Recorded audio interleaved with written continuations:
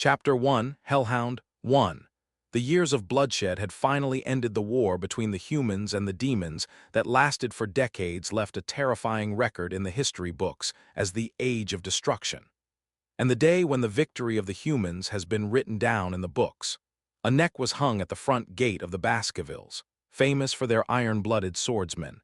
Vicaire van Baskerville, the illegitimate son of Hugo le Baskerville, the head of the Baskerville family, the shadow that has been covered with countless blood on the back of the family. It was the hound of the Baskervilles. Vicaire struggled. He had always struggled. A bastard, son of a concubine, so Van middle name. He was not born with a surname such as Le or Ray, which his half-siblings in the main family received, and because of that he had to work hundreds of times more than others. But in the end it was all for nothing. Spying, assassination, kidnapping, blackmail, smuggling, for the sake of his family. He crossed over 500 dangerous missions, but in the end, they forsook him. The moment when he is accused of being a spy for the demons and executed along with an unfair false charge. He gritted his teeth. He wanted to live. A baby's cry echoed throughout the large room. The iron-blooded swordsman, the Baskerville family, had dozens of layers of slopes. The head of the house, the Marquis Hugo Baskerville, raised a nonchalant eye and scanned the children born this year. There aren't any guys that look useful. It was quite harsh for a father's first evaluation of children born this year.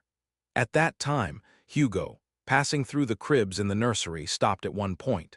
Vicaire van Baskerville, originally an illegitimate child who did not even deserve to be here. Unlike the other siblings who are almost 6 to 8 months old. A being who has just entered this room after having just completed 100 days. The baby wasn't crying. He just lay still with his eyes closed, as if he were dead. Hugo looked at Vicaire and relaxed his complexion a little. It's not that he was happy that Vicaire's qualities seemed superior to those of his other offspring. However, it was from the thought that if it was a place where only garbage was lined up anyway, it would be better to have garbage that was a little less noisy. Eventually, Hugo spoke to dozens of nannies in the city behind him. Move the children to the cradle of the swords. The children of the Baskervilles are put to the test from the moment they are born, from cradle to the grave. The first of these tests began right away. What is the cradle of swords? It is a unique rite of passage for the Baskervilles. Countless knives are planted like a maze on a round hill, and a baby is dropped in the middle. The baby is trapped in the maze created by the blade and wandered through it. Even if it moves, he gets cut by the blades all over his body. In this environment, babies have to crawl on the floor and through a labyrinth of needles. It is only when you immerse yourself in the river Styx, outside of the labyrinth, that you become a Baskerville in its true sense. The Styx water is only effective for children under 1 year of age. If you soak your body in this river, your whole body becomes as hard as steel. Of course, the power of this river is not infinite. If one baby sucks up most of her power, the other sucks in relatively less since the power remaining is lesser. It's like her mother's lifeline. The children of the Baskervilles were now thrown into the cradle of the sword. Who is the first to get out of this labyrinth and jump into the river first? That will determine the future of these children. 32 children born this year, including all of the family's rightful sons, bastards, and cousins, compete with each other in the middle of the cradle of swords. The blades, densely packed with tracks for the children to go through and become the sharpest of thorns. A baby who cried looking for a babysitter, while another was already crawling. He was bleeding from being cut by the blades, and another one who sat down and sucking his finger as he had no intention of escaping yet. Babies are usually like that. In fact, since these babies are less than a year old, it is a natural result, however, useless. Hugo Baskerville's assessment was terribly cold, a small, fragile creature, a creature that cannot survive without the help of others. There was contempt in Hugo's gaze at the human body, even if it is your own child. There is no exception. Being one of the 7 best swordsmen on the continent, he was famous for being an iron man from birth. Only like this can we fight the demons. The strong will survive and leave the weak behind. Hugo stood high and looked at the waters of the Styx, which flowed around the cradle of the sword, and lamented. The secret river, which flows only in the holy land of the Baskerville family, has the effect of increasing mana, purifying one's aura, and making one's body as tough and hard as steel just by soaking one's body. If it hadn't been for something that only worked for children under the age of 1, Hugo would have soaked himself right away, when Hugo is looking at the river with a sad expression. Hey, over there. Ah, how can it be? Nonsense. Arguments erupted from everywhere. What was there to be astonished at by the family's guardian knights, who were not shaken by anything? Hugo raised his head with a puzzled expression, and that moment, his eyes, which had been filled with bitter boredom, contempt, impatience, and disappointment, lit up the cradle of the sword, for through this thick forest of blades a child was heading straight for the river Styx. Joak Jiuk fit the child's body as already covered in blood. Surprisingly, the child was going straight through the cradle of needles, which were spiraled like a snail's shell. Instead of going round and round on a relatively safe road, he directly squeezes into the small gap between the blades. There was a knife mark on his white, soft cheek. His soft waist and forearms were cut and torn all over. His knees were all bruised and the soft palms were already bloody. A child crawling forward, making a bloody path by squeezing between the countless needles. Everyone in the family was overwhelmed by the spirit of this child who was less than 100 days old. It was the same with Hugo Les Basqueville, the head of Basqueville, the iron-blooded swordsman. Before long, the child was completely out of the maze. His siblings were still trapped in the center of the cradle of the sword and could not get out. With a plop, soon the child came out of the cradle. He threw himself into the river Styx. The river water started turning red. Hugo moved forward in an unusual way, clutching the railing with both hands. Seeing the cracks in the marble railing, the attendants widened their eyes. It was because it was the first time I had seen him, who usually showed an emotionless attitude in everything, be so agitated. What happened to him? Hugo raised his voice. The child who fell into the river Styx still did not come up. Before long, several of the family's guardian knights approached the river Styx and peered into it, and the knights were frightened at once. Sir, he is drinking the river water. It was an answer that would make Hugo's mouth turn into a grin. Chapter 2, Where is this place? Vicar checked his body. There was no mana and it was extremely weak. There is not even a handful of auras that he had built up across his countless battles. Did I fall into hell? But it is not. This place, it's too barren to even call it hell. A place where even hell would look more hospitable, because that is the Basqueville family. There is no way that I do not know the atmosphere of the place where I have lived as a hunting dog for the past 30 years. The smell of blood, of pus, of all that was filthy and dead. Vicar van Basqueville had a hunch that he had returned to the time when he had just been born. What should I do now? A body that has just lived for about 100 days. There's not much you can do, just turning over and signaling the shared nursery nanny to breastfeed? Right then. There aren't any guys that look useful. A familiar voice was heard. Hugo Les Basqueville's, patriarch of the Basquevilles, was seen standing in the center of the nursery. The moment he heard his voice, Vicar almost got up and bowed, as was his habit in life. Fortunately, it was impossible because of the body of a newborn baby. Pujuk seeing the main culprit who had executed him, he gritted his teeth. However, because the body had not yet grown teeth, there was no sound. Let's calm down. In the past, in order to become a member of the Basqueville family, to be recognized by his father, and to get rid of the pretense of being an illegitimate child, the days of shame and shame he struggled with. Inferior blood. The tag did not leave him no matter what he did. I would live differently in this life. If the rabbit disappears, it will not live a life like a hound being boiled. Right then, there was an opportunity that made Vicar's determination even stronger. Move the children to the cradle of the sword. I heard Hugo's words, as she left in the hands of her nanny. Vicar's mind was racing. Is it the first rite of passage? The Cradle of Swords is a journey to the river Styx, which took place around a small hill. The moment they moved through the maze made of swords and dive into the river Styx, the children of the Basqueville family are reborn as warriors. Of course, the blessing of the river Styx did not give strength equally. The weak die and the strong survive. The strong get more than the weak. The children of the Basquevilles must get out of the Cradle of Swords as quickly as possible and dive into the river Styx. You need to soak in the river as quickly as possible and for as long as possible to gain an advantage over your brothers. So Vicar moved as soon as he was thrown into the center of the Cradle of Swords. BCK. He moved the blade with two soft hands. It is said that children from some prestigious families take things that help them in the future. But children from the Baskerville family have to grab the blades that threaten their future from the first birthday. Spit pot Jajik, the blade cut through his skin. Every time he squeezed between the blades with force, a burning pain rushed through his whole body. But it didn't matter. This level of pain is something he had become accustomed to after living as a hunting dog for the past few decades. Moreover, the deeper the wound, the better, so that the water of the sticks can permeate the body better. Vicyr knew all the secrets, legends, myths, and ghost stories of the Baskervilles. That's why he knows how to make the most of the river Styx.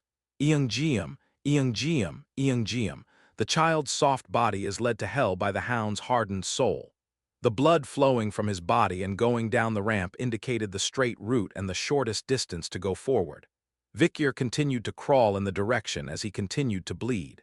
And soon, he reached the holy ground of the Baskervilles, river Styx flowing through the swamp. When you soak in this place, your body becomes as hard as steel and your soul becomes extremely strong.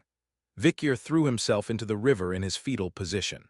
With a plop, heavy, it was as painful as if I had been submerged in boiling molten iron, water hot enough to steam up. Having fallen here with countless stabs all over her body, there was no doubt that it would not be painful, but Vicyr endured the pain of being boiled. And he waited the waters of the Styx permeated through the cuts, torn, and bursting wounds. Yet, tsutsutsutsutsu, the body began to change. The water of Styx, which permeated through the wounds and penetrated into the bones and intestines, was transforming Vicyr's body from 1 to 10. It's definitely different. Vicyr was amazed that his good start could make such a dramatic difference. The body of the previous life was tough and seasoned, but it was still small and thin compared to the others. Since the bones themselves were weak, there were limits to attaching muscles, and since the mana paths were narrow, there were clear restrictions on raising the aura. But his brothers were different. Tall, thick bones and a wide mana veins. It is different in talent, quality, and starting line. In his previous life, Vicyr almost came out of the Tower of Swords in last place, so he couldn't properly enjoy the effect of the river Styx, because all of his brothers had already absorbed that power.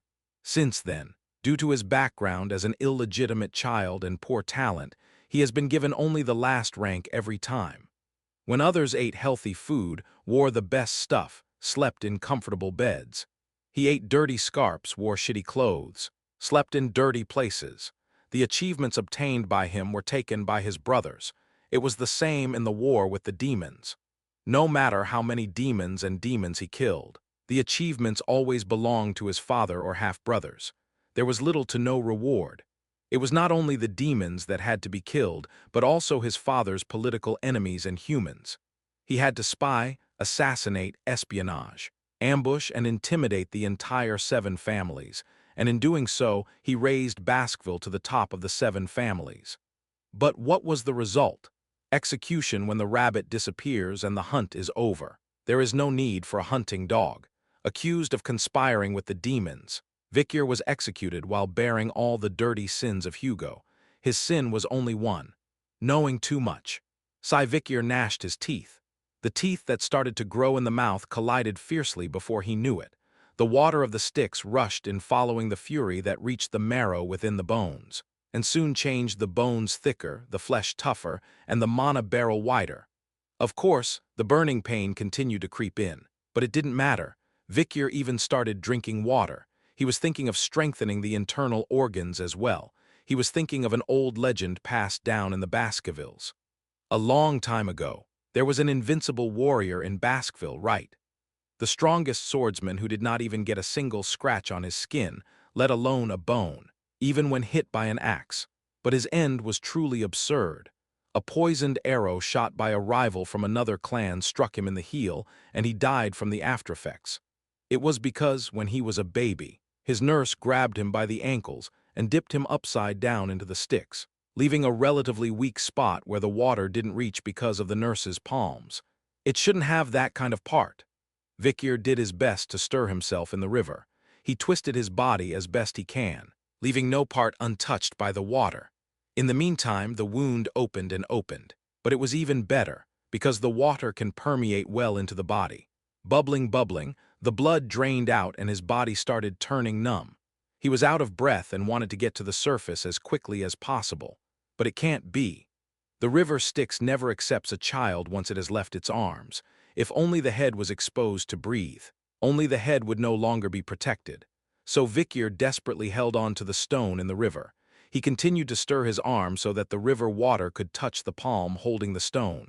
At that time, I hear faint voices in my ears. "Young master, you must come out. If you stay submerged any longer, you will die. Oh my God, he might die like this. Get it, we have to pick him up." It looks like there was an uproar from above. Well, that's bound to be the case. Excessive greed becomes poison. It's good to strengthen the body. But shouldn't it be suffocating and dying? Even, "Son, come up now." The voice of Hugo Le Basqueville is also heard, but that voice only fuels Vikir's rage. Suuk Vikir stood up, but he just didn't get up.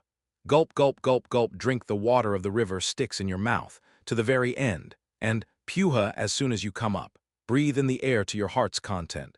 Vikir opened his mouth wide to breathe. Seeing him, Hugo Les Baskerville smiles brightly, which is rare.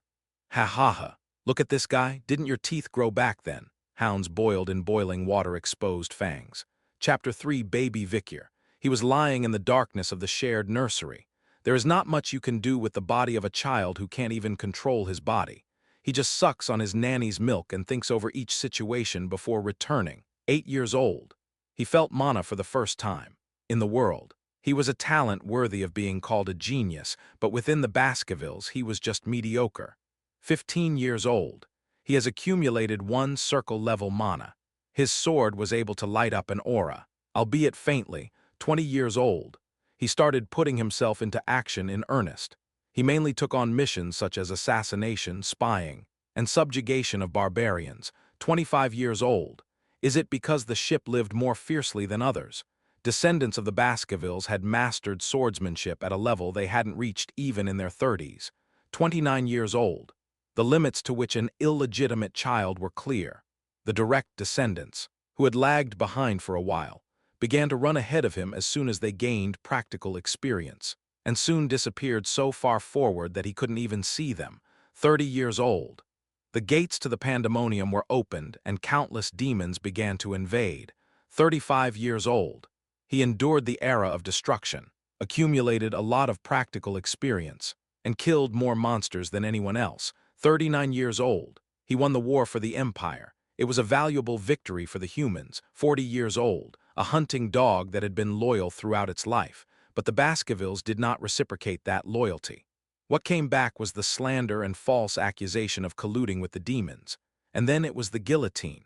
All hatred for Hugo Baskerville crept in. When Vikir gnashed his teeth, as the nanny was startled and pulled him away from herself.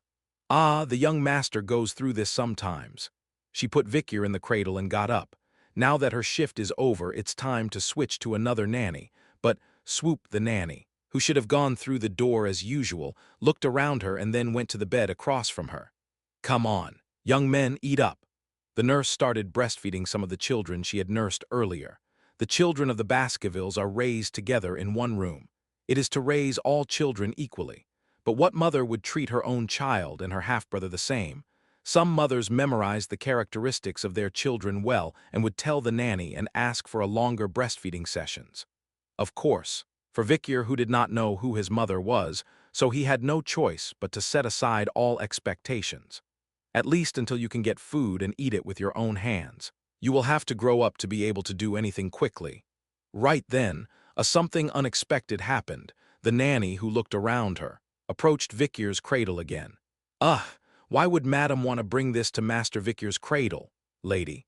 There are few people in this family who were called lady, and there is even less reason for someone like that to ask for something to be brought to him." The nurse took out a rather large box from her bosom, and she herself did not seem to know what was in it. Dalgrak, the nanny, tilted her head a few times as she placed the box in Vikir's cradle, though she stormed out of her nursery with her galloping stride. Vikir stared at the box next to him. Did he have any memories like this before he regressed? There was nothing. He lifted his head with difficulty and looked out of the cradle. Vikir's cradle. Quite far from the other cradles. Something doesn't feel right, and his instincts were right. Creepy before long, the box was squeezed and something poked out its head. A gift for a newborn child. Snakes. Two black, triangular-headed snakes were exposing their thick bodies out of the box. Bloody mamba. A venomous snake is also called chilbosa because if bitten, one dies before taking 7 steps. It is a rare species that is rarely found in the world. Vikyr half opened his mouth in amazement. Who released this snake here? Apparently. The nanny also left without knowing what she had unlocked. Vikyr, who was bewildered for a moment, soon grasped the situation. Come to think of it, there were often cases of babies dying mysteriously in the nursery. There were many cases in which children who had outstanding abilities died prematurely. In the meantime, it was a different world from him, and he thought it was just an accidental death, an assassination from an enemy, or just bad luck. But looking at it now, the situation is not very good. The black hand aiming for the nursery must have been reaching out from within the family. SHHH, 2 bloody mambas are coming towards him. Their red mouth, gleaming fangs, seemed already covered in blood. In the event of an emergency, all the children in this nursery could be exterminated by them. If that happens, there will be a catastrophe unprecedented in the history of the Baskervilles. Well, that's not too bad either. There is no attachment to the family at all. However, if revenge come at the cost of self-harm, then it is useless. Vikyr stretched out his hand. After going through the era of destruction, he had beaten and killed countless monsters. He had dealt with reptilian monsters, especially those in the form of snakes, many times. And of course he was well aware of their weaknesses. He could kill them with the body of a newborn child. Quack, quack. Vikyr stretched out his 2 hands and grabbed a poisonous snake each. The place he caught was right around the nape of their neck, a place where it could not reach. Rather, the snakes that have been preemptively attacked began to struggle. They tried to stab Vikyr with sharp scales, but body was already hardened by the protection of the river Styx, so it was impossible. I don't know about its teeth, but the scales won't hurt me. At the same time, Vikyr operated his mana. His body, which had been empty since he was born, was filled with mana. It was the result of drinking the water of the river Styx to its limit. Pod, his fists began to emit a twinkle of light. It is a state that the babies in the nursery gathered here will be able to reach in the next 8 years. That's what Vikyr did when he was less than 8 months old. Tsutsutsutsutsu, the bodies of the 2 venomous snakes stiffened. It was when a weaker creature faced a predator. The 2 venomous snakes froze with their scales stiff, as if they felt unprecedented fear from the child in front of them. Before long, Vikyr's mana-infused hands ferociously twisted the necks of the 2 venomous snakes. Wood diak. The hide and the flesh beneath it are intact, but the bones supporting them broke. The 2 venomous snakes each opened their mouths. The pressure caused her 2 eyeballs to protrude and her tongue to stick out. The 2 venomous snakes, whose necks were broken, shuddered at that moment and died. Deadly venom dripped from the tips of the exposed fangs. Next day, all the guardian knights in the family gathered in the common childcare room at the screams of the nanny who came to work first. Vikyr, smiling brightly, held 2 venomous snakes with broken necks in his hands. The guardian knights who saw that it was the bloody mamba, the notorious venom of the Larogue Mountains, were literally surprised to the point that they didn't believe their eyes. Even though it was a dead snake, it was still a great disaster that such a monster was found in a nursery. Within a few minutes, this was transmitted to Hugo, who was in the main castle, and he ran straight to the Fang castle. Afterwards, all the nannies who worked the night shift were tortured and executed, and a really strict guard was set up in the nursery. The culprit who released the poisonous snake was never found, but only one person. A young hound dog silently saw through it all, a legendary child who, since he was born, crossed the cradle of swords in the shortest time, dived in the river Styx for the longest time, and strangled 2 poisonous snakes in the cradle. Vikyr van Baskerville. He just waited quietly, lying in the cradle, for the moment to repay his debt, the time for revenge. And 8 years have passed since then. Chapter 4. 8 years have passed. Vikyr van Baskerville had turned 8 years old and, as is the case with children in the Baskervilles, was taking his classes. Okay, last question. How did you say to classify the level of a swordsman?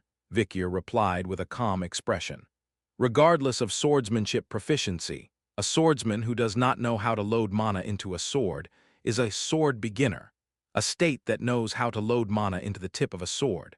But the aura raised by doing so is weak like a gas, is a sword expert. The state where the aura rising from the sword becomes sticky and dense like a liquid is called sword graduator, and the state where the aura becomes hard like a solid and the shape can be changed according to the caster's will is called sword master. Of course, all of these are separated for convenience. Basically, combat is affected by numerous factors such as health, terrain, climate, humidity, gravity, experience, and the density of mana in the air. You can calculate it, but when you calculate it, the result will already be different. But the calculations for 8-year-olds aren't that complicated yet. When Vikyr answered without hesitation, the other children around him raised their hands and shouted along, as if competing. If a beginner and an expert fight, the expert wins. If you fight an expert and a graduate, the graduate will win. Master is stronger than graduate, and the head of household is the master. Vikyr was silently listening to the children around him. The words of one of the guys stab him in the chest. The head of the household is a master, Hugo Le Baskervilles, head of the Baskervilles. For a wizard, he possesses as much as 7 circles of mana. However, as a master of swordsmanship, he transformed mana into aura and used it on a sword, and it is said that the level reached the sword master respected by the world. The tutor nodded as he looked at them. Lord Hugo is a sword master. This is a stage that only 7 people have reached in this country, Rock, and each head of the 7 families corresponds to this. Of course, Vikyr already knew this fact. He even knew that there were several more sword masters in and out of the Empire. This is information no one knew about right now. Vikyr is thinking hard about something alone. The tutor's eyes were on Vikyr from earlier. He's amazing. A truly overwhelming talent. It is a small legend in the family that a child who was only 100 days old dived for more than 7 minutes in the river Styx, but who respect muscle-brained idiots. Even though it was overshadowed by the extraordinary of the body, he had the brains that were unmatched. It is worthy of being dared to call it a talent that learn 100 things after being taught one. The Lord must be happy today. He was going to report all this to Hugo. Originally, Hugo is not very interested in the rest of the children unless they are the eldest or the second. Hugo, who had been acting as if he was just a livestock wholesaler, stopping by occasionally to record the growth and value of livestock, has suddenly increased his interest in Fang Castle over the past few years. Of course it's because of Vikyr. It was extremely unusual for Hugo to come to Fang Castle, a place where only children under the age of 10 gather and raise children together. So the tutors who were in charge of this place had a hard time on their shoulders these days. Thank you, young master. I will do my best to assist you. Thanks to Vikyr, the budget has increased a lot, and his position has grown compared to other knights in the family, so everyone was looking at Vikyr with favorable eyes. Of course, Vikyr himself was not interested. After class, around the time when the children were going back to their rooms throughout the castle, Vikyr was looking back at herself now. Hugo is a master, unfortunately. That is true. Its density and rigidity were on a different level from the solid aura that only masters could express, and his own sticky liquid aura that was a senior graduate. Vikyr gritted his teeth in this life. He would never live or die a meaningless death. At least before the coming-of-age ceremony, all his previous strength should be restored. Currently 8 years old, Vikyr's level had reached the advanced level of sword expert without anyone noticing. In his previous life, it was a state that he had barely achieved until he was over 20 years old. Before his return, he was at the age of 10, and he had risen to the rank of sword expert. In fact, even this much was great enough to be passed as a genius by the standards of the world, but within the Baskervilles, it was mediocre or slightly less than that. Usually, the children of the Baskervilles knock on the door of advanced sword experts around the age of 20 and graduates around the age of 30. If you can put liquid aura on the tip of your sword in that way, you will rise to the position of an executive from here. Even the elite of the Baskervilles, who are said to be the geniuses among geniuses, reach the age of 20 as the threshold for advanced sword experts, but Vikyr was stepping on it now at the age of 8. In his previous life, he was at an age where he had never felt mana. This is a state that even the super-elite within the family would not dare to surpass, when Vikir is feeling a new emotion. "Hey!" A voice called from behind, wanting something. I turned my head and saw 3 children in my 9-year-old class. Hyvro le Basqueville, Myvro le Basqueville, Lovro le Basqueville. The surname of Le given to boys of direct lineage, and the surname Ra to girls. The 3 here are said to be direct descendants of the Baskervilles. The pedigree is very clear. How cliché, Hyvro, the eldest in the front, started to argue with Vikir. "Half trash. Where are you going? Where are you going? Where are you going?" If the guy in front sings the lead, the 2 guys behind sing the afterword. It was a fight like a 9-year-old. Well, anyway, the Baskervilles are thorough on talent supremacy, so this won't happen when they get a little older. However, the reason Vikir kept a close eye on the triplets in front of him was for another reason.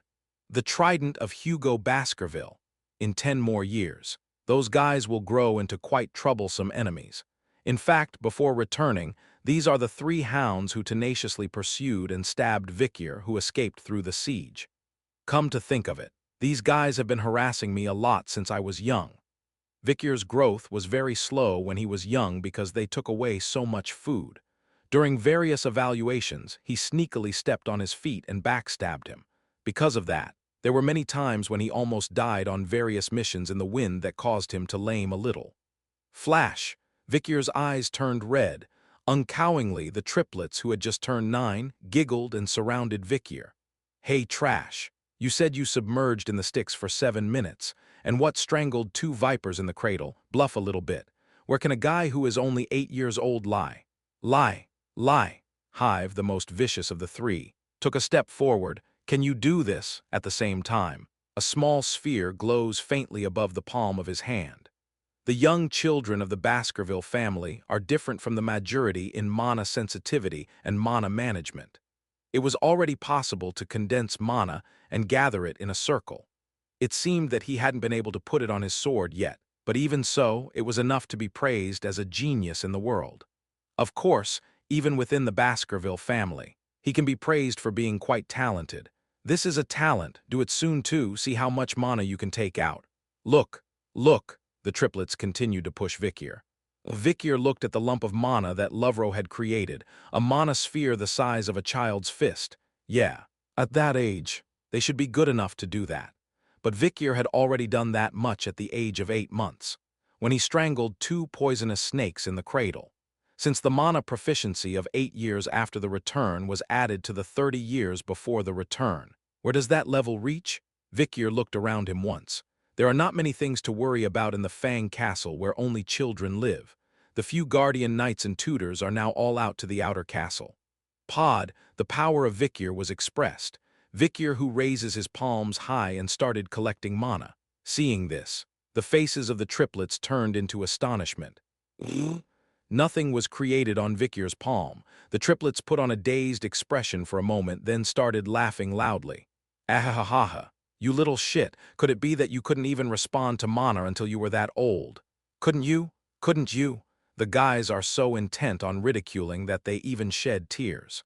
But, at the same time, a watchtower not too far from Fang Castle, one of the guards on duty was perplexed by the unexpected change seen through the windows. "What? Why are there 2 suns above Fang Castle?" Chapter 5, I don't like you. Follow me. Follow me. Follow me.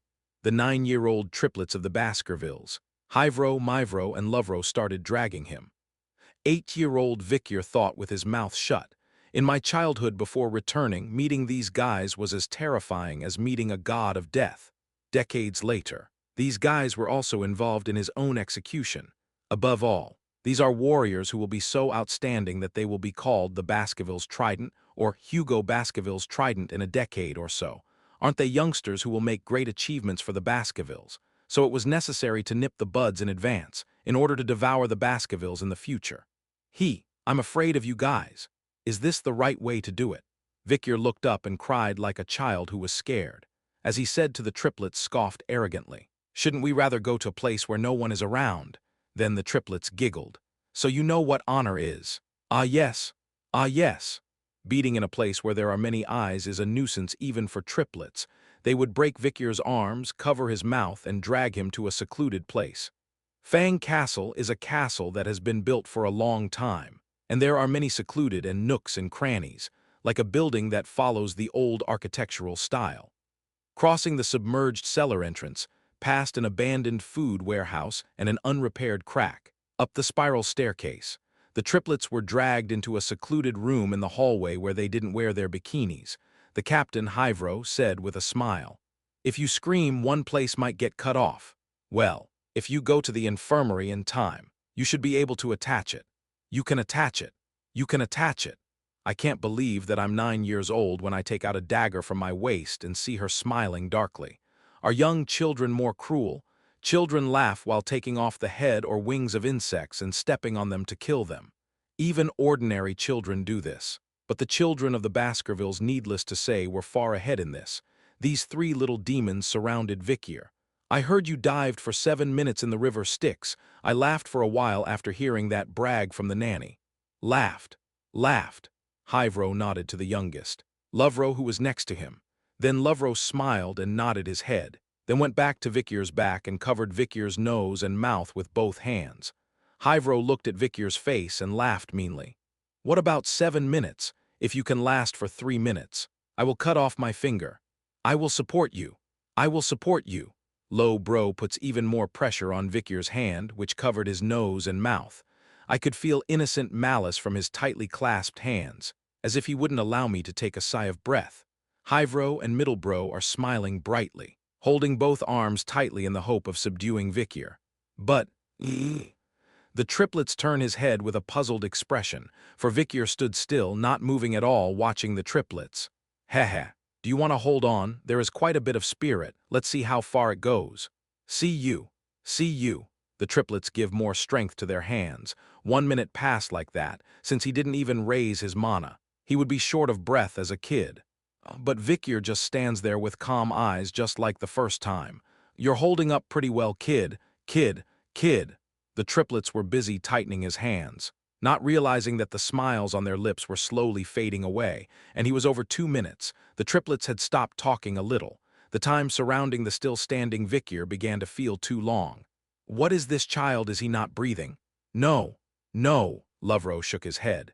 Clearly, Vikir was holding his breath, and 3 minutes, 4 minutes, 5 minutes, 6 minutes, 7 minutes, 8 minutes, 9 minutes, 10 minutes. Vikir stands still. In the meantime, there was only a chilling silence in the room. At this point, the backs of the triplets, who are rather bullying, are drenched in cold sweat. If you actually feel them counting from 1 to 60, you could see their nervousness. All the while, Vikir was staring at the triplets, blinking his eyes calmly with grave silence. Yet, Hyvro forced a smile and gestured to Lowbro. "Ye, that's not funny. Set this bastard free. Free him. Free him." The moment Lovro was about to remove his hand from Vikir's mouth, "Ki!" A sudden noise bursts out. It wasn't the sound of Vikir gasping for breath or struggling. Blood was gushing out of Lovro's index finger. "Twee!" Vikir spit out what came into his mouth after chewing it a few times. Then he smiled at the triplets in front of him. "You said that I would get my fingers cut." Vikir laughed with blood still in his mouth. Seeing this, the complexions of the triplets turned pale for an instant. Before long, Hyvro shouted as if chewing and spitting out. "Joy? If so, ha. I'm not afraid at all. I'm not afraid." "Scared?" The last comment was off-putting. When Hyvro and Myvro turned their heads, Lovro raised his hand and whimpered. "My finger was cut off." The triplets' conversation started to go awry. Seeing blood is familiar to the children of the Baskervilles. However, the story is a little different when it goes beyond blood. Torn off flesh and broken bone fragments, even if all of that is your own. Like a trident, the guys who always moved together and in the same direction began to play separately. The eldest Hyvro soothes the youngest Lovro. "Calm down, bro. Let's go to the infirmary and ask the priest to put a finger on us." "Let's do it." "Ooh, okay, quickly," Myvro carried Lovro, as Hyvro quickly reached out and opened the door. "Who said you could go?" Vikir stood in front of him. Hyvro's expression twisted sternly. "You are, of course." The distorted expression did not straighten out again. Wagjack Vikir's fist flew in and shattered his nose and teeth, Hyvro lying on the floor clutching his face. "Pujuk," Myvro, who was standing there with a dazed expression on his face, got his jaw turned by Vikir's kick that immediately followed. "What?" Cuke, sobbing, the triplets all screaming, moaning. and crying with different sounds. Vikyr sat quietly in front of the door and said, "You will be maimed for the rest of your life if we don't get proper treatment within the next hour." But looking at my older brothers, I don't think I will be able to leave this room today. When it rains and your teeth, chin, and fingers ache, always remember today. The triplets then glared at Vikyr as if to kill him. The cruel temper nurtured in the Baskervilles for the past 9 years does not go anywhere. But at least they are children, Vikyr smiled. There is no existence that does not listen to the passer. If there is a person who doesn't listen to you even if you lose, you should think about whether you're not a fan less. This was Hugo Baskerville's view of childcare, and it is also the code of conduct for the entire Baskerville family. At least the eldest brother, Hyvro, gathered his courage and attacked again. But Puck, Hyvro's dagger did not draw a single drop of blood even though it was stabbed right into Vikyr's body. Hyvro makes a blank expression. When the dagger touched Vikyr's chest, it seemed to be dyed black, but he soon returned to his flesh color. The protection of the river sticks. Vikyr's body reached the state of complete sword invulnerability at the age of only 8 years. Puck sounds similar to when a dagger was inserted earlier, but the result is completely different. Hyvro sat down as he felt all his remaining teeth were completely broken off. It happened in just 2 punches. Walgrak, gar the clattering sound of tears. Mucus, saliva, blood, air bubbles and teeth mixing in the mouth. A dark shadow of Vikyr is cast in front of the triplets who tremble as they held their injuries. Clang, a dagger thrown into the middle of the triplets, but no one had any idea to figure it out. Instinctively, everyone knows. If you catch that one, you will be beaten even more severely. The triplets are on their knees on the floor, unable to even raise their heads, dripping blood, tears, saliva, and cold sweat. All 3 of them had wet crotches, so it looked like they had lost their urine. At that time, Vikyr said, "There is only one older brother who can leave this room alive." The expressions of the triplets who found a rope change rapidly. Who? Vikyr's answer to that was simple. It's up to the brothers to decide. At the same time, the triplets' gaze suddenly focused on the dagger in the center. Great! Baskerville's trident began to split from within. Chapter 6. John Barrymore. He is a butler who has been loyal to the Baskerville family for as many as 4 generations. "My lord, I will give you a daily report." And in front of Barrymore, a middle-aged man, a sharp-nosed bridge, a thick beard, and cold eyes, the sword master, and the 7 pillars of national salvation.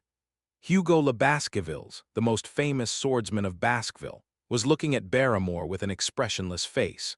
This is the first report, regarding the battle with the House of Morgue in the ruby mines of Red Cane Mountain. The Morgue family, famous for their magic, is one of the 7 greatest families, along with the Baskervilles. The Baskervilles were recently having a territorial dispute with the Morgue family over the ruby mines in the west, which subtly straddled the ends of each other's domains. Eventually, Hugo's mouth opened. "We will have an opportunity to discuss that soon. Morgue will come first." Hugo's folded his hands. Barrymore continued to report. Hugo looked mostly nonchalant. He listened to his report without much interest. Occasional frowning to express irritation was the only response. At that time, there was a report that Hugo showed a change in expression for the first time. Because Master Vikyr is ranked number 1 in the handwriting of this midterm evaluation of early childhood. Hearing Barrymore's words, Hugo gently stroked his chin. It was Hugo's habit when he was satisfied. Barrymore knew this from experience. It's rare for Hugo to remember the name of a child in the family, so Barrymore's expression brightened too. Soon after, Hugo asked, "Butler, when is the practical test for children?" "Not long. It starts in 5 days. Most of the guardian knights of Fang Castle have already gone on a trip to prepare." Then the Fang Castle must have been empty. At that, Barrymore's expression lifted slightly. "Even so, the next news I want to report is about Fang Castle. Lord, did something happen? There are good things and there are bad things. Listen to the good stuff first." When Hugo showed interest, Barrymore's voice picked up a little more force. "It is said that there was a phenomenon where 2 suns rose in the sky above Fang Castle." 2 suns. Hearing that, Hugo's eyes widened slightly. The Baskervilles tend to believe in superstitions. Is this an auspicious sign? First of all, since the sun has risen 2 times, Isn't it? There is also a rumor among the Gassals that a little son was born to assist the children. Couldn't someone have been playing around with mana? At the time, all those skilled enough to play such pranks were on the trip to prepare for the practical exams for the youngsters. Well, then that's not a bad sign. Another son. Hugo quietly nodded his head. Originally, the rising of two sons, namely Kiun, has been considered an auspicious sign. When such things appear, clouds rise. Good things always happen to the family. I don't know what might happen in the Fang castle. Then Barrymore's expression darkened. That is, something happened. Is that the bad news I told you about? Tell me. At Hugo's words, Barrymore continued his report with a calm complexion. There was a big fight between the young boys. At those words, Hugo's expression changed completely. A big fight? How many died? No one died. But Master Hyvro's teeth were all damaged. Master Mivro's jawbone was caved in, and Master Lovero's right index finger was amputated. Of course, now everyone has been treated and restored to his original health. Then it's a small quarrel. Siblings naturally grow up fighting each other. Hugo seemed relieved and leaned back in his chair. Then he murmured as he flipped through the reports on the triplets. Since we're the only ones that are close to each other, there's no way we could have fought with each other, right? You're right, there was friction with another young boy. They are foolish. If the person is older than them, they would definitely be stronger. Even mere bastards will judge whether they are stronger or weaker before attacking you. Hugo clicked his tongue, and Barrymore corrected him. That is, the boy who made them like that is younger. What? He's younger, so you're saying the whole class of 8-year-olds jumped on them? No, it is only one. At those words, Hugo's eyes lit up again, and in Barrymore's report that followed, they got even more excited. The first place in the written test I mentioned earlier, Master Vikier, was the perpetrator, Vikier van Baskerville, 8 years old this year. He received a call from the family head and headed for the family room that was hidden in the depths of the mansion. When he opened the door and came in, he could see the large stature of Hugo le Baskervilles. Sit down. Even though he didn't show any particular aura, the momentum radiating from him was heavy. Vikier moved carefully so as not to reveal the mana hidden in his body. I'm confident in hiding mana. The warriors who had passed through the confrontation with the demons and the long era of destruction were well versed in hiding their mana. The way to completely hide mana like this was unknown right now. It wasn't a matter of strength, it was a matter of skill. But even that has some limits, and if you have a stronger mana here, you will inevitably stand out in Hugo's eyes. I'll have to find a way to show myself sooner or later. Vikier sat down on the small chair in front of him. Thinking about this and that, Hugo opened his mouth. You've grown a lot while I couldn't see you. Hearing this, Vikier was a little surprised. His voice, which was always forged like a blade and seemed like it would be cut just by hearing it, is rather dull today. And the dialogue itself was also strange. Pigs are huge, but why do they always look so small and messy every time I see them? Before returning, Hugo used to say it all the time. While watching the growth of the livestock, he gave the gaze of an impatient butcher who couldn't sell it quickly, but today he is sending a strangely warm gaze. It was as if he was expecting something. Hello, patriarch. Vikier greeted me brightly like a child. However, Hugo, who is called by the title of patriarch, found it odd. My patriarch, okay, not even the head of the household. He thought about something for a while, then changed the topic as if it was over. He said, I heard you crippled triplets in your senior class of 9 years old. I know that they received appropriate treatment afterwards. I'm not talking about physical disabilities, Hugo frowned. Isn't their mind crippled? Since that day, I heard that they eat separately, sleep separately, and do not mix words properly. The 3 of them were excellent at teamwork, passing the exam at the same time, but now they have completely fallen apart. Would that be all? These days, all 3 of them were scared of Vikier. A dog that has lost its fighting spirit is useless in eternity. But Vikier didn't bother to say that, but he's just making a bold statement. Wouldn't it be heavy and useless to carry 3 sloppy swords at once, rather than a master sword? Hugo's eyes widened at those words. That's right. He stroked his chin and looks down at the 8-year-old kid in front of him. If you look at it, the corners of his mouth tickle. But don't you think it was wrong to beat up his brothers? At Hugo's words, Vikier questioned incredulously. Wrong? Why am I wrong? What, didn't you make your brothers a mess? At Hugo's question, Vikyr tilted his head as if he couldn't understand at all. Why is that wrong? I am stronger. What? Vikyr drove the question back at Hugo, who had a blank expression. How can a strong person do something wrong? Strong self-esteem. A world where weakness is sin. Wouldn't that be Baskerville? Yet. The corners of Hugo Le Baskerville's mouth began to twitch, as he found the situation in front of him cute. Chapter 7. Vikyr knows Hugo's personality well. Lizard. A cold-blooded human with blood so cold that he might be mistaken for a lizard. He was a being who was only interested in the future of his family and his own actions.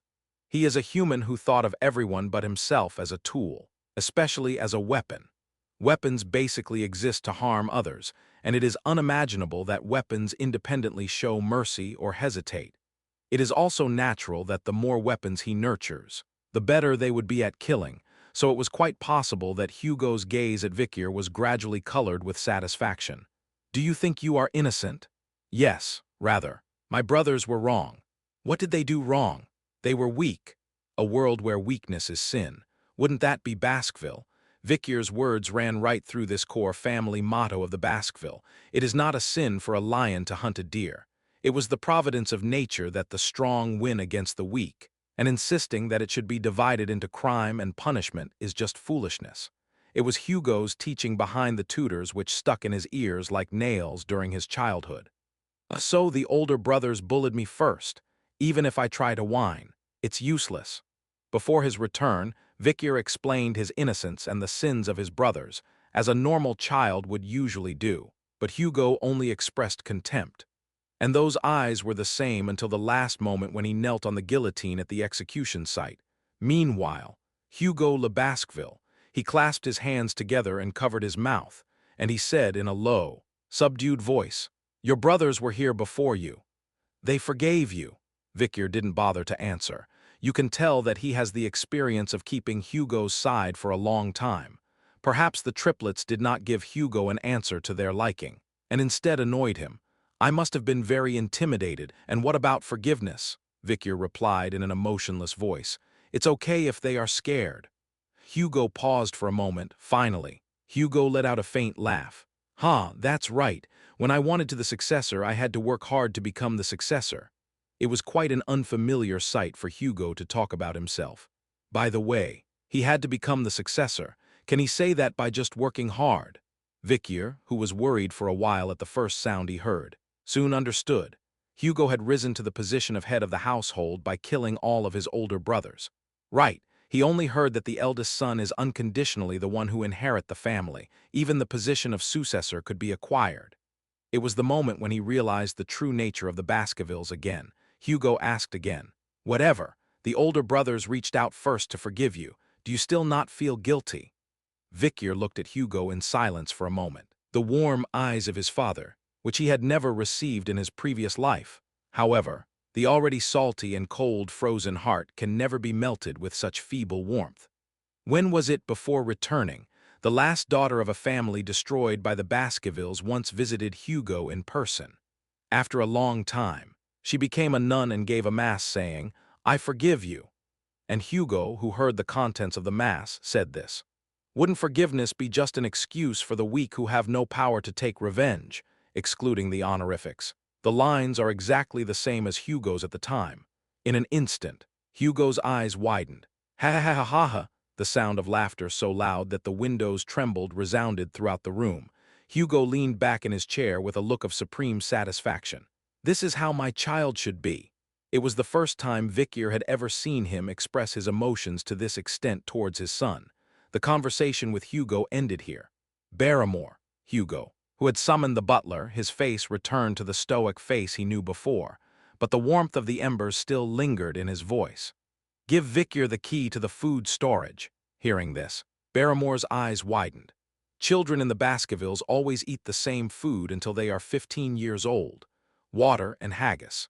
It is a dough made by mashing together the meat and intestines of all kinds of animals and a little bit of vegetables. The amount of food is provided in an unlimited amount and managed in a very hygienic manner, but was tasteless.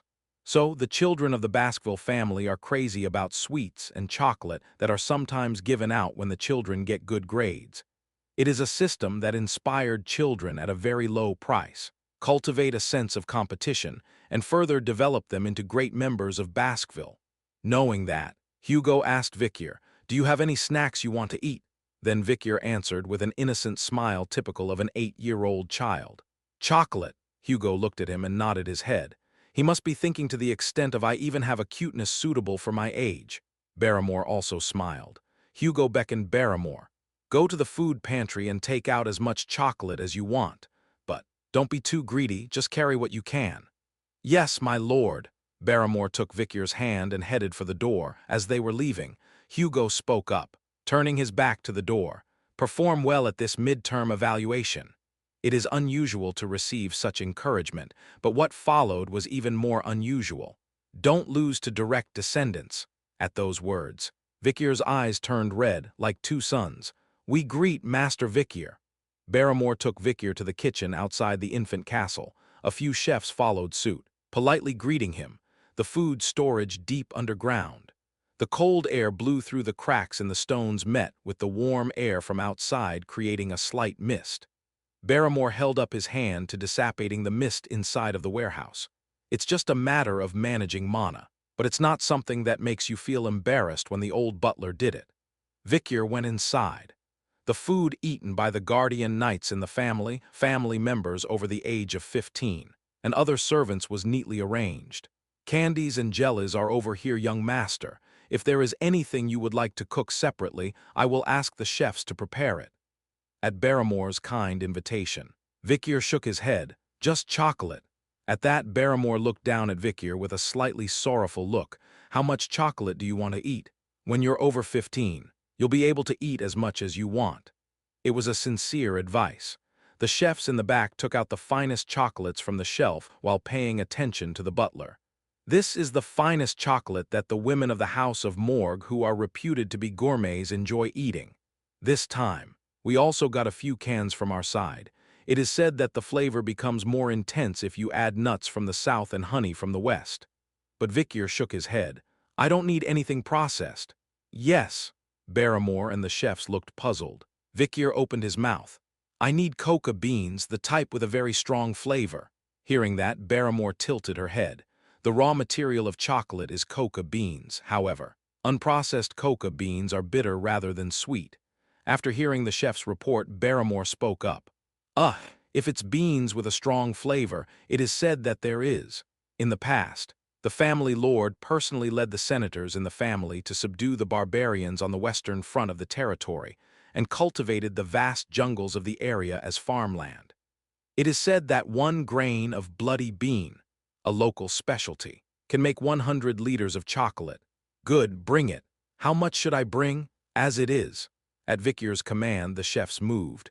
Before long, one of the chefs came with a small leather pouch in his hand. The pouch, barely big enough for 2 fists, was filled with bright red beans. "It looks like more than 100 grains. This is bloody bean. 1 bean has a consistency comparable to 100 liters of chocolate." Vikier tried chewing a bean. "Knock it." Reaction comes right in the mouth. It was astringent and bitter enough to tingle your entire tongue. Vikier spat out the peas and nodded in satisfaction. Barrymore nodded his head. "You really like chocolate." Anyway, Hugo told Vikier to give him as much food as he wanted, so it wouldn't be a problem even if he took all these cocoa beans. However, this single cacao bean is the amount that can produce 10,000 liters of chocolate. Barrymore admired the 8-year-old's greed and wisdom. Maybe Vikier will gorge on his favorite chocolate for the rest of his life. "Young master, shall I process this and bring it to your room?" However, Vikier gave an answer that made everyone wonder. "No processing required. This is enough." Apparently, he didn't want it for eating.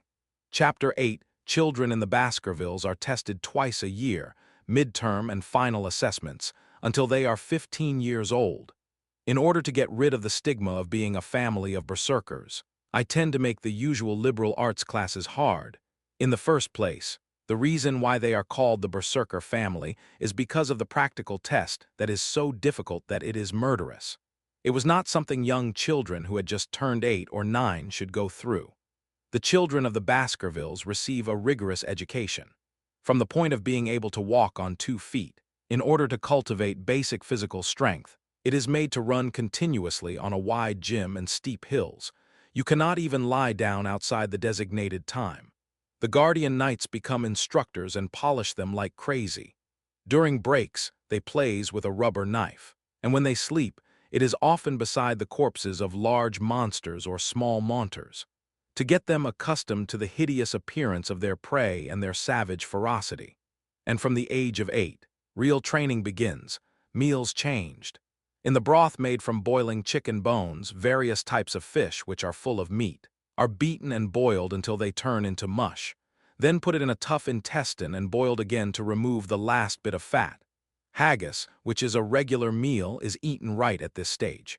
Here, it is salted for storage, and after a long time, it is dried hard and hardened jerky is completed, which is the preserved food that the children of the Baskerville family always carry with them. Today, children aged 8 or 9 from the Baskervilles were sent to the mountains outside the manor with sacks of these beef jerky. La Rouge Mountain. This is an alpine area with a harsh environment where only a few vicious monsters can live. The young hounds of the Baskervilles are thrown here and have to survive for about a month. Of course, they live only within the restricted area, and at the boundary of the restricted area, guardian knights within the family, called hounds, are there to keep the dangers controlled. The tasks of children abandoned in an unfamiliar environment are as follows. Survival. If possible, hunt big and strong monsters. The original task was simply to survive, but the current owner, Hugo Les Baskervilles, said that this task was too easy and added another task. Sometimes, among the children of the Baskerville family, there were those who would lock themselves in safe caves or tunnels and survive by eating only beef jerky. A child who bravely fought against monsters and survived shouldn't get the same evaluation as a child who stayed in a hole like a coward and only ate food. This was Hugo's idea. If you managed to save your life, 10 points. If you managed to save your life without being crippled, 30 points. Minus 50 points if you drop other children and survive. Minus 70 points if you catch the monster and survive. Minus 90 points if you manage to save your life without being crippled despite dropping other children or surviving by catching monsters. There is no 100 points. A swordsman dies the moment he becomes conceited. That were Hugo's instructions. Of course, if you die in any situation, you get 0 points. Of all deaths, dying like a dog is a shame in itself. 8-year-old Victor arrived here today in La Rogue Mountain. When you get off the wagon, you can see piles of reddish dirt.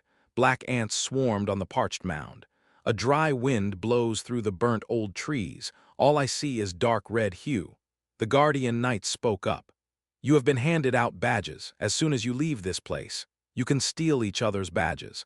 If you steal the other person's badge, you get extra points.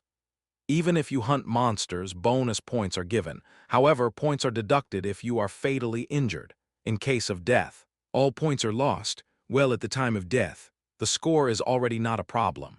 We do not recommend going outside the restricted area. You must only move within the space we have patrolled over the past few days. This is because there are still many unknown areas in La Rogue Mountain. The Guardian Knights explained other intricate rules. But to Victor, it's just annoying nagging. It's been a while since I've seen you. He, too, has often been to La Rogue Mountain. As a student in his childhood and as an instructor in his old age, it was a place he frequently visited, were La Rogue Mountains. It was a strange and scary place when he was a student, but when he came as an instructor, it became even more scary and unfamiliar place, because he had to search outside of his comfort zone. The area where the children of the Baskerville family survive is actually more like a cozy cradle. The real danger is the area outside the boundary guarded by the Guardian Knight instructors. Forbidden Zone, outside the ridge called Cradle, and beyond a few mountain ranges, powerful monsters and barbarians swarm. Since the Baskervilles declared this place as their territory, they have steadily pioneered the enemy and beyond the mountains. It was also because there was an order from the Emperor. The expansion of the territory of the Baskerville family was the expansion of the territory of the Empire, and for this, various tax benefits and autonomy of military facilities were guaranteed. Before his regression, Victor also spent a very long time here in the La Rogue Mountains. Passing through his days as an examinee, his days as an instructor, and his days as a hunting dog.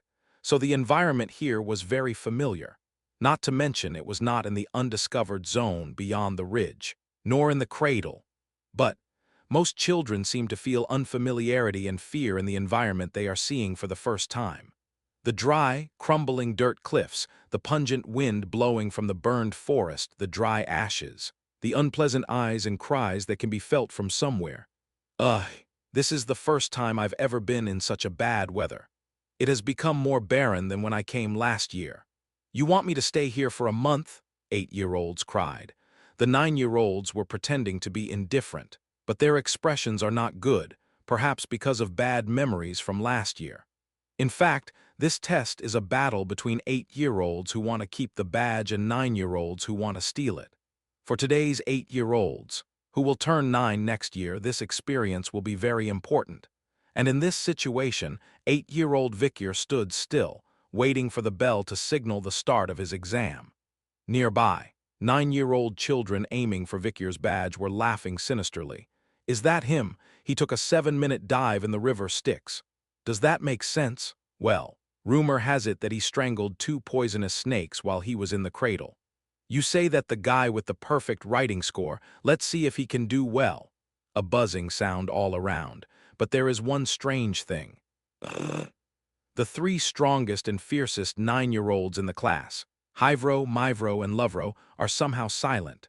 The other 9-year-olds just tilted their heads as they were always eager to show Vikyr a lesson. Soon, some of the children who were noticing came forward and began to quarrel with Vikyr. You cheeky bastard, as soon as the practical evaluation begins, I will beat you to death. A guy who isn't so great gets smug. You're going to feel like hell here for the next month. Then Vikyr finally responded, I don't think I'm great. Unexpected humility makes 9-year-old children look puzzled. However, Vikyr's words soon made the guys' faces frown. You guys are just too weak. Immediately after that, fresh curse words flew in and stuck. You. I'm the real best here. Come to the place where the old tree is later in the evening, you son of a bitch. Get out of the way, I'll beat that bastard, even if he dies. I won't stop. The children of the Baskervilles are easily drawn into even low-level provocations. One day puppies that hadn't even seen death were baring their fangs that weren't ripe yet. As an old dog who has gone through all of the deadly battles, he didn't even smile. Right then, Ding Pavlov van Baskerville, a guardian knight and instructor in charge of the head hound, rang the bell. The practical test has begun. Chapter 9 in the Baskervilles, practical tests are frequent, several times a day. Most of the brothers fight each other to determine superiority in strength, but most of the start of the fight is announced with this species. Ding, the young hounds of the Baskervilles, who were nervous in the unfamiliar environment, immediately came to their senses at the sound of a familiar bell. And as it has been learned in the meantime, it was an instinct. A young Baskerville from the 9-year-old class quickly ran across the wasteland. He was the guy who benefited quite a bit last year by occupying the advantageous terrain first. But he was intelligent enough to remember last year's points, but he was not intelligent enough to keep his eyes on him. The quick-witted 8-year-olds chased after him. They didn't know what it was, but they planned to stop him from doing what he wanted. Smarter kids pretended that they knew something, and lure others into dangerous pits or swamps and get rid of annoying flying flies all at once. The triplets, Hyvro, Myvro, and Lovro were such cunning guys. Go there. Don't tell me what to do. I telling you because you can't do shit on your own. 9-year-olds who are already showing their prominence. By the way, these guys used a similar methods last year to eliminate a lot of upperclassmen. Within hours of the bell ringing, dropouts began to appear one after another. From shock and fainting, from rolling down a steep slope, or from falling into a swamp from being stabbed or cut. The reasons were varied, but the root cause was one. It was at the hands of other brothers. Kang, you can also hear the sound of metal pieces colliding with each other throughout the forest. As soon as the competition began, the children of the Baskervilles were fighting each other with blunt swords were given to them. A dull knife so that it cannot be used to kill. Killing opponents is not encouraged in this tournament. It is not prohibited, but it stops at a level that is not recommended. If you kill someone, points are deducted. This score range was quite large, so the children did their best not to kill the other person by hand if possible. Of course, it doesn't matter if your skills are good enough to take a deduction, and you have accumulated enough points, or if you can kill your opponent secretly enough to be unnoticed by the leader dogs.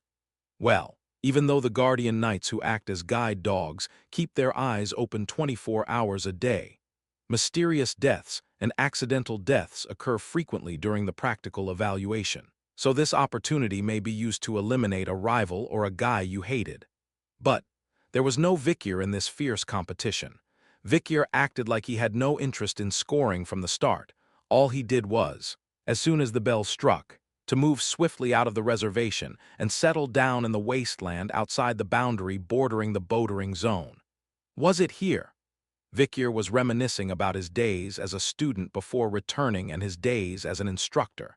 If you go straight this way, there is a wasteland that is narrowly inside the border area. There, an old dead tree stood tall, but the roots that extend deep into the ground were soft and rotten, so the whole ground is soft. Before long, Vikyr found the land he was aiming for. Unlike other places, the soil there is exceptionally reddish. Vikyr broke a branch and began digging and poking the ground. While the other brothers fought in the distance, winning and losing points, Vikyr silently dug the ground. The guide dog guardians kept observing Vikyr while hiding in a secret place. However, even after several days, Vikyr continued to be seen digging a pit. Looks like he's just hiding there to kill time. It's a little disappointing. There's no need to keep watching. Since he was a Vikyr who had been prominent since his childhood, the Guardian Knights had high hopes for him, but this was quite disappointing. Digging and hiding in pits was typical behavior of cowards, low-ranking, and insignificant children. In the end, the Guardian Knights who couldn't keep an eye on him began to take their eyes off Vikyr one by one. But one still didn't pay attention to the fights between the children, just how deep the 8-year-old Vikyr digs the pit and what he does in it. This place is still like a cradle, Vikyr. He was sitting at the bottom of the pit and having a good time. La Rogue Mountain was such a comfortable and cozy place for him. Outside, the Guardian Knights stood guard instead, and competitors did not come to check on him. When he was thirsty, he would collect dew that formed overnight on a large leaf hanging in the pit, and if he was hungry, he would catch a passing snake or mole and roast it. Rather, they were much better than the food that comes out as a school lunch. Even the bed that he made myself was better. The beds for kids were made of monster skins or thorns, so they were very hard and rough. But here in the pit, well-dried straw, sawdust, and burnt ashes are softly laid out, so it's very warm and comfortable. Vikyr closed his eyes for a moment while roasting a rat he had caught the night before. The rat Norvegicus hazard class, F size, 50 cm found in all continents, a mouse that has been stricken with demonic energy. Adult Norvegicus has the intelligence and size of a small dog, so it is an object of disgust for women and girls. After cleaning, it is surprisingly edible if you cook it well over a fire or boil it well in water. When it comes to information about monsters, no matter how low they are, Vikyr clearly memorized them all. It was thanks to the monster encyclopedia that he had before returning. Of course, Vikyr wasn't the only one who memorized all the monster books in the world before returning. In the Age of Destruction, everyone was a hunter, but now I'm the only hunter alive. Maybe it's a situation closer to the hounds than the hunters, but that would only make the hunter more miserable. What could be more ironic than a hunter who dies from being bitten on the neck by his dog? Suddenly, I recall the conversation I had with Hugo before returning. This happened shortly before being executed. When you train a dog, you have to risk dying. Usually 2 out of 3 die. Do you think it's heartless? No, of course not, because the owner also trains with the preparedness to die from being bitten by a dog. Owners should always be trained. You never know when you'll die from being bitten by blind teeth. It was a fact that Hugo himself was aware of. Maybe that's why Hugo didn't trust anyone in this world, even himself. Vikyr shook his head to clear his thoughts. Then he took one of his peas from a sack hanging from his waist. Blood bean, dark red bean with a huge coca concentration. Vikyr tossed a pea into the fire. The stinky and other odors are removed from the plump fat rat meat and replaced with the faint scent of coca. Cacao beans, especially bloody beans, are the best for removing odor. It was a recipe he learned from a late sergeant in the same platoon when he was drafted into the war against the demons. Camping makes me think a lot about the past. Vikyr looked around him. All the eyes that had been watching him were now gone. Perhaps the guide dogs, who found his behavior uninteresting, moved elsewhere. If so, now is the time. Vikyr reached out to the pile of firewood. Then he took out a dagger from his waistband and started cutting down trees. Wooden spear. Vikyr began planting these pointed wooden spears upside down all over the pit floor, the tips trying to pierce the sky. Dozens or hundreds of them are embedded in the bottom of the pit, like the lower jaw of a beast. Even Vikyr himself hadn't thought about what these teeth would bite into. Outside the boundary between the Rogue Mountains, in the Forbidden Zone, there are monsters that are so big and powerful that people in this world couldn't even imagine. Well, most of them were familiar to Vikyr, who had passed through the Age of Destruction. Vikyr had cut all the wood that he needed, but it wasn't enough to sharpen a wooden spear or toss it into a bonfire. Vikyr moved his body out of the pit to fetch the wood. The gaze of the Guardian Knights had also disappeared, so now you can cross over to the Forbidden Land and cut down trees. Before long, Vikyr crossed the border with a stealthy spirit and entered the Forbidden Zone. The sea of blackened trees is incredibly dense. The stems and roots that grew into a huge labyrinth. If you looked around the dark caves, poking through the roots of trees that had been burned by the forest fire, you might doubt that they are passages leading to hell. Any normal young hound of the Baskervilles would avoid this gloomy place, but Vikyr rather walked in on his own feet. Let's see, I guess this was the rough habitat.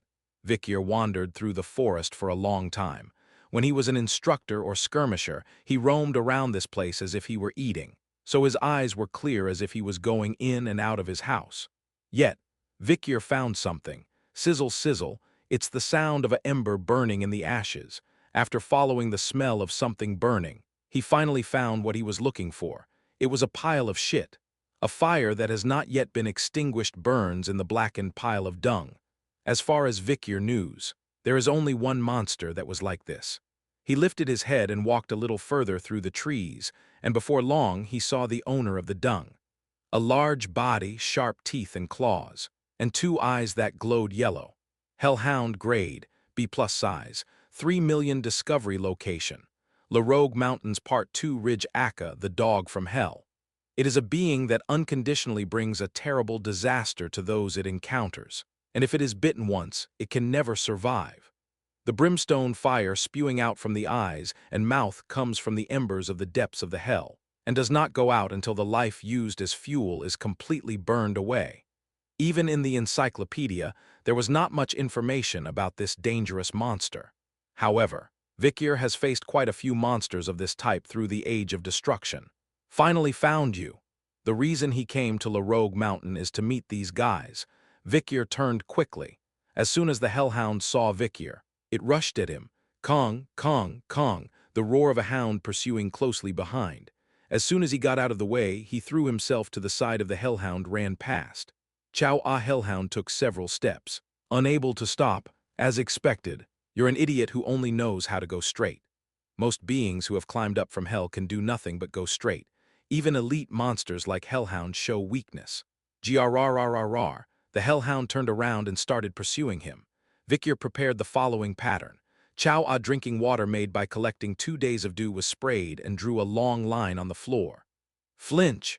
Hellhound came to a sudden stop with the same momentum as it was running. This hellhound species unusually did not cross water, no matter how thin and shallow the water is, since it is a monster that is not good at anything other than running in a straight line. It is a hellhound had to run around water spots scattered on the ground. It is a fact known to all hunters who have passed through the era of destruction, but it is a habit that is not well known in this world yet due to lack of research. Well, it will inevitably come to light later when the Pandemonium Gate opens and hellhounds swarm all over the continent. Vikyr faced the hellhound. Although the speed of the hellhound running had decreased, it is still terrifying. Hey, the hellhound is a monster that even knights of expert intermediate level or higher have a hard time with. 1. Vikyr before returning is also a monster so powerful that he was able to catch it alone only when he was 18 years old. But Vikyr did not come all this way without taking any measures. Canine monsters always open their mouths when running. Like a seasoned hunter who has lived through the era of destruction, he brought out a secret weapon prepared for this situation, the most effective weapon for catching canine monsters. Fing, the sound of beans hitting each other in his hands. Bloody beans, it was chocolate. Chapter 10. Victor recalled, it was just a few days ago, something similar to the award Hugo Baskerville gave in the name of getting first place in the written exam. Do you have any snacks you want to eat? Chocolate. Go to the food storage and take out as much as you want. But don't be too greedy, just what you can carry. At that time, Victor had been handed over the key to the food warehouse. In the cellar following Barrymore, Victor obtained a bag of chocolate beans. In the past, the Lord personally led knights to subjugate the savages on the Western Front and reclaimed the vast jungles of the area as farmland. It is said that 1 grain of bloody bean can make 100 liters of chocolate. Bloody bean, a magical bean that boasts a rich flavor that 1 bean can make 100 liters of chocolate. Victor took out a single bloody bean from the sack he was wearing around his waist, and he looked at the hellhound, which had been very slow while going around the water and was now rushing towards him. The way it was rushing towards him with its mouth wide open is as if asking for something to be thrown into its mouth. In the eyes of Victor, it looked like that.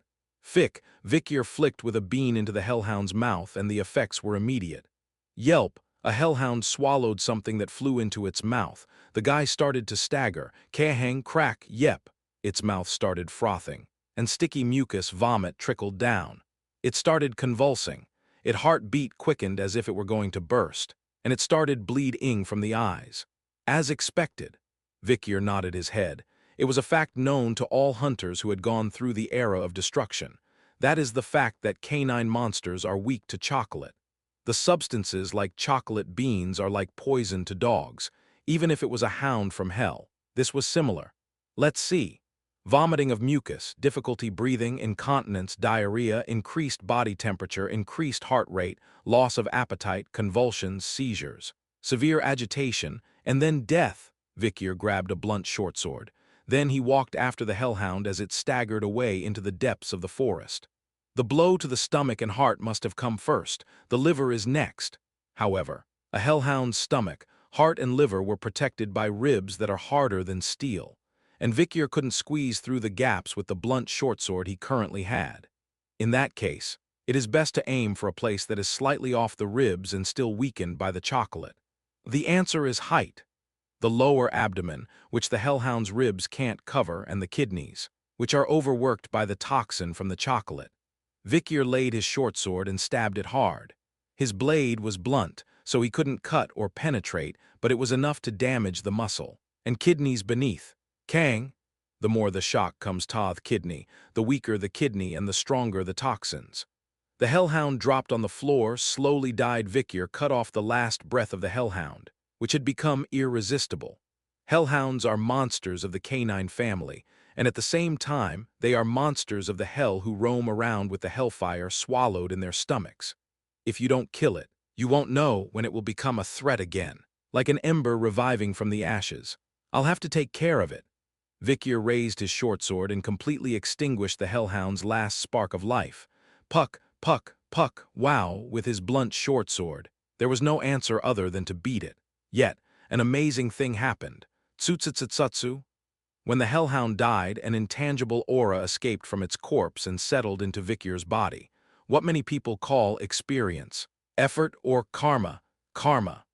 When this mysterious and magical energy obtained by killing monsters accumulates in the body, it leads to strengthening of the body. Victor single-handedly defeated a high-ranking monster that children of her age could not dare imagine, and as a result, his body became even more powerful. In addition to the blessing of the Styx River, the experience gained from killing a hellhound was added. Victor's body is now impervious to any amount of poison, magic, or other physical force. Are my bones thicker now? I also seem to have grown taller. The short sword in my hand became much lighter than before. Since the weight of the sword could not suddenly decrease, it must be said that the strength of the grip has increased. Boom boom, no other 8-9-year-olds handle the knife as if wielding it with one hand, which is difficult to wield even with both hands. However, There is still a long way to go before he regains his former strength. At this pace, I'll be able to recover all my strength before the coming-of-age ceremony. Vikir is only 8 years old now. The level is advanced sword expert. The other Baskerville would only reach it after the coming-of-age ceremony. After the next 7 years, he was more than confident enough to regain the power of his previous life. Right now, if I get first place in the practical test, since there's a reward. Vikir looked down at the hellhound's corpse with a satisfied expression. If the corpse of this monster, which is still hot, is brought to the family, it is a matter of course that it won first place in the practical evaluation. Going out of the boundary area could be a bit of a problem, but it's a rebuke to the guardian knights in charge, and rather praise from the examinee's point of view. An 8-year-old kid went out of the border area that even knights struggle with, and went to the forbidden zone to catch a dangerous grade B+ monster, and that alone, he could already picture Hugo's expression. Vikir grabbed the hellhound by the tail and began to drag it away. The corpse of a monster is subject to gravity and different laws from the human world because its soul is held in the demon realm. Because of that, Hellhound's corpse was much heavier than it seemed, but Vikir's strength was different from that of a normal 8-year-old. So it didn't matter. Dioduk Juk. Vikir continued to move forward. It was an uphill road back. Now to go back and submit Hellhound's corpse to the guardian knights, and when he thought of the reward, a smile formed on Vikir's lips. Vikir was waiting for a huge reward that he would never have dared to dream of in his lifetime, a treasure that no one even knows the real value of in this day and age. At that time, Vikir stopped looking around. Grrrrrrr, the cries that flowed from the depths of the sea behind them, the howl coming from deep in the throat is getting closer. Oops. Vikir put down the hellhound's corpse for a moment. I forgot. Hellhounds are monsters that live in packs, yet fires began to burn in the darkness of the sea of trees. 11 hellhounds came and surrounded Vikir. However, Vikir just grinned, unfazed in the slightest. Rather, the hellhounds who faced that smile just shrank their bodies low and growled as if they were anxious. Do they recognize the danger? It seems that even those who passed through the era of destruction and passed through another round of reincarnation could not wash away the smell of blood that was deeply embedded in their souls. Just like Bloody Mamba, the venomous snake who froze at the sight of Vikir in the cradle, it seems that the enemy and the hellhounds of Black Mountain did not dare to act carelessly in front of Vikir, who reveals his life in earnest. Before long, Vikir opened his mouth. Come on, guys, there are still a lot of beans left. Bloody beans rattle at the waist. Considering the body that became stronger after catching one hellhound, the growth rate when he could kill the hellhounds gathered here, he couldn't even guess. When the Vikir and the hellhounds were in such a tense confrontation, I'm sorry, the ferocious hellhounds suddenly curled their tails between their crotches and began to withdraw. Vikir was a little surprised. A hellhound that once bares its teeth will never show its back. But now, the hellhounds were running away in fear. No matter how heinous the killing intent that Vikir spewed out was, he still had the body of an 8-year-old child, so it wasn't enough to deal with all of them. What then? What external factors could cause these hellhounds to run away with their tails down? Eventually, Vikir soon learned what it was. Grrrrrrr, the sound of spit and brimstone boiling, the owner of this growl who made all hellhounds scared. 6 eyes burning in the dark, 3 heads poking out of the root hole of the sea. Did something like this live here? A top-notch monster that makes even surprised him. Cerberus risk level, a plus size. 7 million discovery location. Red and Black Mountains 7th Ridge Akka, Hell's Guard dog. It was not interested in the ghosts who went to hell, but the ghosts who wanted to get out of hell are immediately torn to pieces by it. It lives deep in hell, where all the evil ghosts finally head, and leads to the ultimate of monsters of the canine species. The 3-headed dog, which symbolizes hell itself, appeared. Chapter 11, an unpleasant growl that might be heard when metal pieces rub against each other. Cerberus risk level, a plus size. 7 million discovery location. Red and Black Mountains 7th Ridge Akka, Hell's Guard dog. It is not interested in the ghosts who want to enter hell, but the ghosts who wanted to get out of hell are immediately torn to pieces and made into rags. It lives in the depths of hell, where all the ghosts finally head, and leads to the ultimate of monsters of the canine species. This monster that spewed gas oil, and flames from deep inside its three throats is Cerberus, the guardian dog of hell. Even for a seasoned hunter, Vikir was a super-elite monster that he had only seen once from a distance before returning. One day, the gate to the demon world suddenly opened, and demons would explode from all over the place. On the day that announced the beginning of a long disaster, warriors selected from the family died by more than 3 digits to this Cerberus, who was rampaging at the forefront. Because it was the beginning of the war when everyone was clumsy, the damage was even more severe. The damage would have been out of control had it not been for the youngest female head of the House of Morg at the time, Empress Dowager Morg Camus. And now, that same Cerberus appeared before Vikir's eyes. Even in the face of this mighty monster, which would be useless even if 100 hellhounds attacked at once, Vikir remained calm. Right, has Cerberus already crossed over? Why did a guy who only lived around the 7th ridge come all the way here?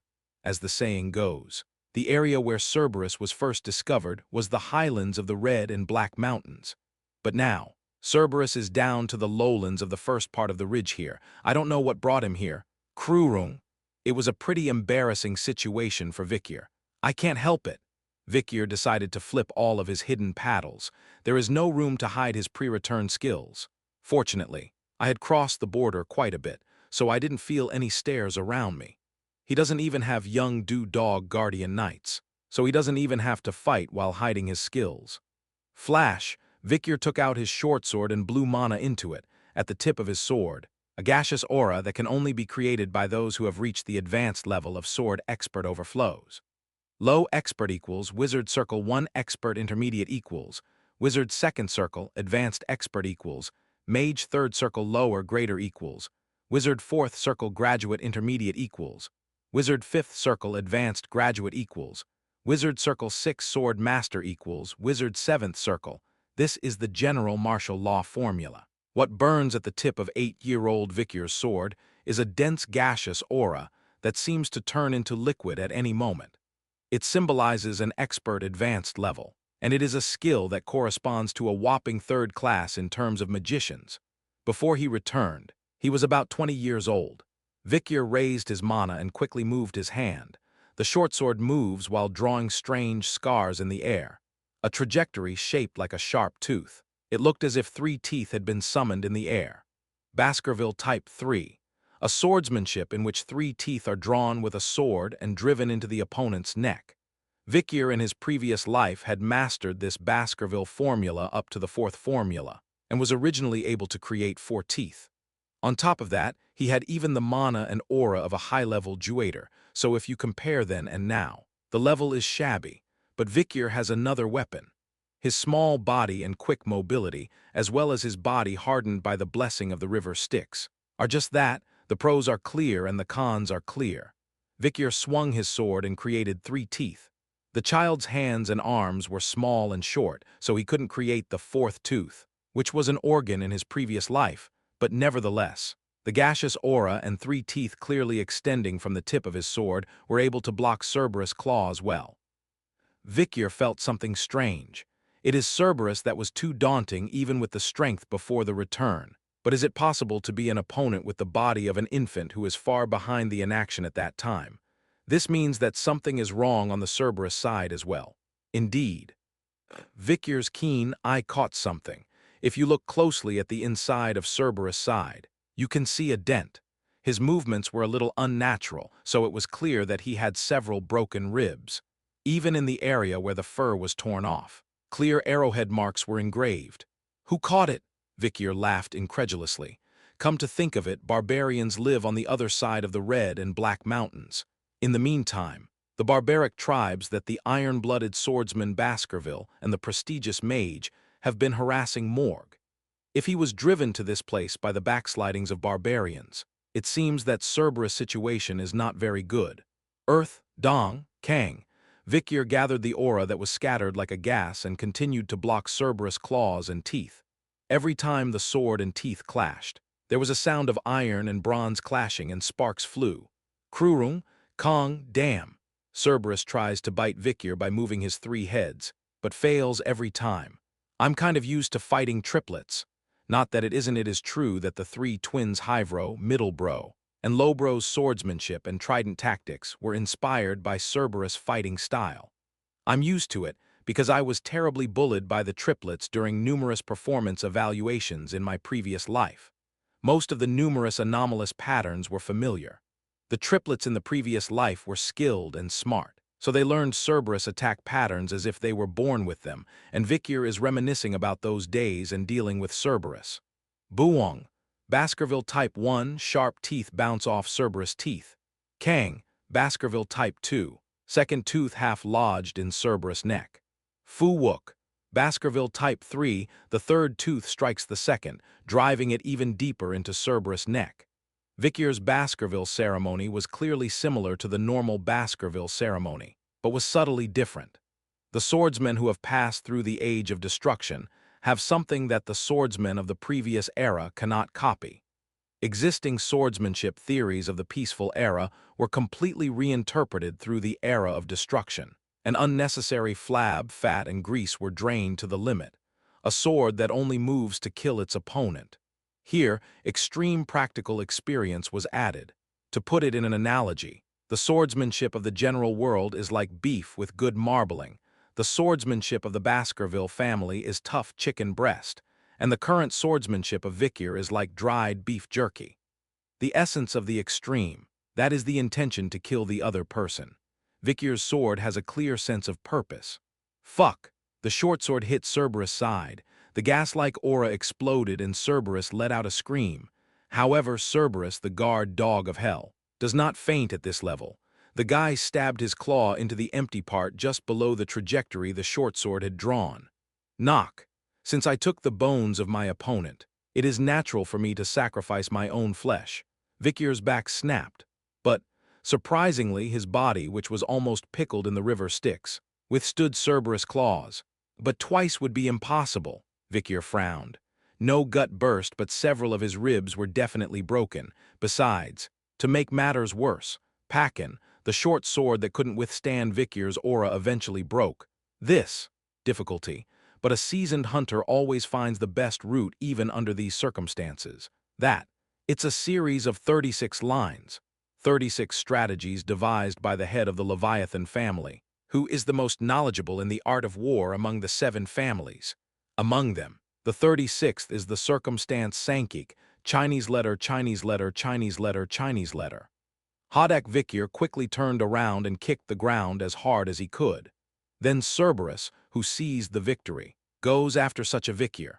Krurung, Cerberus, who attacked in an instant, would have been caught right away if it hadn't been for the huge wounds carved on his side. Vikyr escaped the floodwaters, deeply grateful to the nameless savage tribe beyond the mountains. Yet, you can see the boundary that Vikyr has crossed. Unfortunately or fortunately, there were no guide dogs around.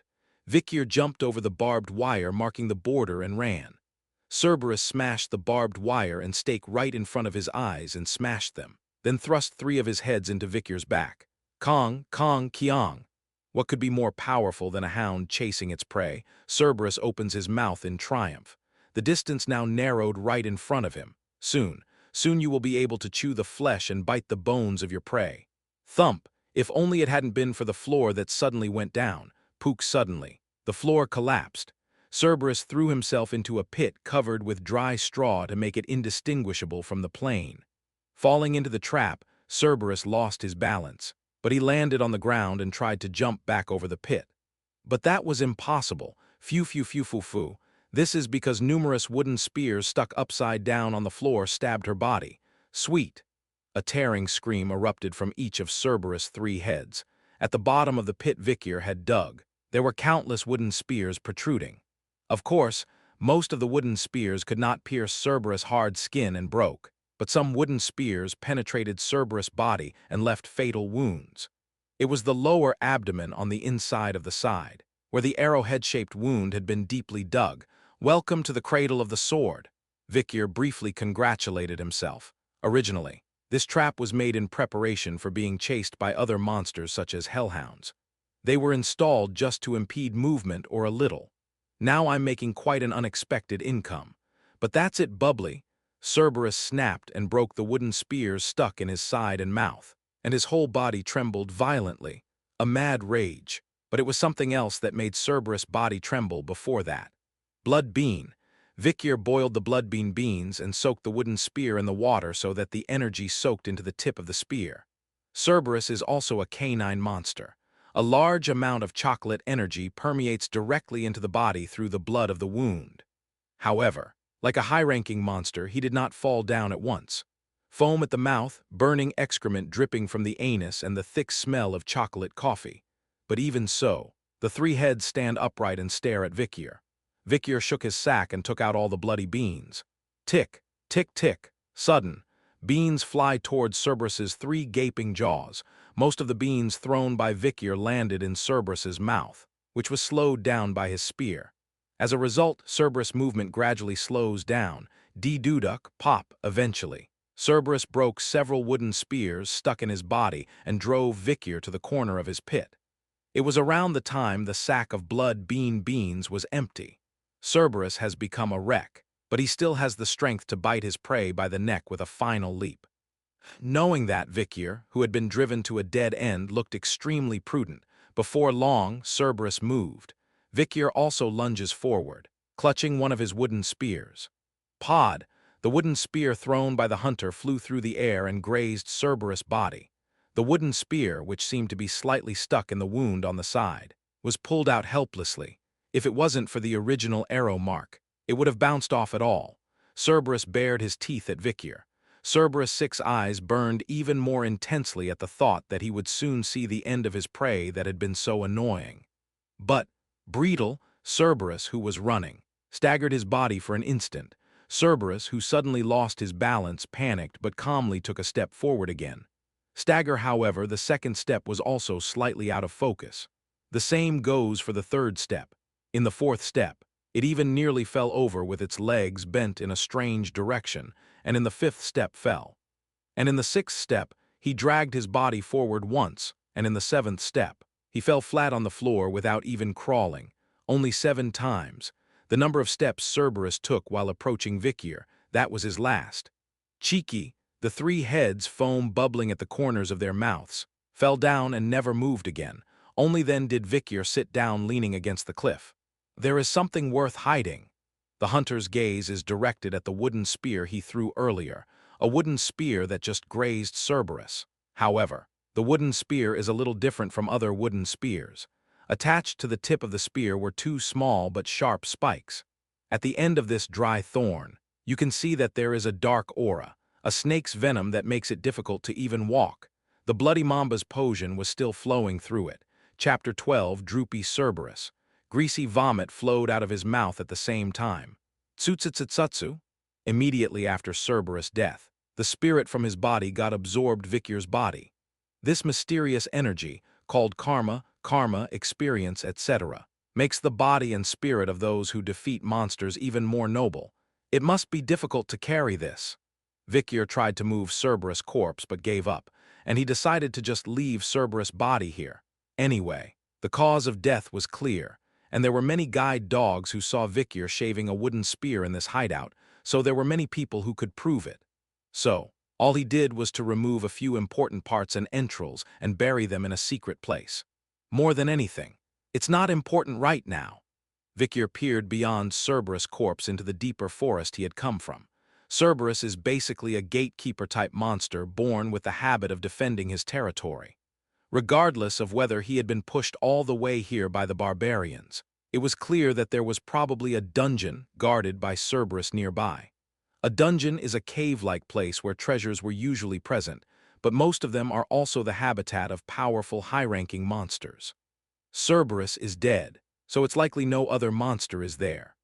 In general, monsters are attracted to strong demonic energy, so there is a high possibility that relics with strong demonic energy existed in the dungeon where Cerberus was. To be honest, Cerberus is not a monster that just lived anywhere. Vikyr searched the outside of the borders, keenly alerted to the usual spirit of Baskerville's hounds. Hellhound and quite a few monsters fled far away just by smell of Cerberus. Vikyr's eyes trace back the footprints and marks of Cerberus, buried in the withered soil, rotting leaves, damp roots, and dismal darkness. As I walked through the withered thorns, burned roots, and decayed old trees, the depths of the flood were soon revealed. Dungeon. It was a low-lying crypt between large mounds of earth. From above, it looked inconspicuous. It was not made by Cerberus, and it is assumed that it has been there for quite some time. Of course, this place was also a place in Vicier's memory. It will be discovered in the next 10 years or so. But I think it was an empty back then. But now it is different. The smell of demons hidden behind the rotten smell. An inexperienced hunter might miss it, but Vicier managed to sense it. Clattering, Vicier broke the parched mound and slipped down into the crypt. Eventually, you will see a dungeon made of reddish soil and rocks. A vein of ruby protruded out of the mound, as if it was connected to the La Rogue Mountain, a tributary of the La Rogue Mountains. As he entered the darkness of the cave, he saw a deep, winding passageway, a place so dark and deep that you have to feel it with your hands. But surprisingly, the inside of the dungeon was wide and bright. There was a fairly spacious stone chamber, and a ruby stone the size of a fist protruded around it, emitting a red light, a stone chamber stained red like blood by the ruby light.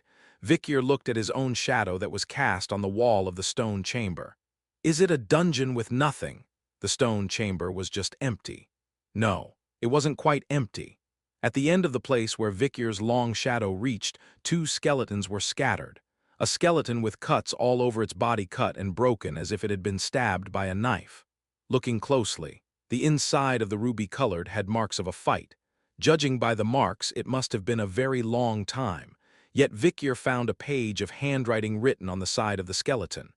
First of all, it's okay if you don't know my name, just call me Gain. Do I really need to stain this paper with my name? After thinking about it several times, I write down a few characters for the purpose of preventing future generations from making the same mistake as me.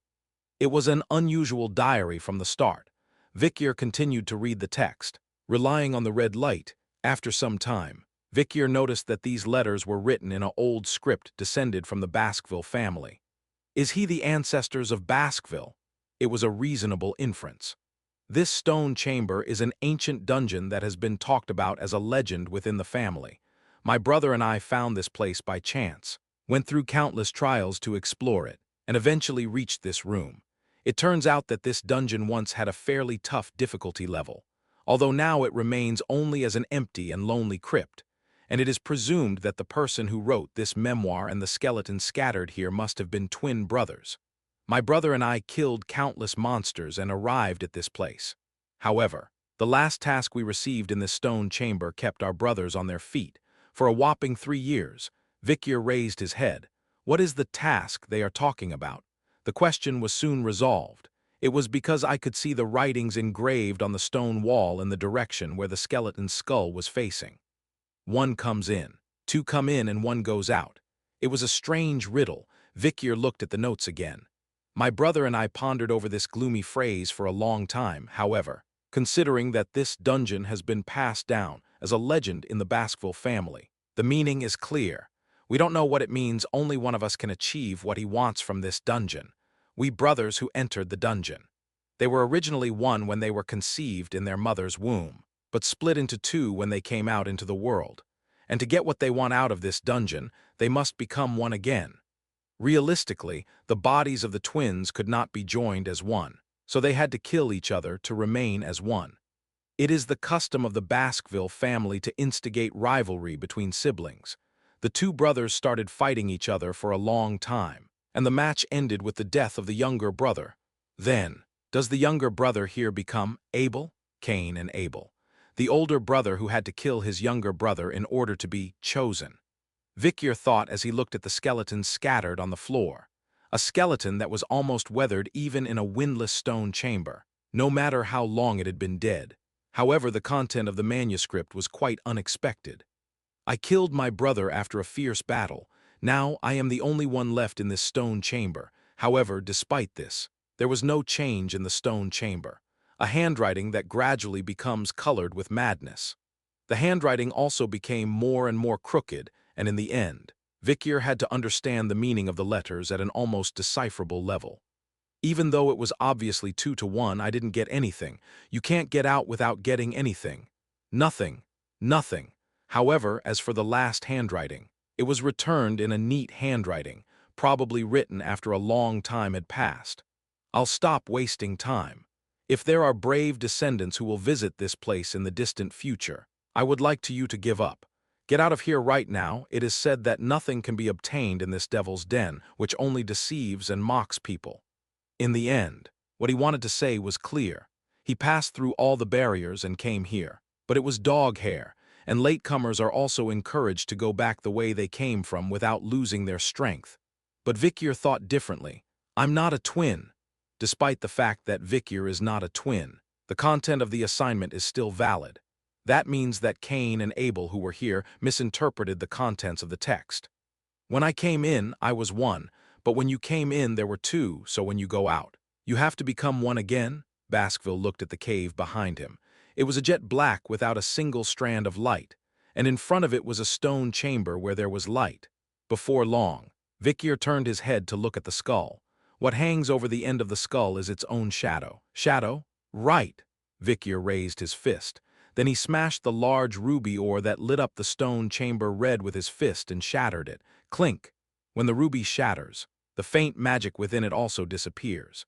The inside of the stone chamber was plunged into darkness for an instant.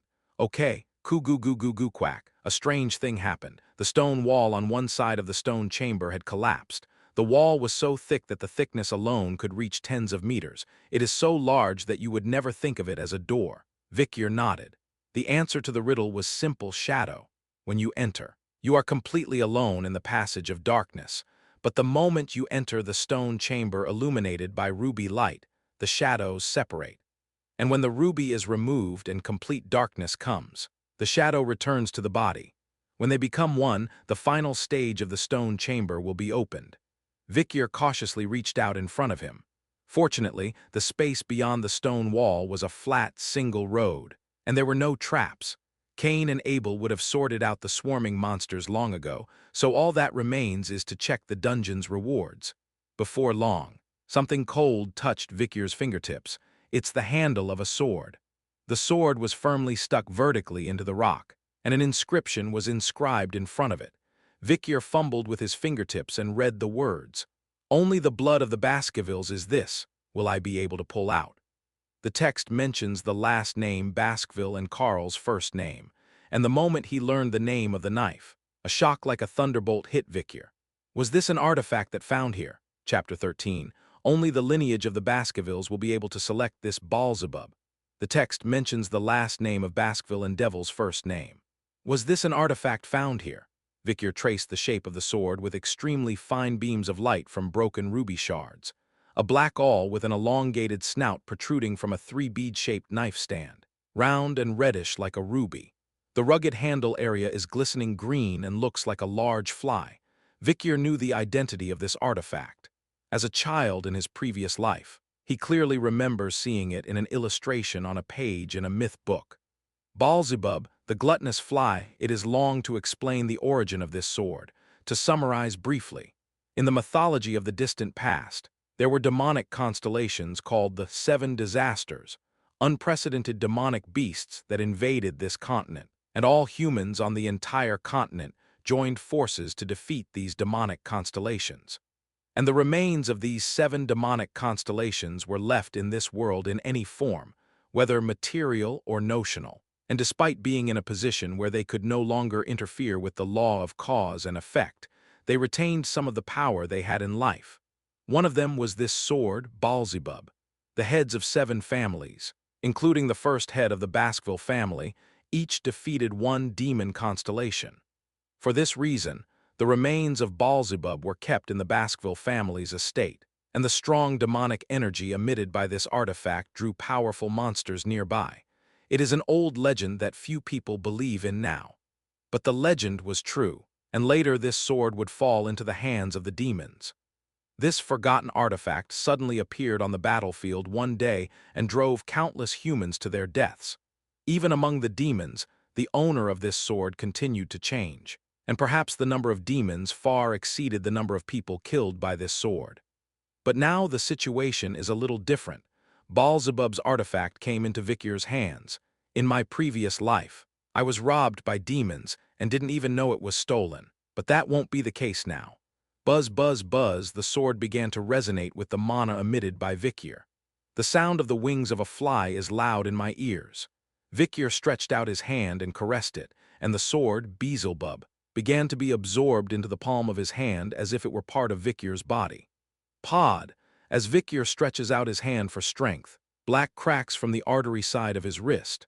Beelzebub would thus hide quietly inside Vikyr's body, and when he wanted, it would spring out and serve as a spare sword. However, Beelzebub is a strange sword made from the corpse of a demon constellation. This is not the end of this supernatural ability. Growl, as soon as Beelzebub settled inside Vikyr, suddenly felt very weak. What is this? Vikyr was a little taken aback. In my previous life, he was used to starving for a week and eating everything in one meal. When he went out into the field, he often stayed in hiding, drinking only water for a month. A warrior that has been trained so harshly can endure things like this easily.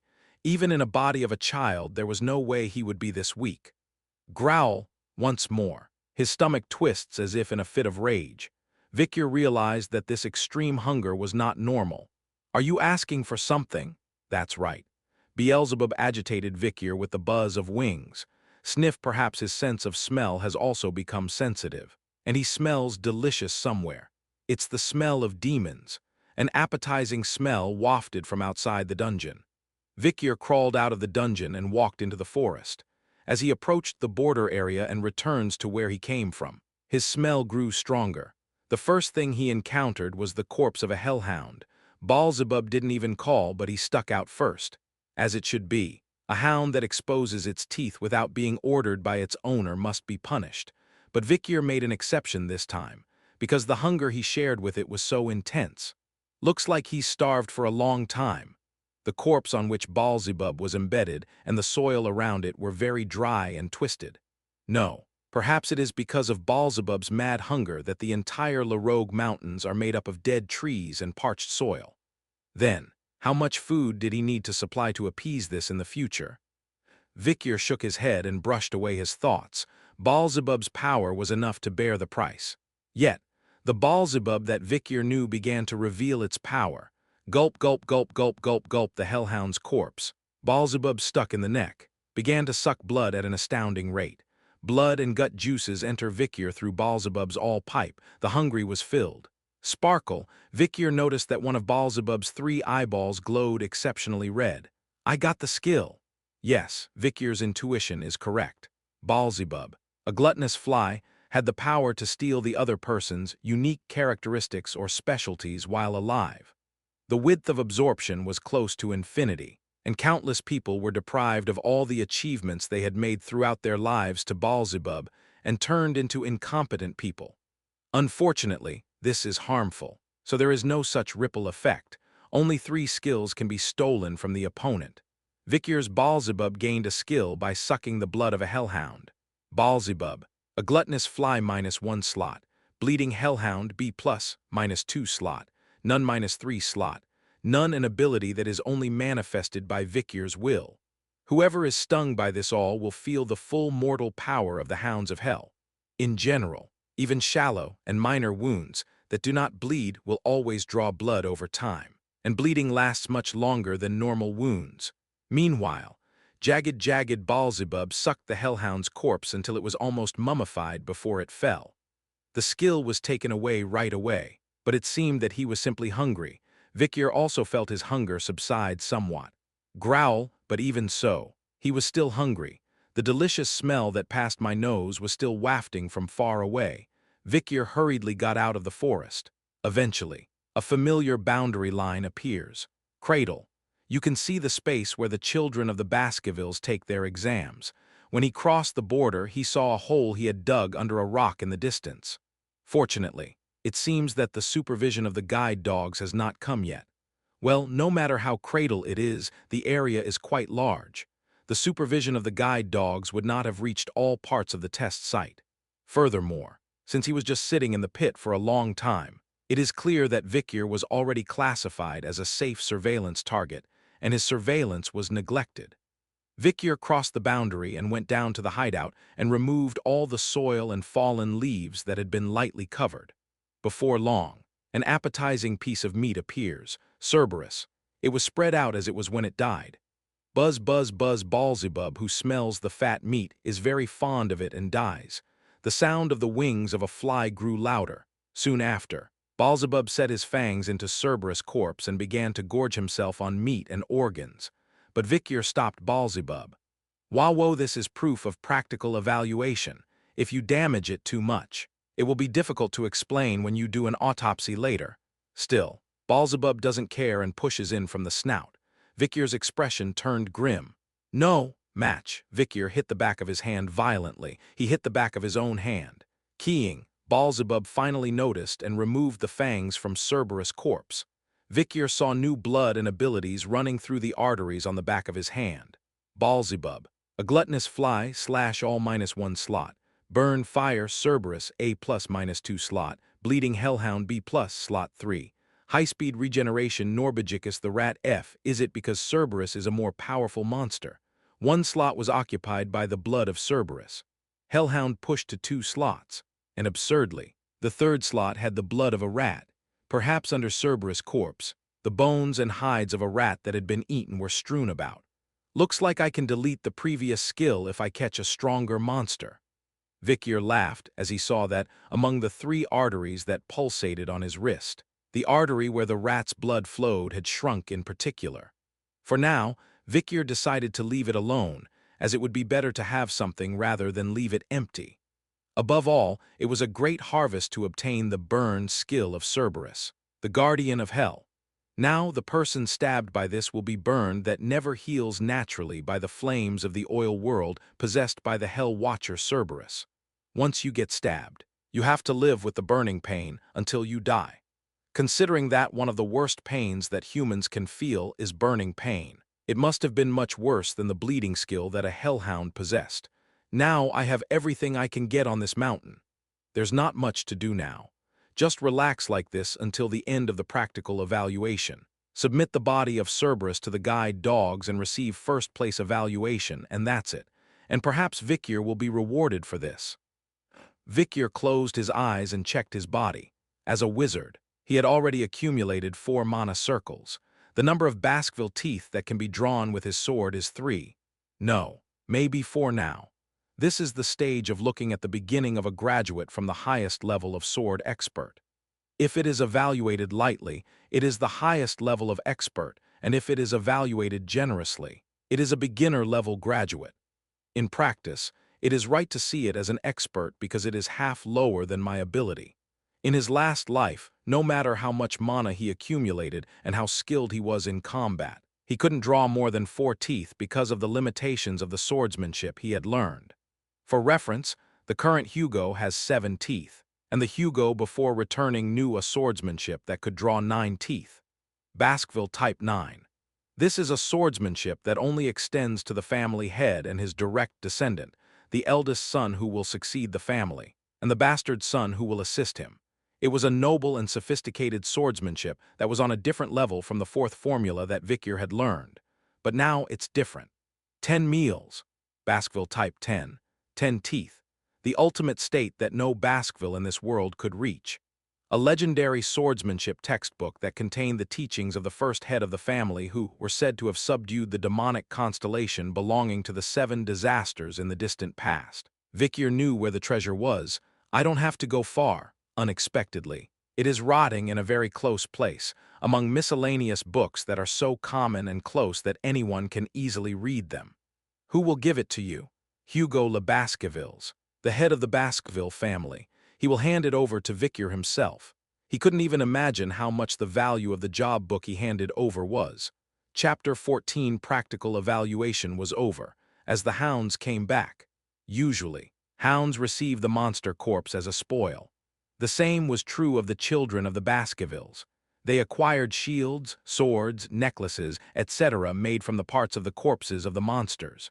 Through this opportunity, the young hounds would grow stronger. The exam that had been tense until the written test was over disappeared as if it had been washed after the ranks were set. Perhaps because of the experience of rolling together in extreme conditions for a long time, an unknown and strange brotherly love was emerging throughout the class. Of course, despite this, there were still some siblings who didn't get along well, but most of them solved their problems during the practical exam or died. So unexpectedly, infighting rarely occurred in the class. In this way, for a few days a year, a relaxed atmosphere pervaded the Baskervilles after the practical exam. Hugo Baskerville, head of the Baskerville family, was receiving a report from butler Barrymore. Who caught what? It is almost unheard of for a superhuman who has risen to the level of a sword master to doubt his own body. But at this moment, Hugo was clearly doubting his ears. Deacon Barrymore read the report again in a clear, excited voice. Vicar Van Baskerville in the class of 8 crossed the boundary line and entered the forbidden zone during practical evaluation. Successfully hunted down Cerberus, a monster of danger grade A+, that is all. It's the second time he's talking about, but it still sounded ridiculous. An 8-year-old child went out to the forbidden area and came back alive. Actually, this alone is great enough. Just being able to draw a map or listen to testimonies that help them guess the topography and ecosystem outside the unsealed zone is a tremendous achievement. However, this unprecedented 8-year-old child went into hell and returned to life unharmed, and even brought back Cerberus, the guard dog of hell. Cerberus is a high-ranking monster that even the family guardian knights feel burdened to deal with. Hugo stroked his beard with a puzzled expression. However, the detailed report that followed was even more absurd. Hugo reread the report once and put down his reading glasses. He lured Cerberus into a trap and stabbed him with his throat spear. Do you think this makes sense? Originally, it was an object that was injured by barbarians, and there is also information that poison was applied to the throat, Lord. No matter how injured it is the same. What poison was strong enough to send Cerberus away? Where else did he say? That is, nothing else was recorded in the hunting log. I was going to ask the young master, but he said he was tired and went right back to the dorm. At Barrymore's words, Hugo put on a dazed expression for a moment, then chuckled. The young man is already puzzled, but information is power, and power is value. Self-worth is what you have to raise and protect. Hugo turned his gaze back to the report. It is admirable that Vicar did not immediately reveal the poison that caught Cerberus, but it is also admirable that he did not take Cerberus' corpse directly to the guide dogs, but covered it with soil and concealed it until the practical evaluation was over. Deacon Barrymore admired. His patience is truly amazing. When I was an 8-year-old, I would do anything to be praised by adults and respected by my siblings.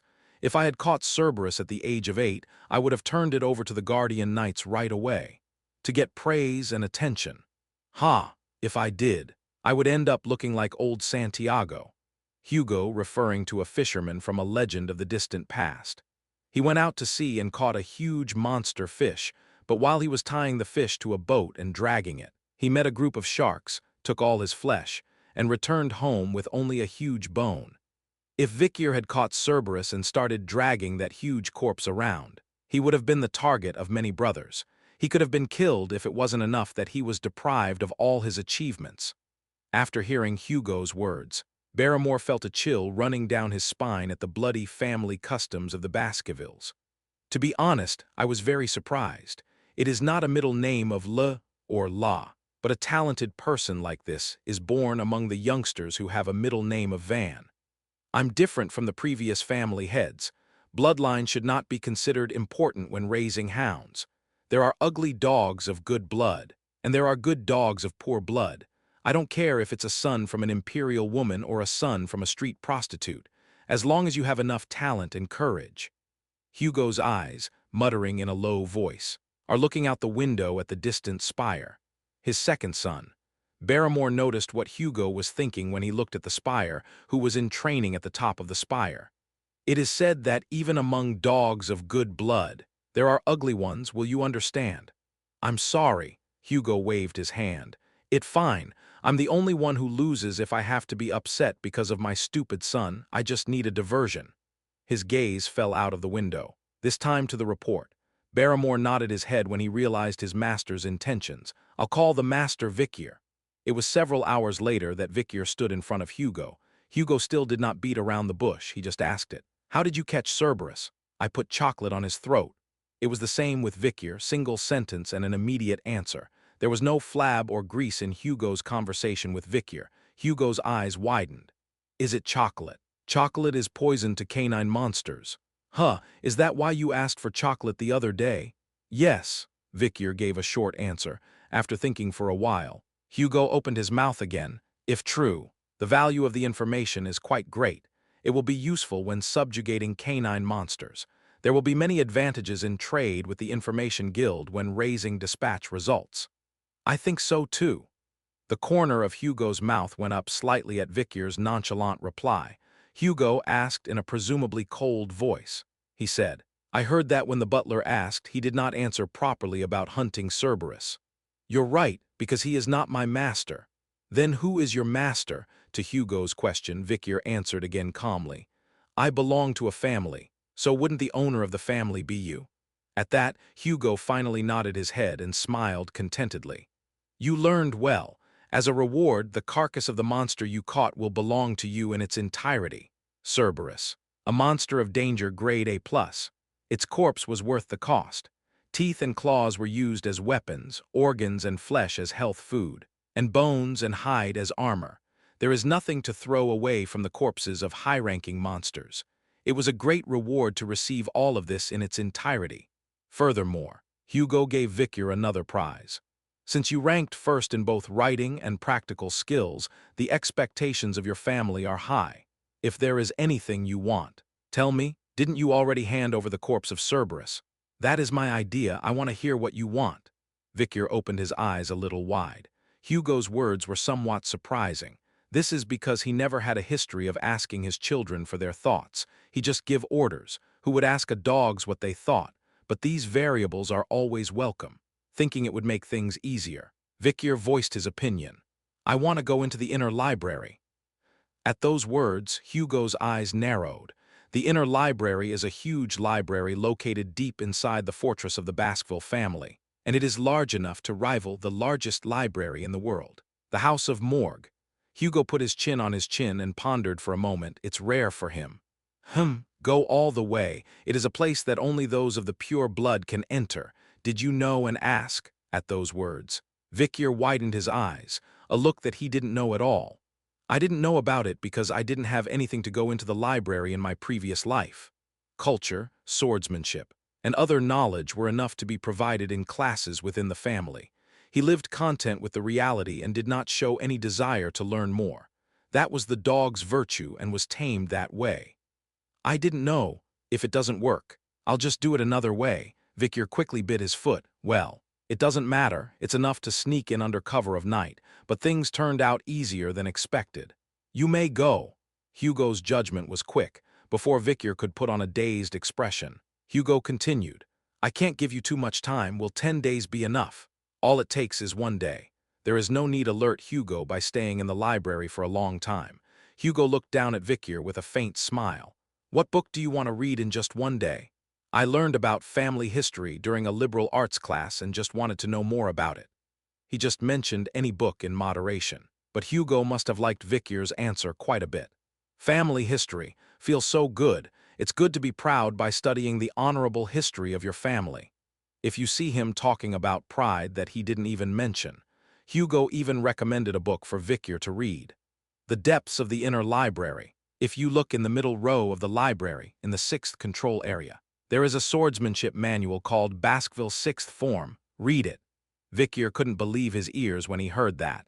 The world's Hugo recommends a swordsmanship textbook, 4 forms, which is the limit that Van's surname can go up to. How many 6 meals?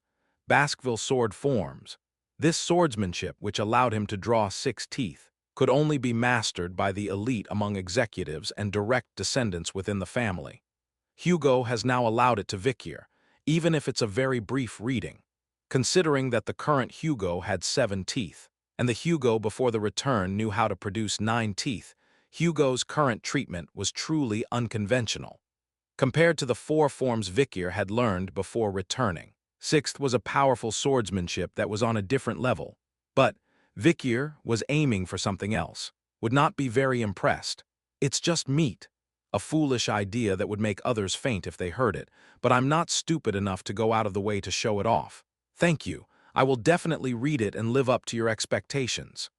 Vicyr bowed his head and thanked Hugo. He was a very humble and polite greeting. seemingly impeccable.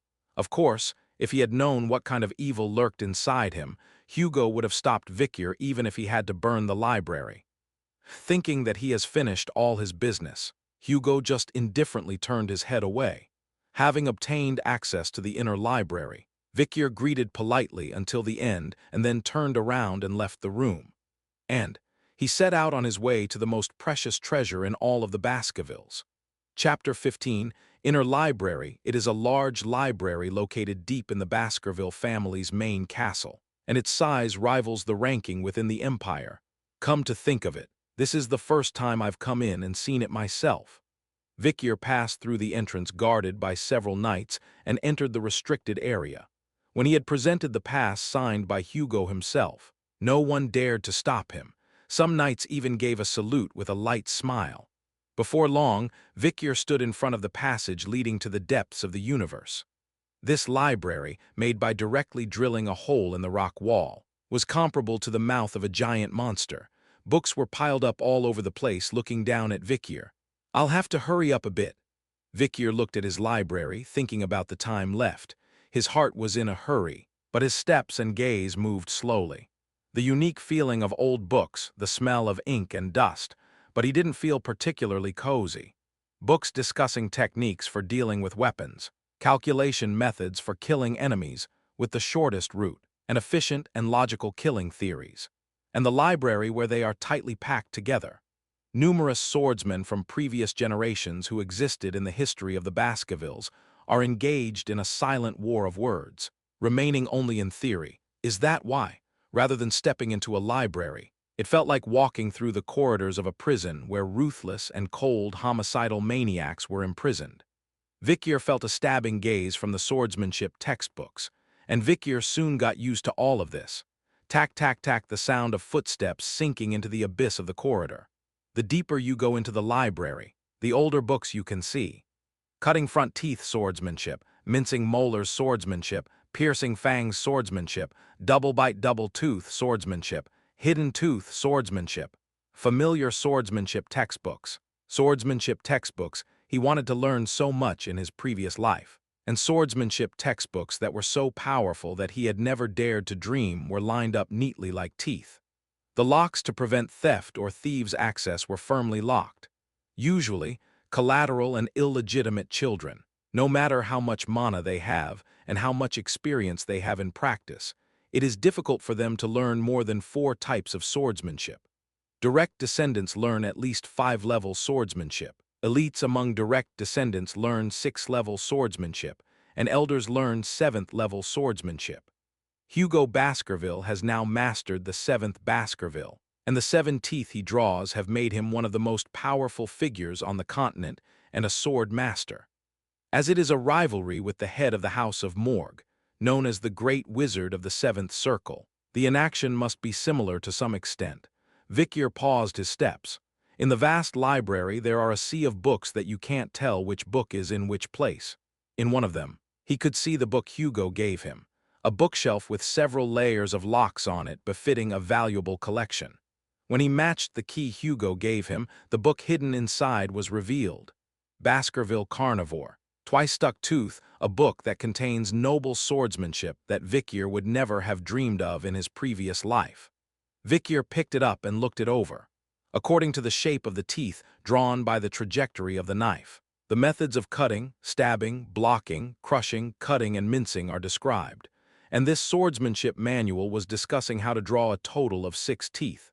Naturally, Hugo must have thought it would be unreasonable for 8-year-old Vicyr to memorize them in one day.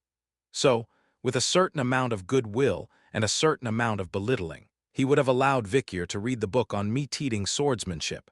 However, Vicyr was a skilled swordsman who has lived 40 years, and was an elite Baskerville among Baskervilles who survived even after going through the Age of Destruction. Of course, he had mastered the theories of swordsmanship 1 to 4, to the extent that he already guessed and established the theory of the 5th Fang, which he had not formally learned, the time when he was stagnant because he did not know the right way, the formula for rising one's status that one longed for with a burning thirst.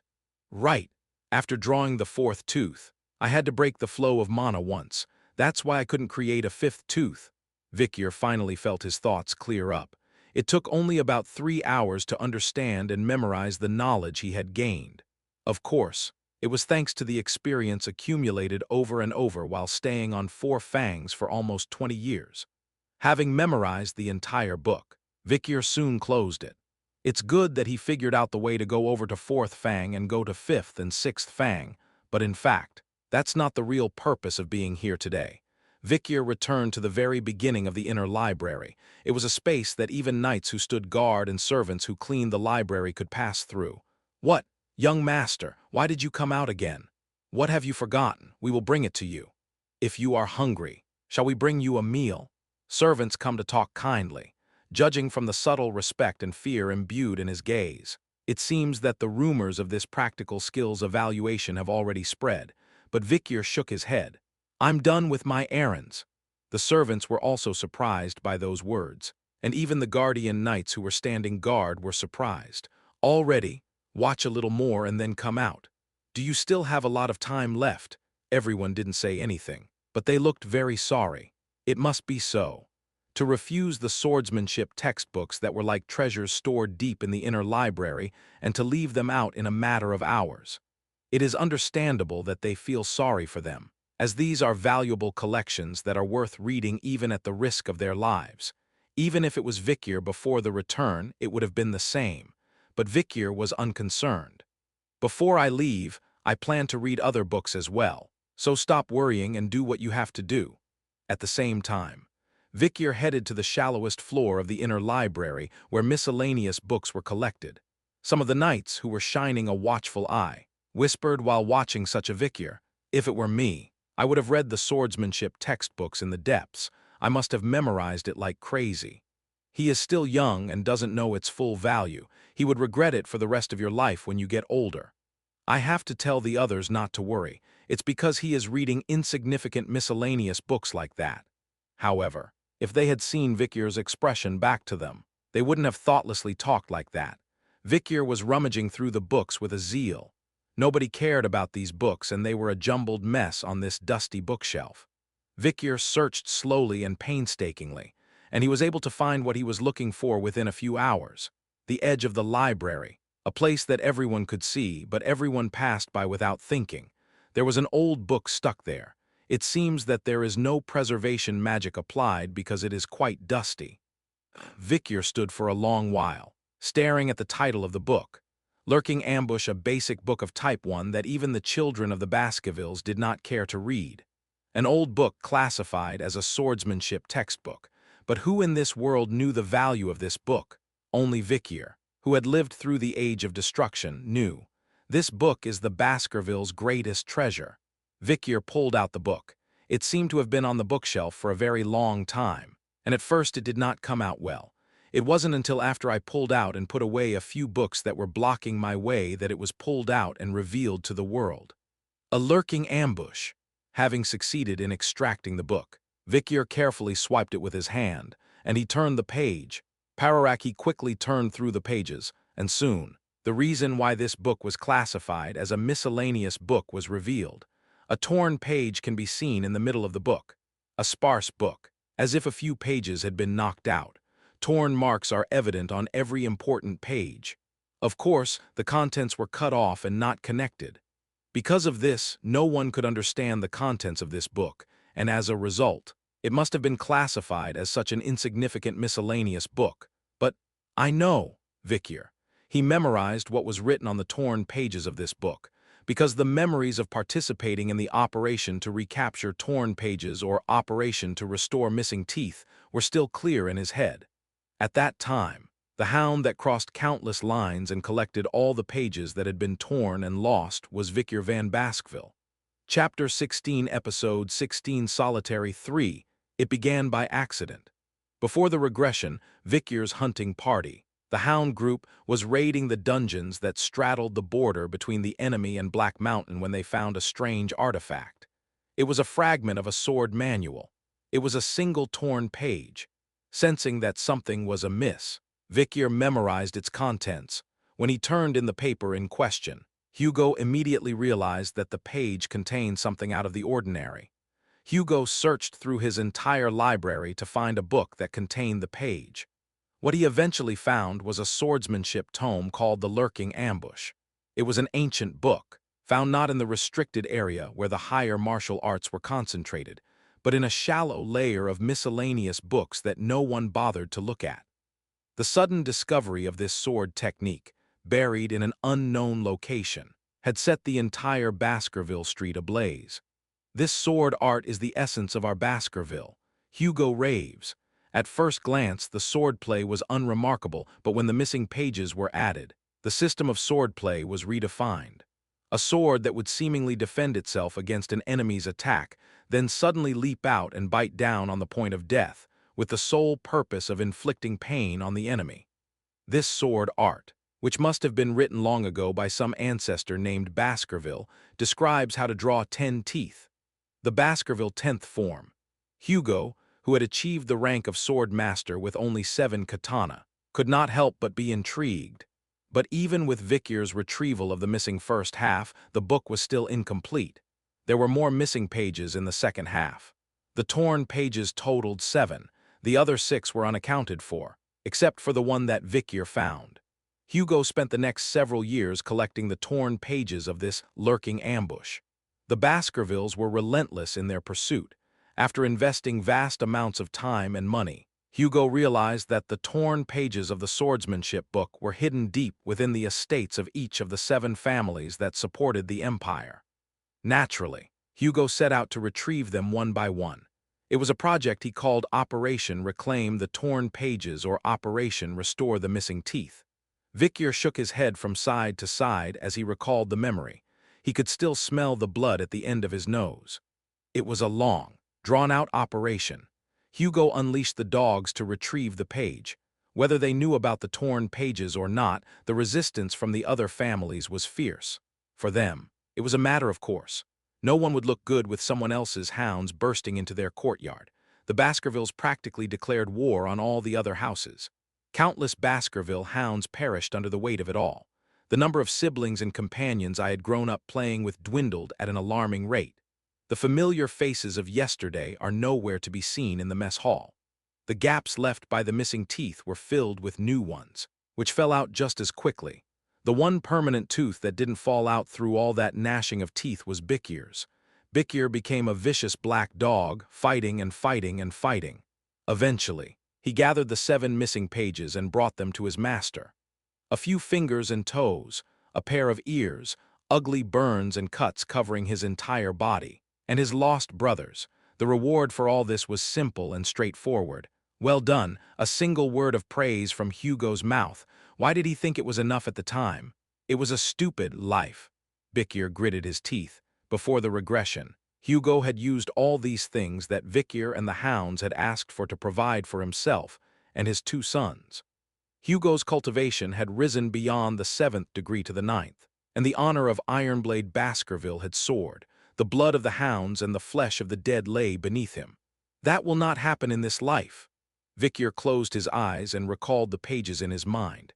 Everything that had been written on those lost pages was in his mind. Nevertheless, the reason why the pre-regression Vicier couldn't go beyond the 4th degree was because he didn't know the original. The pages he remembered were sparse, only 7 pages at most. Without the original, they were useless. But not now. In Vicier's hands now was the original copy of the lurking ambush sword technique. Though 7 pages had been torn out, the missing information was still perfectly clear in Vicier's mind. The experience of fighting through layers of siege, sometimes with no way to keep the pages themselves intact, and carrying them in his mind, shines through. Soon, Vicier began to peruse the book. 10. The first foot of the decadal eclipse coincides with the solar eclipse.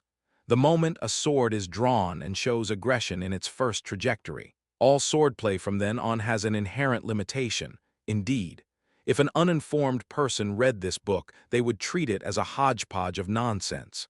10 formulas. What the hell does that sound like? But as he recalls the contents of the torn pages and fills in the blanks, what was once a mishmash of bluster and rhetoric becomes the puzzle pieces of a masterpiece. Vicier notices that the gaze of his surroundings has completely disappeared, and he moves his body accordingly. 4 teeth. honed to the limit before his regression. After that, the story begins in earnest.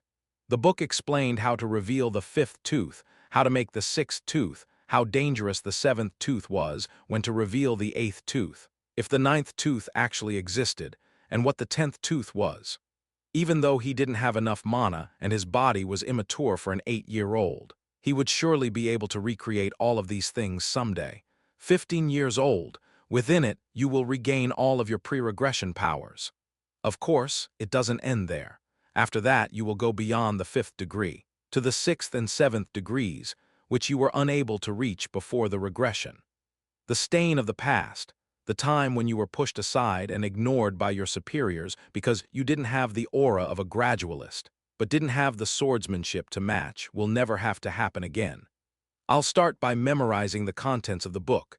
As soon as the memorization is finished, the book will disappear from the world forever.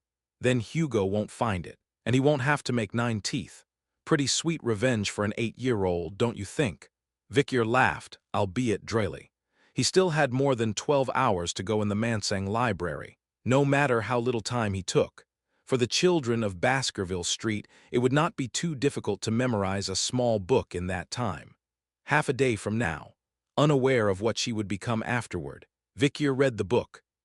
And then, at exactly 11 hours and 50 minutes from now, boom, a small fire broke out in the shallowest part of the Mansang library, in the compartment where the jobbers were gathered. No injuries, no fatalities, damage was minimal, with one tome burned to the ground. It was a small enough incident that even the servants shrugged it off. Chapter 17, Episode 17, Solo Eating 4, that's it. Victor closed the book. He had memorized the entire book, word for word. He had memorized it so intensely that he could recite it with his eyes closed, even backwards, and the results were immediate. Victor drew a sword in the air, just as he had learned in the book. The first tooth was drawn sharply, then the second, then the third. So far, so good for an 8-year-old, Kirik. Then the fourth tooth appeared. It was the Baskerville fourth, my specialty before regression. But, pot, Victor's hand drew one more sharp trajectory beyond the Baskerville fourth, the fifth tooth. It was a little smaller and blunt, but it was definitely a fifth tooth, Baskerville fifth. And there it was, unsteadily recreated in Victor's hand. In the world. Victor repeated the gesture he had just made several times, all with success. The trajectory of the sword was not quite right, given the child's small hands and short arms, but it was there nonetheless. The fifth tooth was growing. Where's the knife? If I had a knife right now, I would have tried to aura it. But it's unlikely there's a knife in the closet. But that doesn't mean I can't unleash Beelzebub from his slumber in the artery of my wrist. Well, whatever, I was so happy I could cry. Something hot rises up in my chest and kicks me in the throat. Victor desperately tried to calm this overwhelming feeling. Now, as long as I have the mana to support me, I can definitely ascend to the level of my previous life. In terms of swordsmanship alone, he had already mastered something much stronger and more refined than his previous life. His swordsmanship was not limited to the 5th level, but could be enhanced to the 10th level, so his future possibilities were endless. Victor closed his eyes and checked the mana in his body. The mana hall that had been enlarged by the Styx River was still slowly accumulating mana. Although it was impossible to determine the exact level of his cultivation, it was clear that his cultivation had risen to the next level. Graduator. Victor jumped from sword expert to gradient, with the ability to create a liquid aura at the tip of their blades. Graduates are a far cry from sword experts. Instead of just the tip, graders can envelop the entire blade in an aura that is liquid, dense, and quite malleable in shape. When the liquid aura blade of a gradient collides with the gaseous aura blade of a sword expert, the result is a dominance relationship that is as clear as water vapor colliding with water. Gradients are combatants whose physical prowess exceeds human limits. Their numbers drive the stature of a house, and by extension, the military might of the empire. Victor reached this level at the age of 30 before his regression. After the regression, Victor is now only 8 years old. That's a huge step up from where he was before, a level that most swordsmen can only dream of reaching in their lifetime. As a mage, he's probably on par with a 4th circle master. perhaps in the entirety of the Baskerville family's nearly 100 years of existence. There would be no one else of his age who had achieved this level of accomplishment. In addition to, the atmosphere of swordplay has definitely changed. The sword technique that Vicyr had been using before was the stabbing Fang sword technique, which was basically what the hounds of the Baskervilles were trained in. Stabbing Fang sword technique, 4 of them. Vicyr had pierced through countless defenses with his 4 fangs, which pierced the enemy's heart like an awl. But the stabbing fangs were dangerous. While you can quickly become strong enough to use in combat, there are clear limits to your growth. In exchange for the certainty of killing your opponent, you're also taking on a lot of risk. It is this stabbing Fang swordplay that could be taught to hounds for use as a discard card. However, there is something different about the swordsmanship Vicyr has learned this time. It's called the lurking ambush, and it's sinister and painful, and it moves slowly, without revealing its power or aggression. The melody of the sword seems graceful and dignified, as if nothing is going on. But underneath it all lies a malicious intent to inflict the worst pain on the opponent. Once you've succeeded in stabbing, you'll be met with an unrelenting barrage of brutal combo attacks that will make you feel like you'd be better off dead. A frenzied onslaught, while still being able to protect oneself, is the perfect swordsmanship of this entire school. The lurking ambush, perfect for hiding power, Vicyr muttered quietly.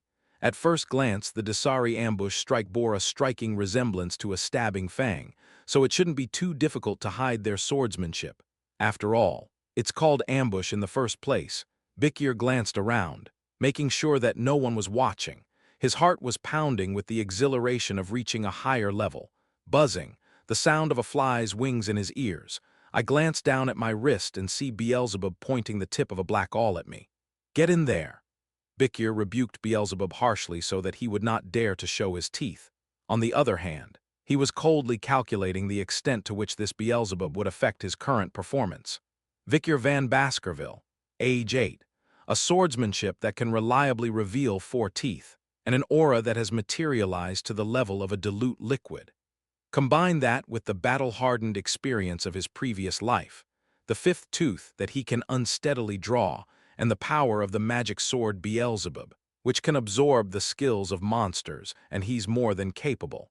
If I put my mind to it, I should be able to take on any gradient intermediate.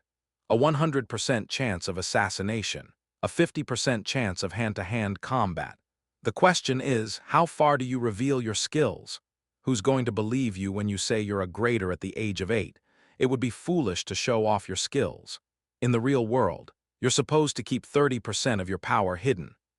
Vicyr paused for a moment to consider the appropriate behavior for an 8-year-old child. It didn't take him long to come up with an answer. Just enough to build up Hugo's anticipation, but not so much as to put his enemies on edge. You don't have to hide your power and live in fear. Rather, it's the right amount of power that gives you a chance to slip under Hugo's radar. A provincial assignment, for example, or a place at the academy. As soon as Vicyr leaves the library, he will have to report his findings to Hugo, and he's already done the math on how to position himself on the proof table. And now, Vicyr took a pair of reading glasses from his pocket and stared at the window for a long time. Tsutsutsuts. The cover of the lurking ambush swordsmanship manual gradually turned black under the harsh light of the magnifying glass. Crackle. Soon. Embers. Vicyr stares down at the burning book. With that, the sword book containing the 10 Baskerville formulas was gone from this world forever. It remained only in Vicyr's mind. In the distance, he heard servants scurrying about. "What is that smell?" "Sniff, sniff, it's Jasser Khan. It's not even a preservation spell." The servants rushed over with buckets of water and were met by an apologetic Vicyr. "Sorry, I left my magnifying glass everywhere. If it's something that must be reported, I'll be sure to tell the butler." The servants waved their hands in dismissal. "Ah, well, that's not something for the master to apologize for. It's our fault for not keeping you straight. At least it's a good thing we're in a place with a bunch of janitors." He. The servants seemed to take note of the "if it must be reported" part of Vicyr's words. Vicyr looked at the ashes on the floor. "Well, it wasn't worth much, so I suppose it's better to pretend it never happened, and as you all know, The butler is quite busy these days with the ruby mine dispute with the Morgue family, so who has time for such a trivial matter? The servants nodded eagerly at that. Aha, yes, that's what I thought. Well, we lowlifes always want to make our masters feel comfortable. As long as you look the other way, we're fine. Even they are glad to be spared the annoying report. I see. I'm afraid I'm going to have a lot of work to do cleaning up the storeroom. But I'll make sure the burned books are filled with appropriate transcriptions since I remember the contents. Bikir made sure she was finished and turned away. You are a good man. You've thought of the servants, and I'm sure you'll tell the others the story. You should tell them about the book. Just praise her. She's a good girl and makes a good impression. Your hearing has become more acute as you've gotten better. I could hear the servants chattering softly behind me, but I didn't pay much attention. She needed to practice how to respond to Hugo's summons as soon as she left the library.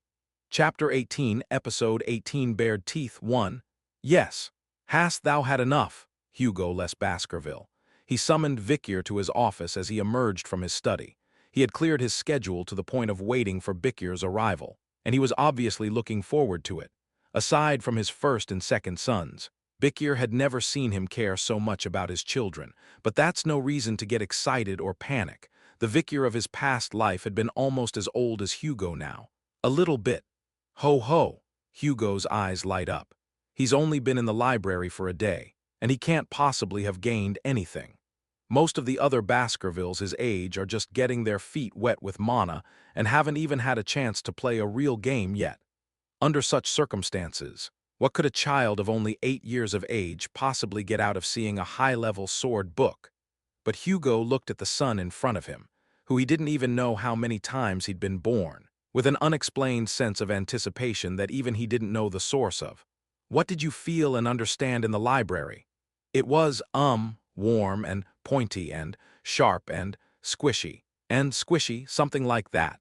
Hugo ran a hand through his hair for a moment. A child's answer is always hard to understand, but could it be the intuition of a master? Hugo suddenly understood something in Bikir's string of words. No way. Hugo shook his head weakly, even as he muttered to himself. Aura, a sign that one had truly entered the world of swords, a realm that no ordinary swordsman would ever enter, not even in death, a level that even the prodigies of Ironblade Baskerville could only reach at the age of 15 by training non-stop. That is the realm of the sword expert beginner. Hugo frowned once more. A child of only 8 years old. What was he expecting now? And yet, Hugo couldn't take his eyes off his son's Malgan face in front of him. What if? The anticipation of what might be made Hugo impatient and forced him to open his mouth. Can you show this father what it is? All humans in Baskerville are reluctant to reveal their true prowess to one another. It's almost instinctive, even among parents and siblings. That's why Hugo chooses a cautious tone, even when dealing with his 8-year-old son. But Hugo's worries are dispersed so easily by Bikir's cheerful answer. Of course. Baskerville Street's performance hall.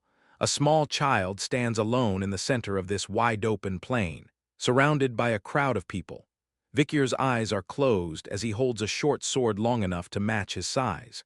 When Hugo decides to test Bikir's level, a crowd of people flock to the stage to watch the spectacle. Did he say he was underwater for 7 minutes in the sticks?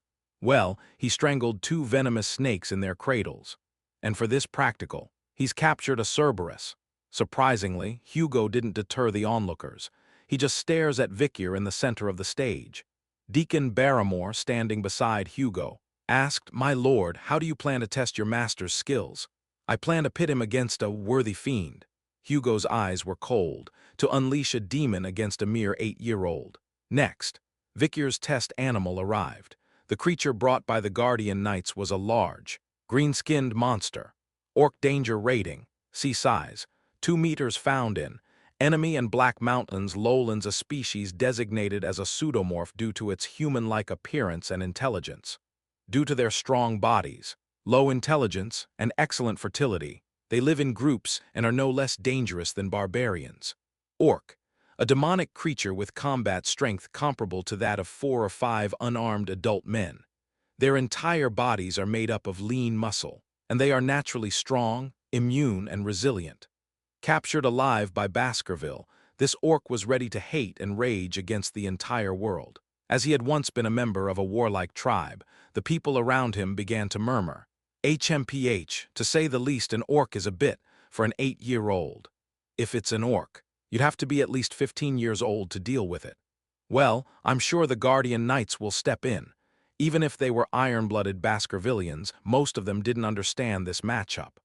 But Hugo didn't say anything, and the match went ahead. And then, clang! The orc was freed from his restraints and released into the center of the arena. Pushed back by the spears and swords of the Guardian Knights, the orc made his way to the center, drooling. Teeth and gums bared, there stood Vikir, sword in hand. Kaya! The orc lunged at Vikir with both hands outstretched. An 8-year-old toddler, thinking it would be an easy kill, and caught off guard, but Vikir ducks low and avoids the orc's 2 hands.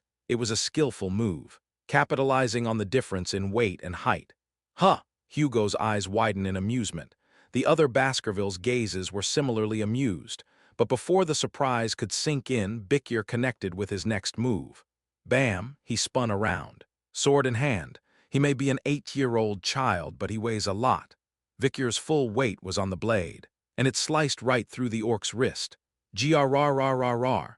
The orc didn't realize what had happened for a moment. It's understandable, as the opponent in front of him suddenly disappeared, and his wrist was sliced off. But before he could realize it, the next reality hit him hard. After slashing the orc's wrists and slipping out from under his groin, Vikir cut the orc's ankles as well. Thud! By the time the orc realizes that his wrists have been cut off, his ankles have been sliced off and he has fallen to the ground. A hush falls over the area. Everyone in Baskerville stared wide-eyed. He's 8 years old. How is that physical? He looks like an old man. I can't believe he can do that without raising his mana. What was I doing at that age? The number of people surrounding the rehearsal hall grows by the hour. Even the Guardian Knights and servants have come to watch. But Hugo is the only one who remains speechless. Of course, Vikir understood Hugo's reaction. You haven't shown me what you've uncovered in the library yet, I suppose. What you just did to the orc's wrists and ankles was really just physical. You haven't even shown me what you've learned in the library yet.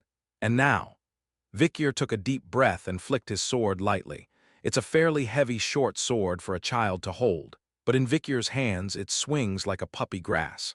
As if that weren't amazing enough, Vikir pulled off another stunning move.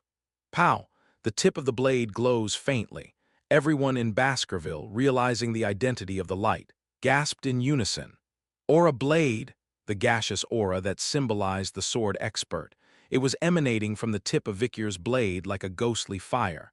The aura crackled as if blood was being burned for firewood. An emblem of the Baskervilles, a concentration of life force. The orc instinctively recoils in fear and backs away. He tries to heal the wounds on his wrists and ankles with the orc's unique skill, rapid regeneration. Binge fly Beelzebub / all -1 slot, burn Cerberus A+ -2 slot, bleed Hellhound B+ slot -3. Fast regeneration Norvegicus F. Unfortunately, this was not possible due to the power of Beelzebub in Vikir's body. The Hellhound's bleed skill overpowered the orc's rapid regeneration skill. Now the orc would feel the full mortal force of the Hellhound's teeth. Shallow, minor wounds that would normally not bleed will surely draw blood in time, and will bleed for much longer than normal. If you slit your wrist or ankle, it's a no-brainer. Gulp, gulp, gulp, gulp, the blood on the short sword slowly disappears. The short sword, imbued with the power of Beelzebub, lusted after the orc's blood like a monkfish, and the orc was forced to offer it up as a tribute over and over again, unable to resist. And in that situation, boom, Vikir's sword swung, and all those gathered in the ballroom saw a single, ghastly Fang emerging from thin air. The first ceremony of Baskerville, a single stabbing Fang appeared and sank deep into the nape of the orc's neck. Naturally, the orc's breathing was instantly cut off, with the agony of burning in hell. Vikir displayed the kind of unfiltered innocence one might expect from a 15-year-old in Baskerville. Naturally, words were spoken around him. Crazy, I didn't even feel mana when I was 8. I could barely form a ball of mana in the palm of my hand. That kid looks like a perfect expert beginner, holy shit. Is that even possible? 8 years old when the youngest sword expert ever was 14. This was unheard of even in Baskerville, a place of sword geniuses.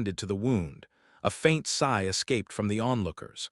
Oh, no, I guess one Baskerville isn't enough for a troll. It's definitely a little harder with a gaseous aura. It's a shame, but it's still a monumental feat for an 8-year-old to have gotten this far. Baskerville one meal. You can't catch a troll with one tooth. Vicyr knew that already. True, with Beelzebub's ability to bleed, the troll would die a natural death in time, but there was no point in winning that way. That's enough. Any more could be dangerous. So let's stop here. Hugo raised his hand to stop the fight. Restraints! Vicyr opened his mouth. Release the restraints. At those words, the faces of all the Baskervilles stiffened, unshackling a troll. At this point, all eyes turned to Vicyr and Hugo. Even the mighty Hugo was dumbfounded, then slowly his mouth opened. My son, you have already proven your worth. It is the mark of a swordsman to walk away when he is satisfied. The tone was stern. All of the Baskervilles were surprised by Hugo's demeanor, something they had never seen before. But the surprise was short-lived, as Vicyr's words drew everyone's attention back to him. We're almost there, and if I don't kill you on the next strike, I'll end it cleanly. A declaration of war. Vicier's words startled all the Baskervilles, including Hugo. How on earth were they going to take down this troll whose tenacity was unmatched? Hugo fell silent, the signal to resume the battle. Caw, caw, caw, the trolls rampaged. Several of the guardian knights stepped out of the way of the troll's rampage, removed the cuffs and chains, and led him back out into the open. Then, the troll, now completely free, pushed himself to his feet, his eyes red and bloodshot, no longer even pupils. Hi-yah! With a guttural roar, the troll lunged at Vicier with all its might, but Vicier could only stare coldly at the troll. How far should I show my power? The question had already been answered earlier in the evening. Pow! The tip of Vicier's short sword glows a little brighter than before. Some of the veterans recognized it immediately.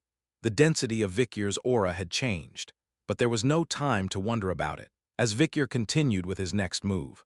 Kiririk Karak.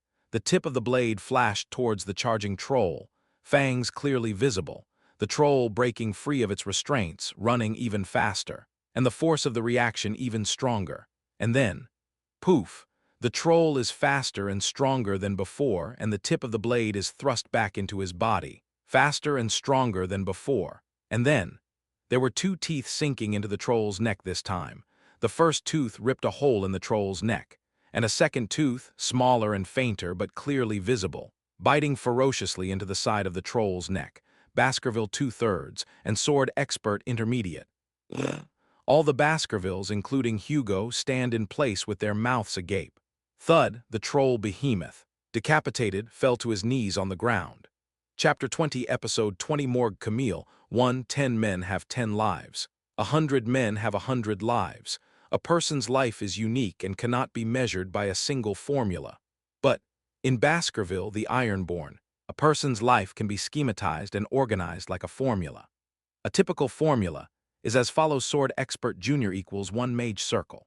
Sword Expert Intermediate equals 2 Mage Circles. Sword Expert Advanced equals Mage 3 Circles. Graduator Low equals Mage 4 Circles. Gradient Intermediate equals Mage 5 Circles. Graduator Advanced equals Mage 6 Circles. Swordmaster equals Wizard 7th Circle. Sword Mastery has been replaced by Magical Mastery. In addition, the young hounds of Baskerville are not allowed to eat at an age when others would. Their training is grueling, with every moment a firing squad. In the process of digesting them, they usually go through a series of schematic growth spurts.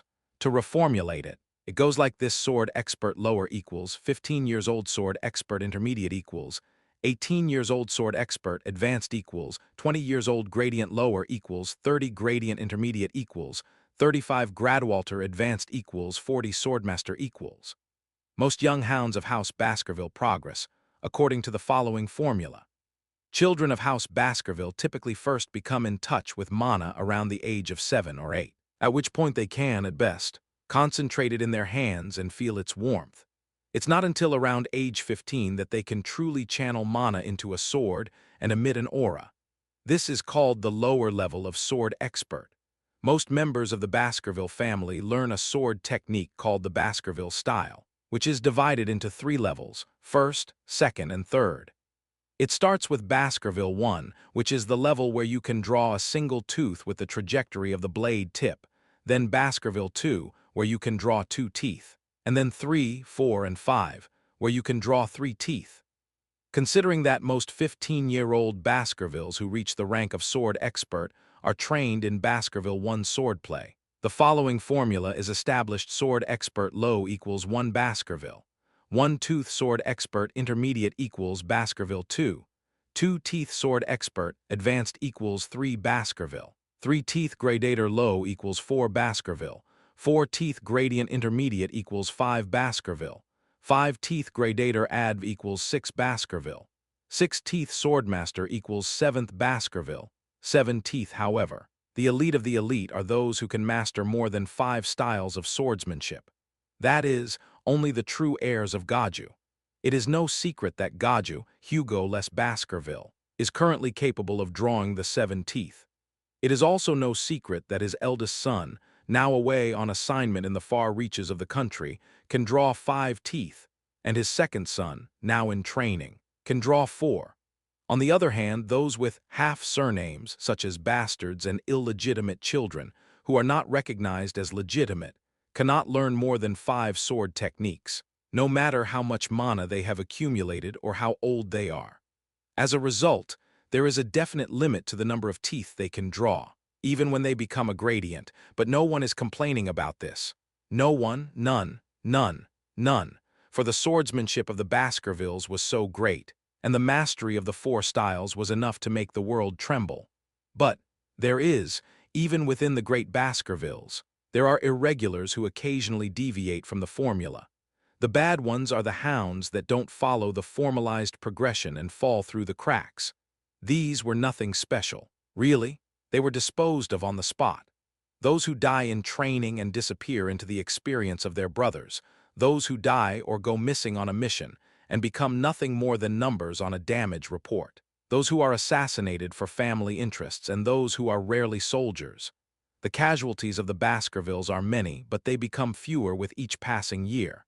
The older they get, the more seasoned they become. However, there are few, if any, irregulars who deviate from the formula in a slightly different sense. Even within the Baskervilles, a family of geniuses, there are those who are recognized as geniuses. Such was the case with Osiris Les Baskervilles, Hugo Les Baskerville's eldest son and cattleman, a little sunshine who will lead the Baskervilles in the future, a genius by all accounts. Until now, Osiris has been the greatest genius in the family. But lately, a rumor has been spreading, a mother-of-pearl cloud floating in the infant star, a tiny sun that floated beneath the sun. Rumors circulated within the family that another genius had emerged to succeed Osiris Baskerville. Vikier van Baskerville, 8 years old, a prodigy who, according to the patriarch himself, Hugo Le Baskerville, recently reached the rank of sword expert intermediate. A swordsmanship that could draw 2 teeth and a mana that would be 2 circles in mage terms. He has perfected at the tender age of 8 what his siblings would have to wait until they were 18 to accomplish. So much so, that whenever 3 or more of them got together, even the most disinterested of Baskervilles, they were talking about Vikier. Yes, you mean there's such a kid. Where's he from? Is it the Barnes surname? So we don't even know where it came from. Well, it's worth keeping if not then early.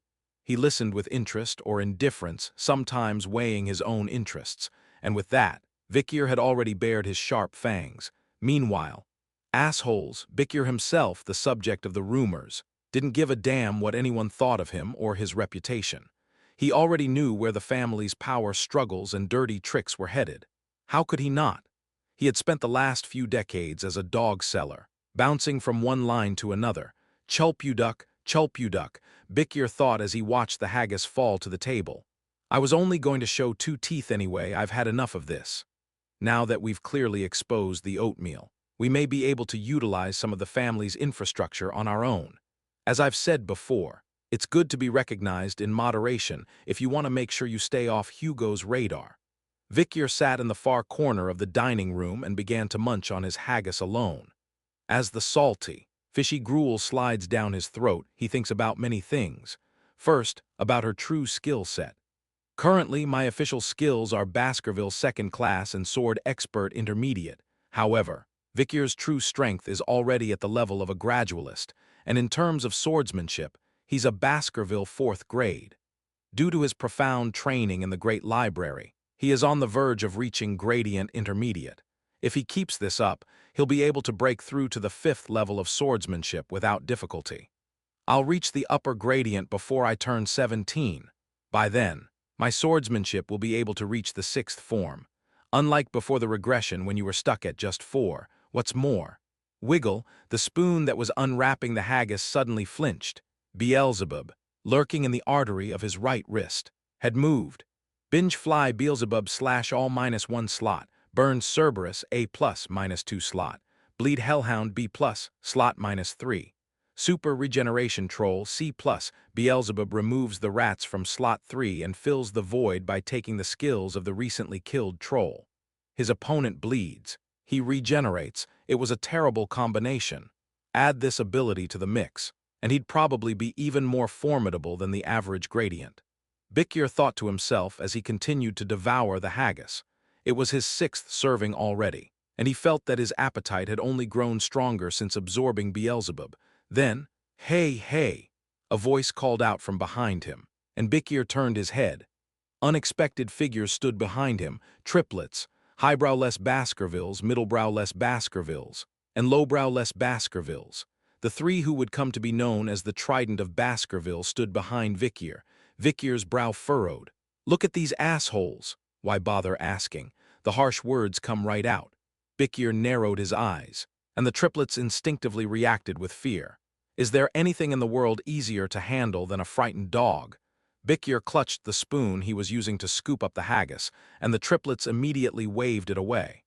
"Oh no, not that one. We just want that catching the troll with Cerberus was cool." Victor frowned, not realizing what was going on. Is this a two-faced tactic or some kind of trick? But looking at the trio in front of me, I don't see any signs of advanced psychological warfare. As I stare at them, I can't help but feel a chill run down my spine. Boom! Bikir had just finished preparing to send a spoon flying toward the foreheads of the three puppies. "Master!" Another voice came from beside him. He turned to see Butler Barrymore standing at attention. He had appeared out of nowhere and addressed Vikir in his usual polite tone. "My lord seeks you." Hugo less Baskerville. He was now seated on a couch by the window in a state of great irritation. "Is the butler yet?" Hugo's question to Barrymore was answered by the maid, who bowed her head impatiently. "I looked under the window and he was just coming into the lobby on the first floor with Master Vikir. They should be coming up any minute now." Hugo nodded, then shifted his gaze to the side of the couch. On the couch next to it sat a middle-aged man with a handsome mustache, Morg Adolf, a delegate from House Morg, a martial family known as the rival house of Ironblood Baskerville. The younger brother of Morg Rispain, the head of House Morg, he is a key figure in House Morg, always present as the acting head of the house whenever there is an outside event. Adolf lifted the teacup in front of him and drank. Then he looked directly at Hugo with a wry smile. "I hope this year's annual event goes off without a hitch." The annual event Adolf was referring to was the friendly tournament between Baskerville and Morg. The Morg and the Baskervilles train together once a year, in accordance with a decree from the previous emperor who said that magic and swords are complementary. Though it was only for children between the ages of 8 and 15, it was a show of force for the imperial family. Even then, the atmosphere was frosty, with Hugo, the current lord of Baskerville, and Lespain, the current lord of Morg, at odds over the ownership of a newly discovered ruby mine in the middle of their territory. It was in this atmosphere that Adolf, the younger brother of the Morg family, came to visit. The purpose of the visit is said to be to socialize through an annual event, but it remains to be seen if that's really the case. Hugo shrugged it off. "It's just a joint exercise. It's always been that way." "Heh heh heh. Didn't we have one Baskerville and one Morg child seriously injured last year? He's alive. And the treatment was timely. How can you call that a break?" Hugo's nonchalant remark brought a line of blood to Adolf's forehead. After a moment's grimace, he coughed a few times and changed the subject. So, let's talk about this joint exercise, shall we? Oh, by the way." Just as he was about to cut to the chase, Adolf had a sudden thought. "I heard that there's a supernova over Baskerville, and I'd really like to see it. I'm looking forward to it." "I'm just loading up right now," Hugo replied nonchalantly. But the observant Adolf didn't miss the ever-so-slight upturning of the corners of Hugo's mouth. "That lizard man responds to his child's praise. That's unusual. It is a surprise in its own way." Adolf thought for a moment that he should go back and report to Gazoo, but then he continued. "It is a great blessing for the Empire to have a once-in-a-hundred-years genius in Baskerville. I would not go so far as to say that." Hugo bowed, at least formally. However, Adolf's next words were quite provocative. "Well, it's a double whammy, actually, because we have a once-in-a-hundred-years genius in the Morg family." Hugo's eyebrows shot up at that. Adolf smiled politely, then motioned toward the door to the parlor off to one side of the room. "Come in, little camel, and say hello to the head of House Baskerville." Then, as if by magic, the door opened of its own accord. In walked a small girl, trailed by servants, her hair flaming red, her eyes sparkling like rubies, a Malgan face with a small nose, full lips, and white, even teeth.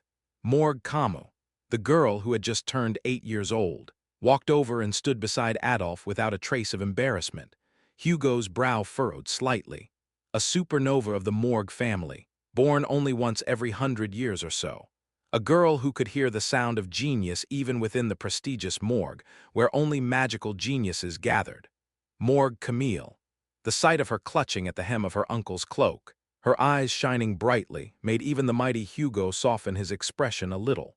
But cuteness aside, Adolf's statement was quite provocative.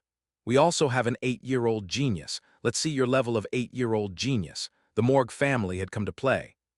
You're not worthy of such a flirtatious provocation. Hugo tried to turn his head away as if he wasn't worth the trouble. The camouflage bombshell pinned his head back. Are you the thief who stole our ruby mine? Chapter 21, Episode 21, Morgue Camille 2, Camille dropped a bombshell. Are you the thief who stole our ruby mine? The 8-year-old girl's bold question instantly froze the room. First, the Yang family servants stiffened on the spot. Even the mighty Morgue Adolf stiffened in confusion. Hugo, too, remained silent, looking somewhat dazed. What did I just hear? Is a thought that peeks through his poker face. The Baskervilles' family room is silent as if no living thing exists. The silence is broken once more by the camouflage. Give it back. Ruby mine. The camouflaged creature strides forward and holds out a white palm in front of you. Hugo, meanwhile, was still dumbfounded by the glare. He'd never heard anyone say that to his face before, and even more so when it came from an 8-year-old. Then, Adolf was the first to realize. Hey kid, what's with the sudden rudeness? I told you earlier, uncle, that this man stole our ruby mine. Hey, boy. When did I? Before you got out of the carriage. Starting this month, the number of research rubies paid to me will be reduced, and it's all because of that stupid old mustachioed thief. He. When, if you're asking when, about an hour and 42 minutes ago, come on, I heard it clearly. The camo gets a little sour. At this point, Adolf felt a cold sweat break out. He didn't have to look away to realize it. The temperature in the room had dropped several degrees. An unfortunate mustachioed old man. And a thief, a cold voice came from the front. Hugo turned to look at it, squinting. Adolf pulled out his handkerchief, covered his mouth, and coughed. HMPH, there seems to be a misunderstanding. I'll be sure to clear that up later. What does a one-day puppy know? You don't need to explain to me the state of House Morgue's home education. Hugo's words were barbed, but he seemed to have already lost his temper. Adolf turned to the camel, thinking it was an accusation. Camo, what a rude thing to say to an elderly member of a neighboring family. But what my uncle said. Even if the servants around you said something bad, you shouldn't pass it on. There are many things in the rumor mill that are inflated. Well, there are many things that are diminished.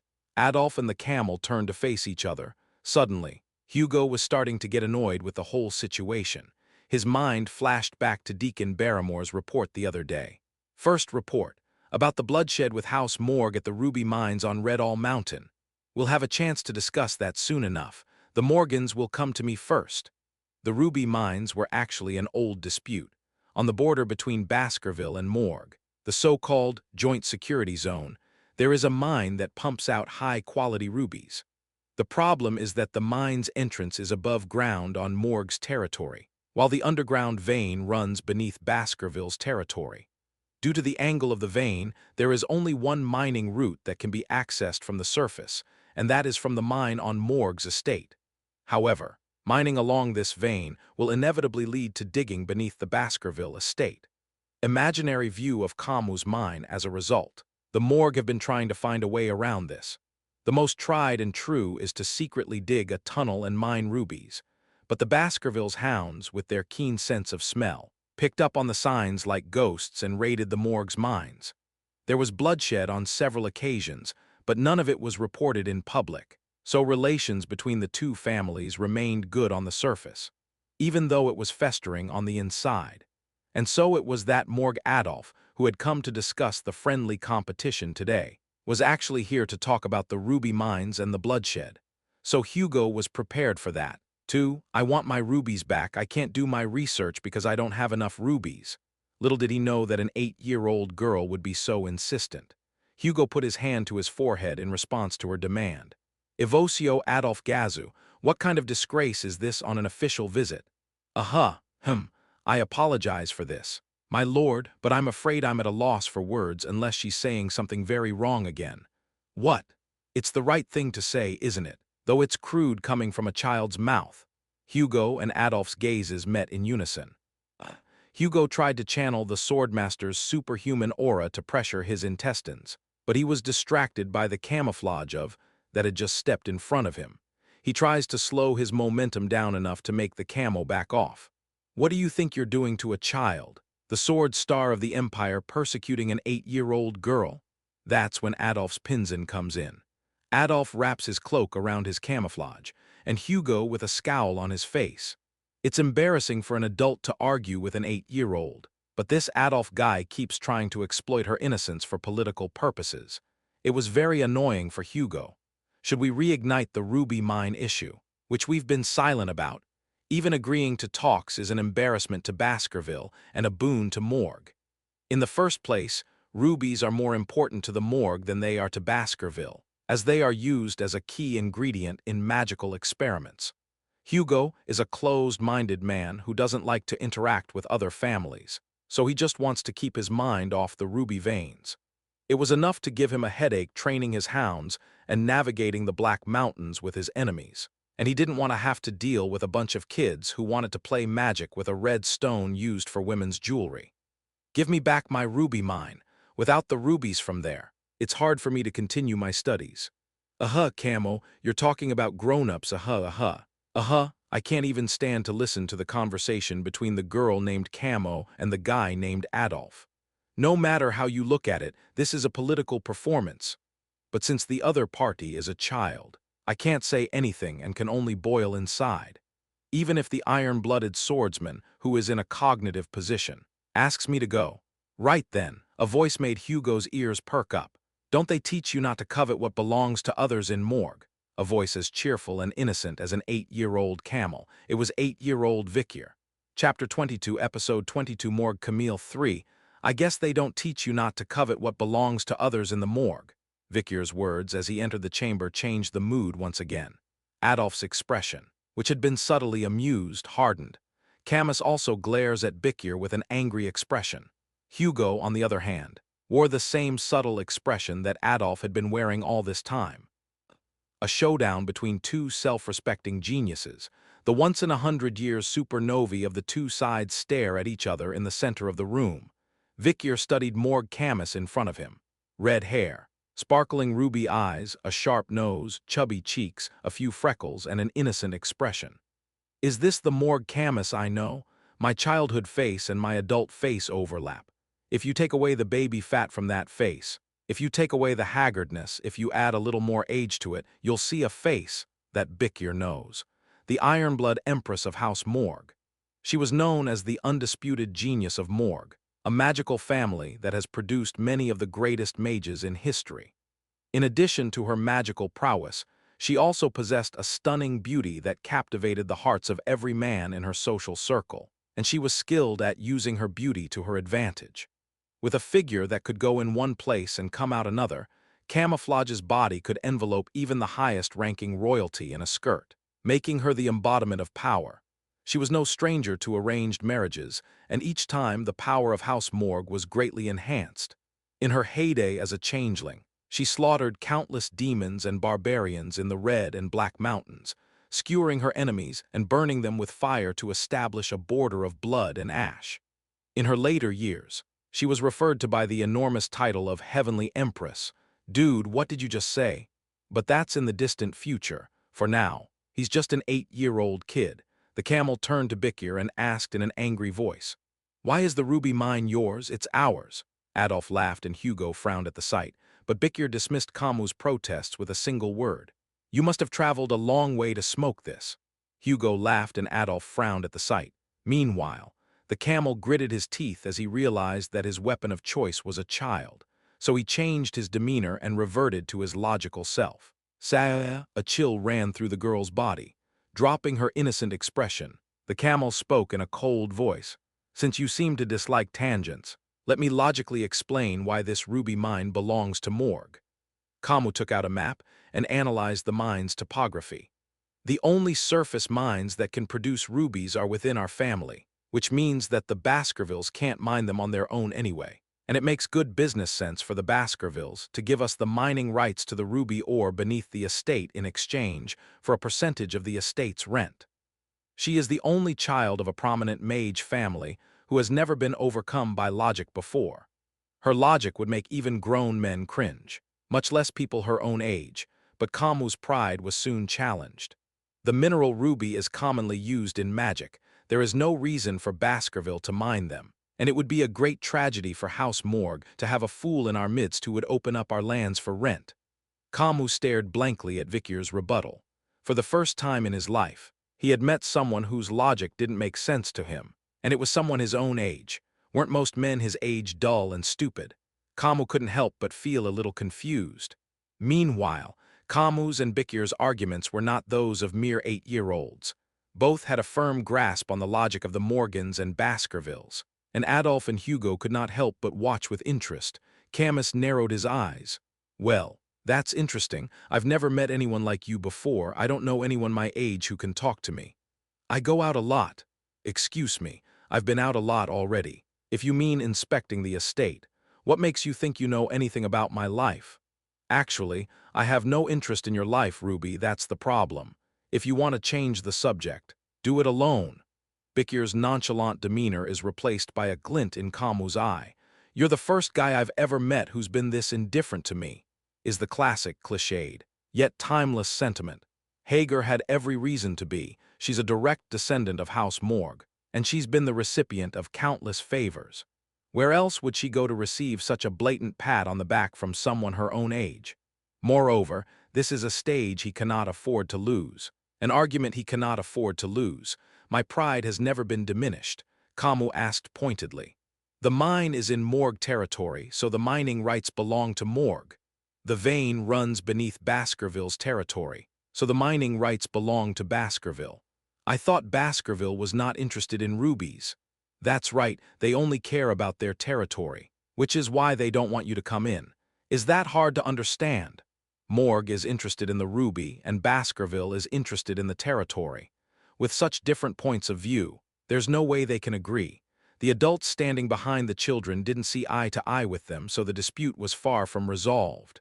Then, Kamu's ruby eyes sparkled. "Very well. I'll make sure you know where the ruby ore belongs." The camel picked up a brush and ink from the desk. He began to draw on the floor. A large circle centered on Vikir, and a larger circle centered on Kamu. The two circles were touching each other. Then Camus made a wall of paper to separate the two circles. The wall of paper was so large that 2 servants had to hold it up on each side. Then the camel on the other side of the paper wall said, "This is your land, and this is my land." Vikir made no reply. Only Hugo and Adolf watched with interest as the 2 8-year-olds argued. Then, boom, the wall of paper was torn apart.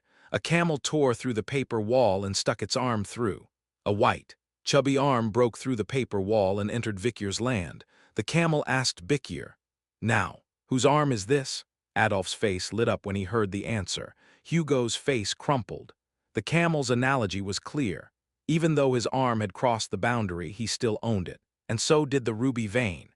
It was the wisdom of his ancestors, who, long ago, when the persimmons on their persimmon tree grew over their neighbor's fence, when it claimed them, but, who does this arm belong to? Vikir is not a very likable character. Chin, a strong grip that doesn't look like it belongs to an 8-year-old grabs a white, chubby forearm. Before the camel can squeal, Vikir is the first to speak. "He's mine now." Instantly, an immense sense of power radiates from Vikir. It wasn't the kind of power that comes from drawing on mana, but the kind of power that comes from being. It was an overwhelming force that only seasoned hunters from the age of destruction could exude. It was enough to make even Adolf and Hugo cringe for a moment. Not to mention the camel, who was only 8 years old.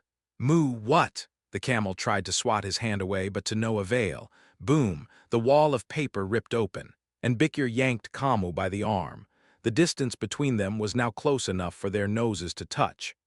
For a moment, Kamu's gaze wavered. It's the first time he's ever seen another child this close, not of the same sex, but of the opposite sex. On the other side of the wall, the face of the first boy outside of his clan was incredibly familiar and yet strange at the same time. Dark hair, dark eyes, white skin, and a body odor unlike any he'd ever smelled before, and a breath that was almost too quiet to hear. For a moment, Camus felt a jolt that seemed to knock the wind out of him. It was a very foreign experience for the 8-year-old who hadn't had much experience wandering outside of the clan. He looks cute, Camus thought, momentarily forgetting the gravity of the situation. Is that why he made the mistake of blushing and backing away from an important meeting? Why am I yours, Wu? You're hilarious. It's hard to tell if the attack landed because he's looking down at the floor. Adolf and Hugo watched the scene with subtle expressions. Humph, important diplomatic matters mixed with the tender sensibilities of 8-year-olds made for a very awkward atmosphere that was neither theirs nor mine. Just then, Bikir's words broke the ice. Who says you're mine? At the same time, Bikir's grip tightened. The camel was pulled firmly back towards Bikir. Before she could scream in surprise, Bikir's other hand moved. Your arm is mine. As he spoke, Bikir pulled a lightning bolt from his waistband. It was a sharpened dagger. It was a shocking sight that made Camus, Adolf, and even the ever-poker-faced Hugo hiccup. Chapter 23, Episode 23 Morgue Camille 4, What a shocking sight. Hiccups, even Hugo Les Baskervilles, the patriarch of the Iron Blade family, had hiccups. Bikir's action was just as sudden. Alia, the camouflage screamed, eyes closed. No wonder his arm was about to be cut off. She was screaming and crying at a crisis she had never faced before. Even his uncle, Adolf, had never seen him cry like this before. Stop! Adolf involuntarily raised his mana. The mana of a sixth circle master surged out, pressuring Bikir, but Sasak, as if he had anticipated it. Bikir immediately let go of Camus' arm and fell backwards. Uncle, he took my arm off, Camus cried, running to bury his face in the hem of Adolf's cloak. Adolf stared at Bikir in disbelief, not even angry, before turning his attention to Hugo. Go away, what are you doing? Hugo ignored Adolf's protests. He simply tilted his head at an angle and looked down at Bikir. Son, he said, and Bikir answered politely. Yes, father, your prank just now was a bit too much, I'm afraid. I apologize. It is a common prank among the brothers of the family. After speaking, Bikir took the tip of the dagger in his hand and bent it. Mulung. The knife bent so easily, it's a fake sword made of rubber. When Adolf saw it, he exclaimed in disbelief. No. What kind of a toy is this? You've never seen a boy play with a toy sword before, and we Baskervillians play with them from the time they are a year old. It was only at Hugo's words, which seemed to surprise him, that Adolf opened his eyes and saw the sword in Bikir's hand. It was a crude rubber knife, obviously a fake, the sort of thing that even the average child in the world would play with. My mistake was that I didn't recognize the quality of the knife in Bikir's momentary burst of strength. Seeing Adolf, who was known for his meticulousness and composure, stumble in surprise gave Hugo a bit of satisfaction. He quickly forgot his own surprise. Now, I've thought of something about the ruby mine. Maybe the morgue will like it. So let's just get this friendly competition over with. Hugo's blatant attempt to sell out. Adolf, looking dumbfounded, tried to protest in Moorish. Black, chirp, chirp. That bastard, I'm not gonna let him get away with it, you'll see. Unfortunately, he didn't have time for that as he was busy petting the camel, which was blowing its nose against his cloak and whimpering. Thus, an important meeting between the two families was ridiculously interrupted by an 8-year-old squabble.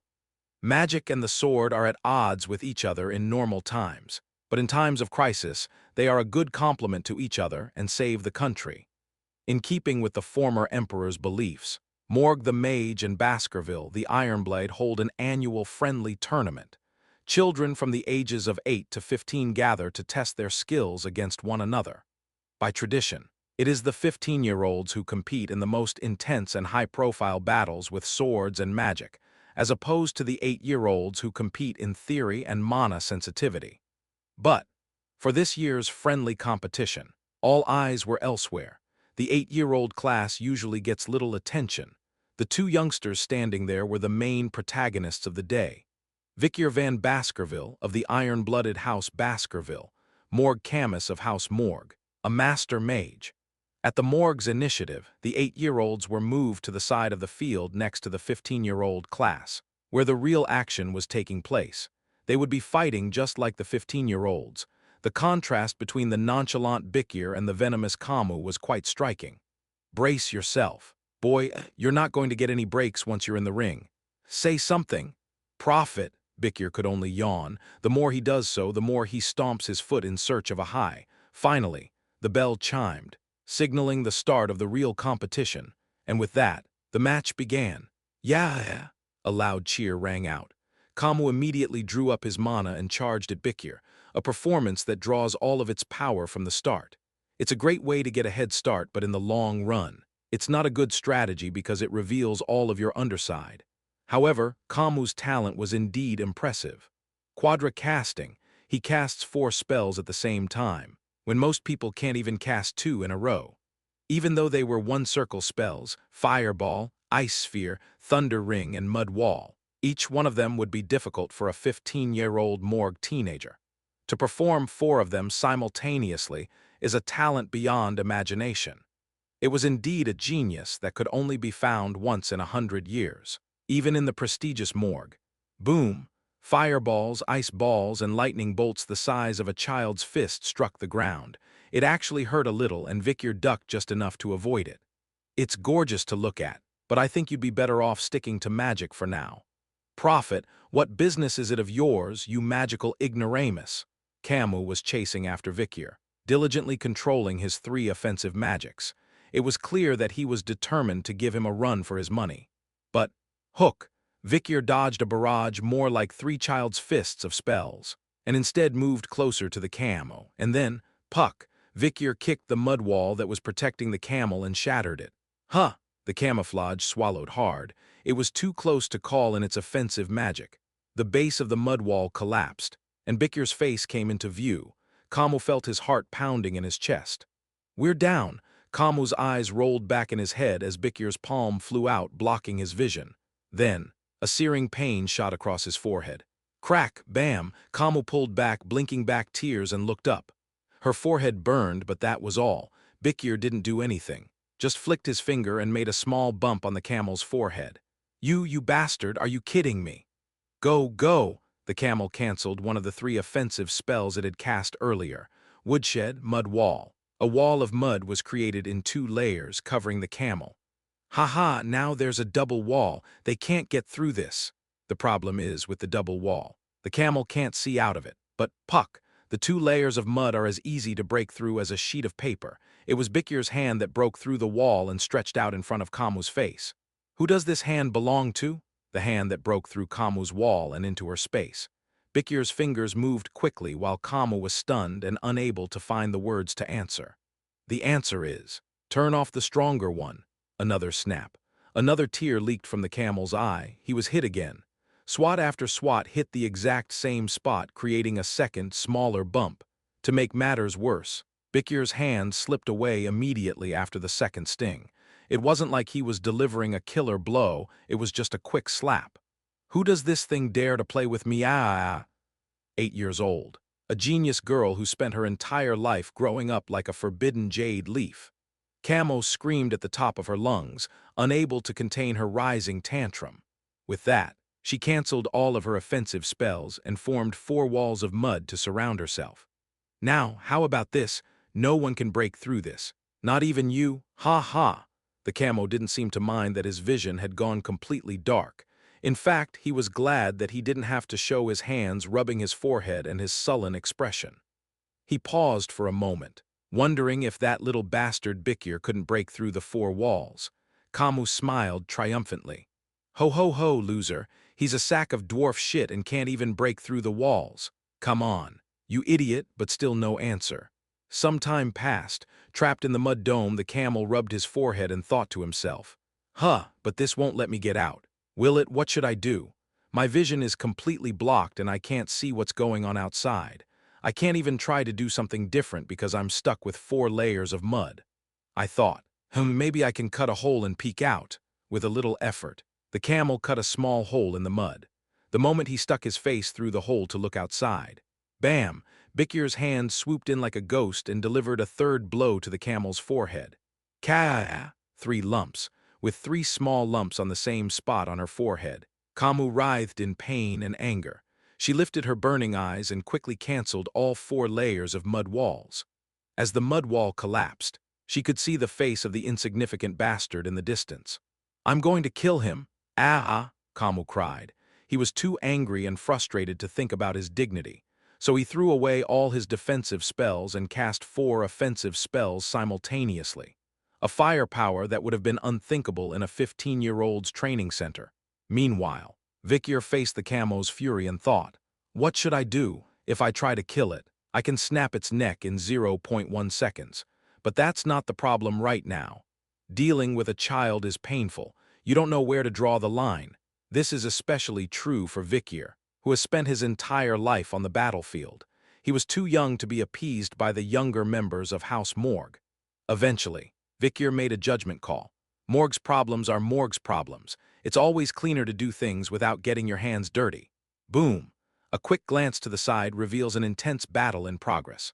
A nameless 15-year-old Baskerville and a 15-year-old Morgue were engaged in a fierce battle of swordsmanship and magic. Both are so focused that they don't realize that someone is approaching them. The 15-year-old Morgue seems to be practicing a powerful fire explosion spell, and a loud explosion erupts from the training ground.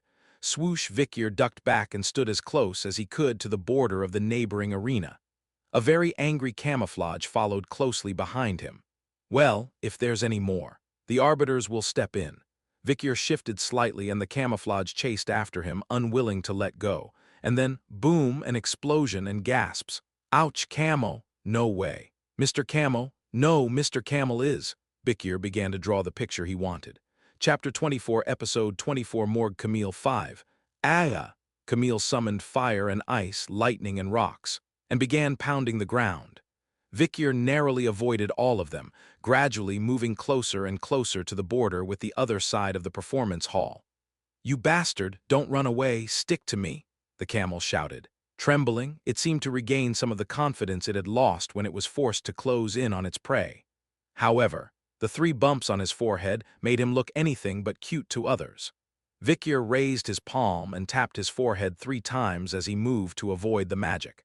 The smirk on Vikir's face made the camel completely lose it. "I'm not going to let you off the hook, you little bastard, not even if you beg." As the camel took its final leap, Vikir stopped running, and that's when Vikir's clever calculations paid off. Boom! The 15-year-old Baskerville and Morgue, who had been fighting in the next room, clashed ferociously. Swords broke and magic burst, sending shards flying in all directions.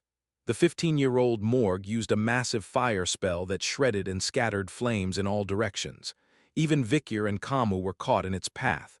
Boom! An explosion and cries of horror. "Ouch, it's a camel!" "Oh my god! Mr. Camo, no, it's..." The mages watching the tournament from the sidelines were stunned. But even if it was an accident, it was a fairly minor one. The flames from the neighboring training grounds didn't pose much of a threat. However, "Gah!" Kamu screamed as he looked down to see that most of the hem of his clothes had been consumed. Hastily removing the still sizzling garment, she became an underwear breeze in the middle of the training grounds. Luckily, the flames, smoke, and dust around her hadn't yet revealed her nakedness to others, but was sure a gust of wind would do it in a few seconds. Thinking the damage was minor, the guardians outside didn't barge in. Only a few worried voices could be heard. "Oh no, not at this rate." The teary, snotty face is not enough, but the body of the underwear breeze is also displayed in front of everyone.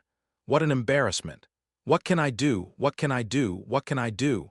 "If you behave like this, you will lose face in your family. I had once been kicked out of the house naked for talking back to my mother, so the trauma was even more intense." Can someone come?" Kamu crouched down, covering his bare skin with his hands as best he could, worried about the terrible humiliation that would come in a few seconds. But then came along. Flutter. The camel felt the material of the cloth wrapped around his entire body. It was heavy, but soft fabric. Raising his head, he saw a black blood-red robe covering his entire body. "Wear that," Vikir said. He stood in a blur of underwear in front of Kamu. Kamu stuttered. "You too?" At that, Vikir shrugged. It's a child's prerogative to be naked for all to see and not be dishonored. The idea that it's a disgrace to show what's underneath the clothes is rampant among both sexes. But those are the stories of adults. Little kids running around naked is not a big deal or an emotional flaw. Kids can be kids. Of course, the child may have a different opinion, but at least that's what Bikir thought. After undressing Kamu, Bikir stood up. Then, Kamu pointed at Bikir's face and stammered, "Ya, you bleed, you bleed." Bikir raised his hand and wiped the blood from his forehead. Apparently, when the magic had been dispersed, the shards of the sword had been dispersed as well. It wasn't a fatal wound, but it was blood nonetheless, and in a fight between 8-year-olds, blood is the difference between victory and defeat. And now, whirring, a gust of wind blows in, sweeping away the dust and cannonballs that have risen on the stage. It reveals a dazed camouflage, covered in Baskerville's training uniform, and a bleeding, naked Vikir. It's unclear what happened in the dirt, but everyone could tell that the mood between them was no longer one for fighting. The look in Kamu's eyes, in particular, tells me that the battle is completely over. That dazed gaze was like a blank slate. Meanwhile, the other Baskervilles looked at the younger Baskerville, who stood tall and proud, even naked. "Ho ho, did you lose to the morgue woman? Or did you win? I can't tell. By the way, the young one is very good, must be the river Styx's favor. Of course, all those lean muscles all over his body. You must be keeping up with your training schedule." The fight between the 8-year-olds, which had been impressive in many ways, ended somewhat sourly with the loss of Kamu. After the friendly competition was over, Hugo pulled Vikir aside in the corner of the arena.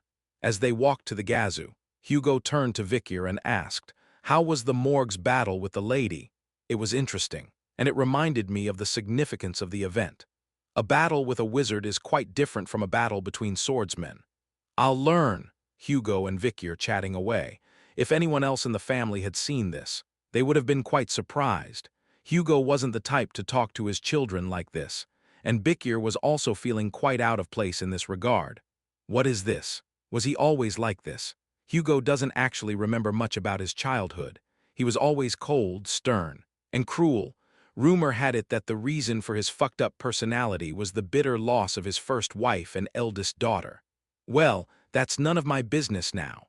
While Vikir mulled this over in his mind, Hugo asked his next question in a blunt tone. "What do you think of the ruby mine?" Hugo's key question, a continuation of the debate before the friendly competition. At the time, Kamu's logic had been, "We can't mine the rubies in Baskerville anyway, so we'll take the mining rights for pennies on the dollar," which was also Morg's demand. Baskerville, then, has no choice but to give a realistic answer. Turning to Hugo, who was looking at him with some anticipation, Vikir replied, "I think it's better to give it away." Hugo's eyes widened slightly at that. "You're giving away the mining rights to the ruby mine?" "Yes." "On what grounds?" Hugo asked again, and Bikir answered without hesitation. "The Red All Mountain, through which the ruby mines flow, is the downstream of the Red and Black Mountains. A little further up, powerful demons and barbarians abound. And I know this because I ventured outside the boundaries into the no-harm, no-foul territory not long ago on a practical assessment," Vikir said, remembering the arrow marks in Cerberus' side. Meanwhile, Hugo's expression was gradually brightening, albeit subtly. So. And the Baskervilles have made it a point to expand their borders by opening up those backwoods. If we can use the Morgas to our advantage, we can minimize the damage to the Baskervilles' frontier." Hugo's eyes glowed blue at that. That's the answer. He understood Vikir's point. If the ruby mining rights were given away, the Morgue would put a significant number of their men downstream in the Red and Black Mountains. Baskerville would then be able to open up the backcountry next to them and drive the demons and barbarians who lived there back to Morgue. When you take territory from demons or barbarians, you must dry up their seeds so that the natives will never seek revenge. Slashing root. I must kill all the demons and savages in the land, as well as chase down and kill all those who escape, and then I can take full possession of the land. Return to the land. This is because it prevents the departed from gaining strength and returning to take revenge. But it's a long and painful process to completely exterminate fleeing prey. So Hugo decided to clear the land and drive all the fleeing demons and barbarians to Morg's ruby mines. Ha ha ha. The rubies will be even redder with Morg's blood. You will regret entering our territory, child of Respain. Hugo was pleased with Vikir's answer. The morgue had gotten the ruby, Baskerville had gotten the territory, and the meeting had ended cordially. "Very well done, a ploy that fits my plan perfectly," Hugo said, stroking Vicier's head. Vicier thought, "Of course it was. The plan came from your head in the first place." Vicier knew this well, for before the regression, he had served as a hound to drive demons and barbarians toward the morgue. For now, however, he must simply lower his eyes and answer politely. "Still, I think we should carefully monitor the movements of any morgue who have entered our territory, just in case. There is no need to worry about that. I have been slowly increasing the number of hounds I have sent there for some time now." Hugo's answer came as a surprise. Not that the plan was surprising, but that he'd bothered to tell Vicier about it. Vicier was stunned to realize that Hugo's gaze had softened to the color of tanned leather, just as they were about to enter the chamber. "My lord!" A voice called out to Hugo from behind. He turned to see Morg Adolf standing there, and beside him stood Camus. His eyes still red. He clutches at the hem of his uncle's cloak, his gaze shifting away. Hugo narrowed his eyes. "Acting Lord Morg, what is it, and do you still have business?" "I have one very important business to attend to." "Well, let's go inside and finish it." Hugo unlocked the door and stepped into the chamber. Adolf followed him in and sat down on the couch. Camus still didn't say anything. It merely glanced at Vicier before entering, then dropped its gaze to the floor and glanced aside. He still wore the blood robe Vicier had given him after the duel, wrapped tightly around his body. Adolf said to Hugo, "The truth is, Morg has been putting a lot of thought into resolving the ruby mine issue amicably, and the rent for the manor is just one of many issues." "So what? The price of my opening up the estates? What about a marriage pact?" Hugo's brow furrowed slightly at Adolf's offhand remark, but he didn't say no. Hugo leaned forward and asked, "A marriage potion?" "Yes, a marriage between a man and a woman from Morgue and Baskerville. Opening up the lands to another family for money might not look good, so let's paint a good picture by creating a marriage relationship. But a marriage between Morgue and Baskerville, known for their long-standing enmity, is an awkward and outrageous proposition." Hugo chuckled at the unthinkable. "I see, and who does it link to whom? How about this one's eldest daughter and that one's eldest son?" Adolf turned his head and looked at the camel. The camel next to him looked up in surprise. "It's a sign of the times. He's my nephew," he said, "but he's a great kid. Beauty for beauty, intelligence for intelligence, strength for strength, nothing is missing. And I think he'd make a good backup for the little sunshine of Baskerville." But Hugo didn't care about any of that. "HMPH. My firstborn is 20 this year. I thought there was quite a difference in age." 8 and 20. It's only a 17-year difference. Isn't it? That's easily overcome. Adolf Gazu was 40 this year, wasn't he? Would you be able to meet a 17-year-old? Adolf suddenly became very quiet. Hugo threw up his hands. "Besides, my eldest son is already engaged to be married." "Is that so, and when?"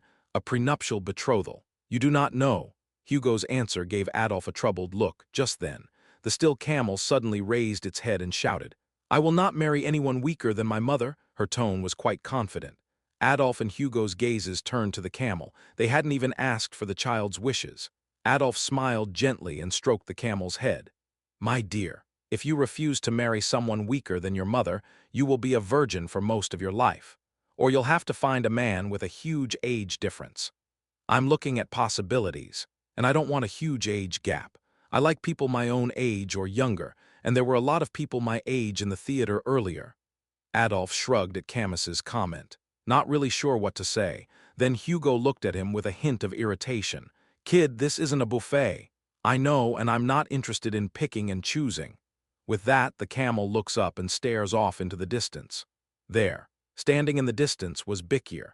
Hugo is stroking his chin with his hand when he realizes where Camus's gaze is headed. "No, you." Adolf jumped up and covered the camel's eyes.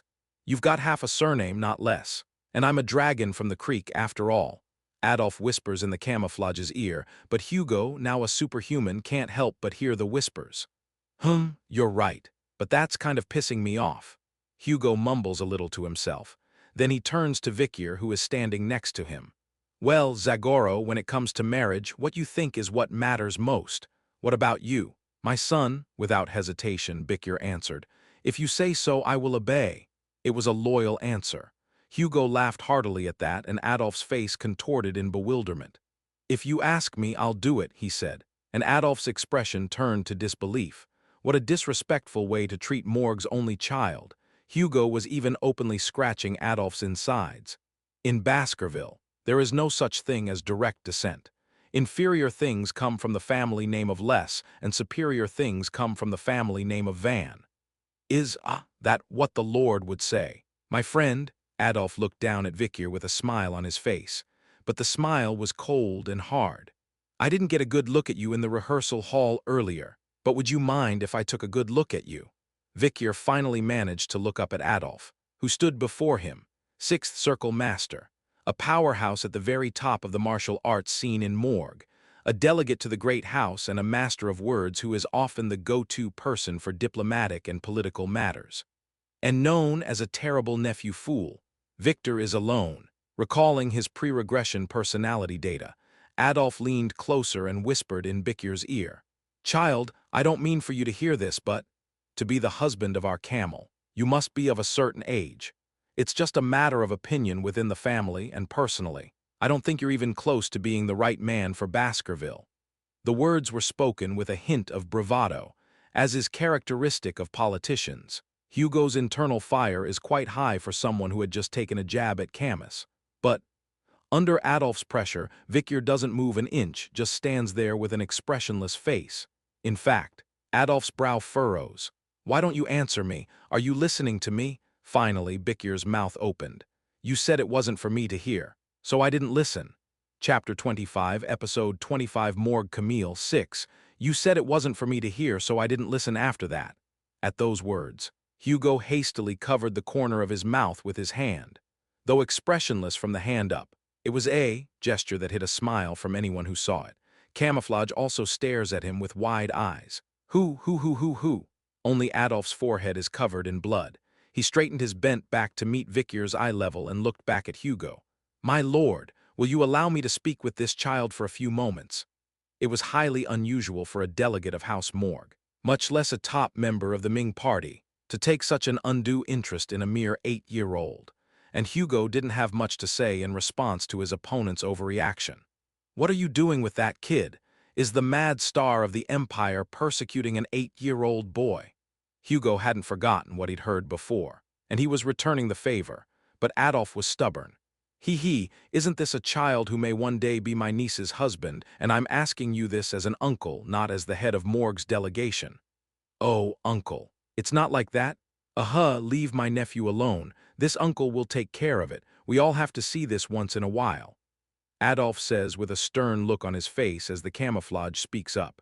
He nudges Hugo with a sly glance, a nuanced way of asking him to save face. Hugo threw up his hands, thinking that it had been a long time since he'd had to deal with the Morgans.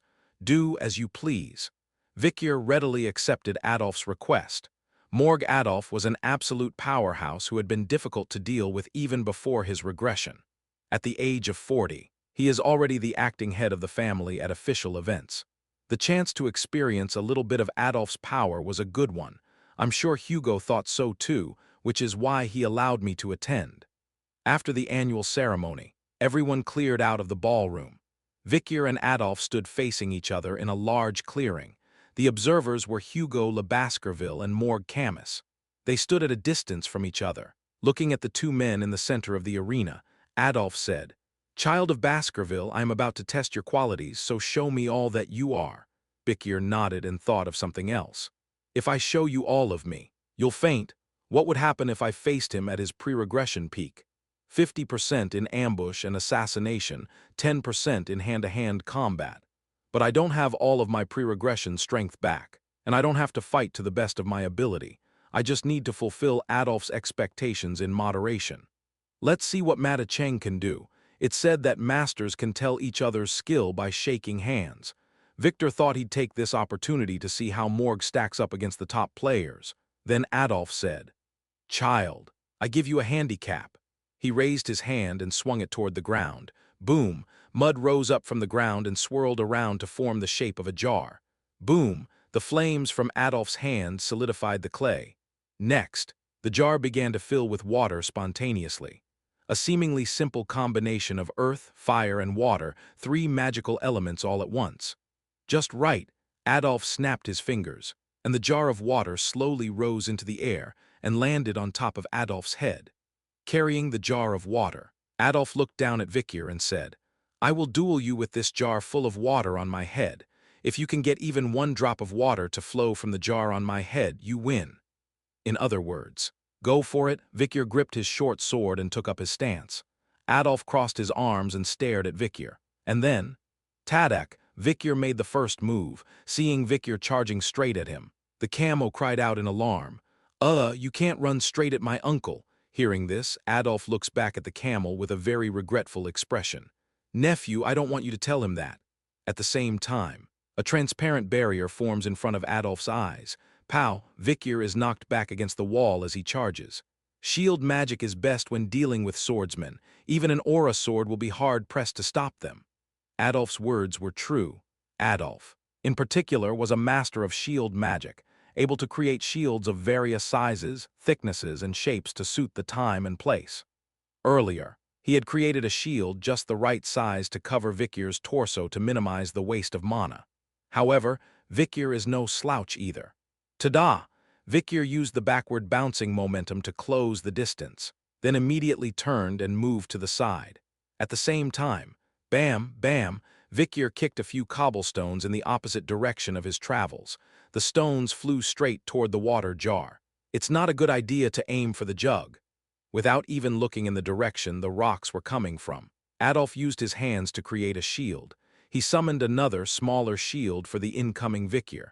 Vikir bounced back from another blow. Adolf opened his mouth. "From now on, I will attack as well."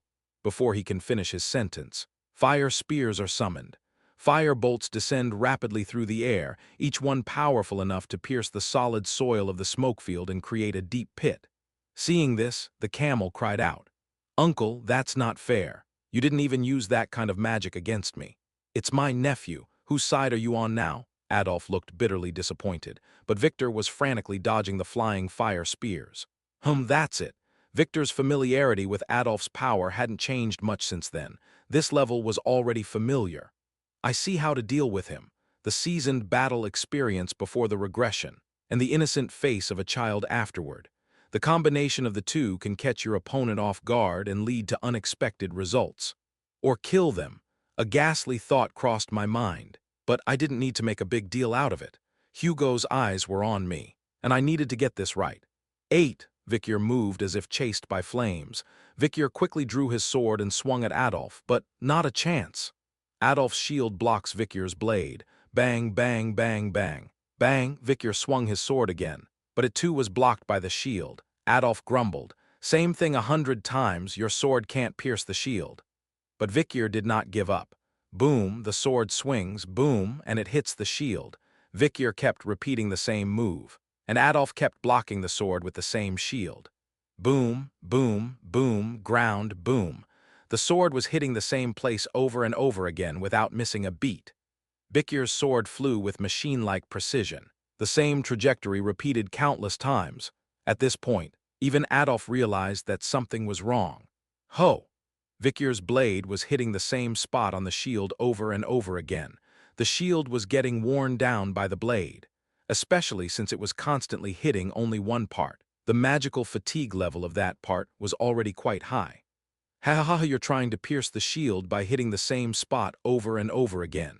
What a bold idea.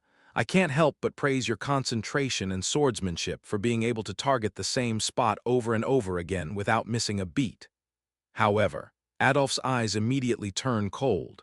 But that's like trying to hit a boulder with an egg, and you're trying to do that against the durability of my shield and the durability of your sword. He was right.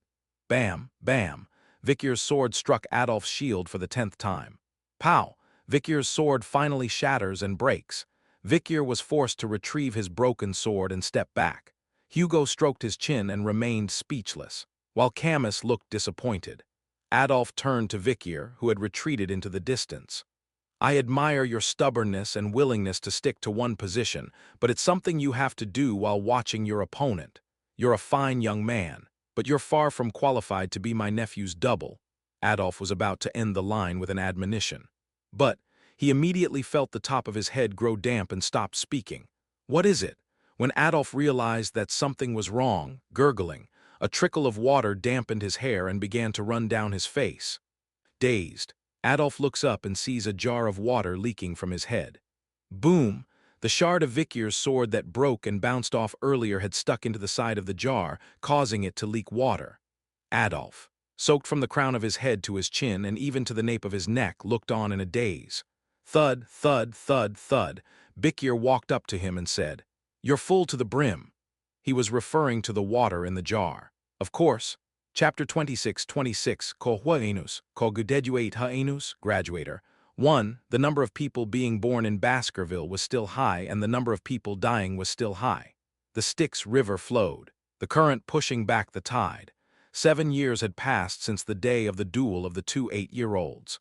This instructor can be an angel or a devil, depending on what you do, a short-bearded spirit dog was shouting in a raspy voice. His name is Staffordshire Baskerville, 35 years old. He's a seasoned knight in the middle ranks of the gradient. An outsider, a commoner, not even given the middle name of Half, let alone La, but an upstanding man who had laundered his bloodline by taking the surname of Baskerville for his outstanding qualities and straightforward heart. In particular, his stabbing Fang swordsmanship is said to have reached the level of the Baskerville Four teeth, drawn to perfection. If he's this good, he should be able to lead and teach the younger Baskervilles right now. Now, for the final exercise. Practice makes perfect, practice makes perfect. As I'm sure you're all well aware. Staffordshire glanced at the 15- and 16-year-old Baskervilles in front of him. All looked tired and weary, but the chill and poison in their eyes is growing stronger and stronger. The young Baskervilles here, all 15 or 16 years old, are swordsmen who have mastered the sword expert junior class, Baskerville 1. Staffordshire checked the trainee's form, then turned his head again. In the center of the training grounds that surrounded them, a huge bear stood on 2 paws, weighing in at 800 kilograms and standing 3 meters tall. There was something else unusual about this giant bear. It has 2 sharply curved horns on top of its head. Oxbear danger rating, a size, 5 meters found in, Ridge 7, Red and Black Mountains, a very large bear with 2 massive horns. A carnivorous bear, the strongest terrestrial predator and a perfect killing machine. It is considered the strongest and pinnacle of the Red and Black Mountains' 7th Ridge ecosystem. A demonic creature with few natural enemies other than its own kind. The bear carries 2 massive, curved water buffalo horns on its head. Its entire body is covered in thick muscle, fat, and bristly fur. Grrrrrrr. The beast currently on the loose in the performance hall appears to be a subadult, not yet fully grown. It's also been in a cage for a long time, so its nutrition is not very good. But that also means it's aggressive and nervous. Staffordshire swung his sword to intimidate Oxbear, while encouraging the younger Baskervilles behind him. Now, we just need to do what we've been practicing on the demon's corpse. Last time we practiced on Oxbear's corpse, you all know how tough his hide is, how tight his muscles are, and which parts of his body contain which entrails. The meek-looking Staffordshire was a different man when he stood before Oxbear. His eyes glowed with life, and the aura emanating from the tip of his sword was like a giant's grip. Staffordshire exuded such a terrifying aura that it overwhelmed Oxbear, but he never attacked because it's not his place. Next, grrrrrrrrr, Oxbear charged. He charged like a buffalo with his 2 horns. The young Baskervilles fight back, each according to their own preferences. Some scattered to the left and right to dodge, while others swung their swords in front of them. Bang! Those who dodge live, and those who meet head-on fall. Staffordshire continued. If someone stronger than you is coming at you head-on, it's natural to dodge. But don't dodge by putting too much distance between you and them, but sneak around them to the side and get in some small attacks. The young hound's advice continues. The young hound's eyes glowed, sucking them in like water. Don't be greedy and go for the kill right from the start. It's more likely to be countered. Instead, go for the center of gravity of the body, in this case the right hind leg, so that it can't move or react as quickly. The young hounds followed their handler's instructions and repeatedly attacked the bear's legs as it stood on its 2 feet. Continuing to attack only his hind legs, Oxbear was left with a widening wound that left him with little use of one leg. The menacing antler lunge was sealed. By this time, the young Baskervilles had bared their teeth in earnest. They were now hunting dogs who could take care of themselves without the guidance of the Staffordshire. Baskerville one meal, more than 30 teeth bared, tearing at Oxbear's body. The most aggressive were the triplets, highbrow, middlebrow, and lowbrow. Quack, quack, quack. They hunted the bear as if they were the boss. They were the boss of the pack, physically shoving aside any cocky siblings who tried to get ahead of them, or any dumb siblings who fell behind their peers, and then, thud, Oxbear fell to the ground. Well done. Staffordshire raised his sword and stepped toward Oxbear's corpse. Thwack, the bear's stomach split open, spilling guts and flesh. After 4 periods of training, lunchtime came naturally. Staffordshire impromptu distributed Oxbear's guts and flesh to the young hounds, steaming red chunks of meat. The young Baskervilles chewed and gulped down the raw, squeamish flesh. Staffordshire said to the trainees as they ate, "Now eat and listen. As of this hour, 3.5 years of basic training, 3.5 years of practical training are over. Congratulations on your graduation." 7 years had transformed the snot-nosed children into young warriors. Now everyone here was a young prodigy who could not only load a sword with mana, but also draw a single perfect tooth. But Staffordshire said they were just getting started. Practicing with captured demons is really just a tutorial that I wouldn't even call realistic. And now you have to create and build your own experience.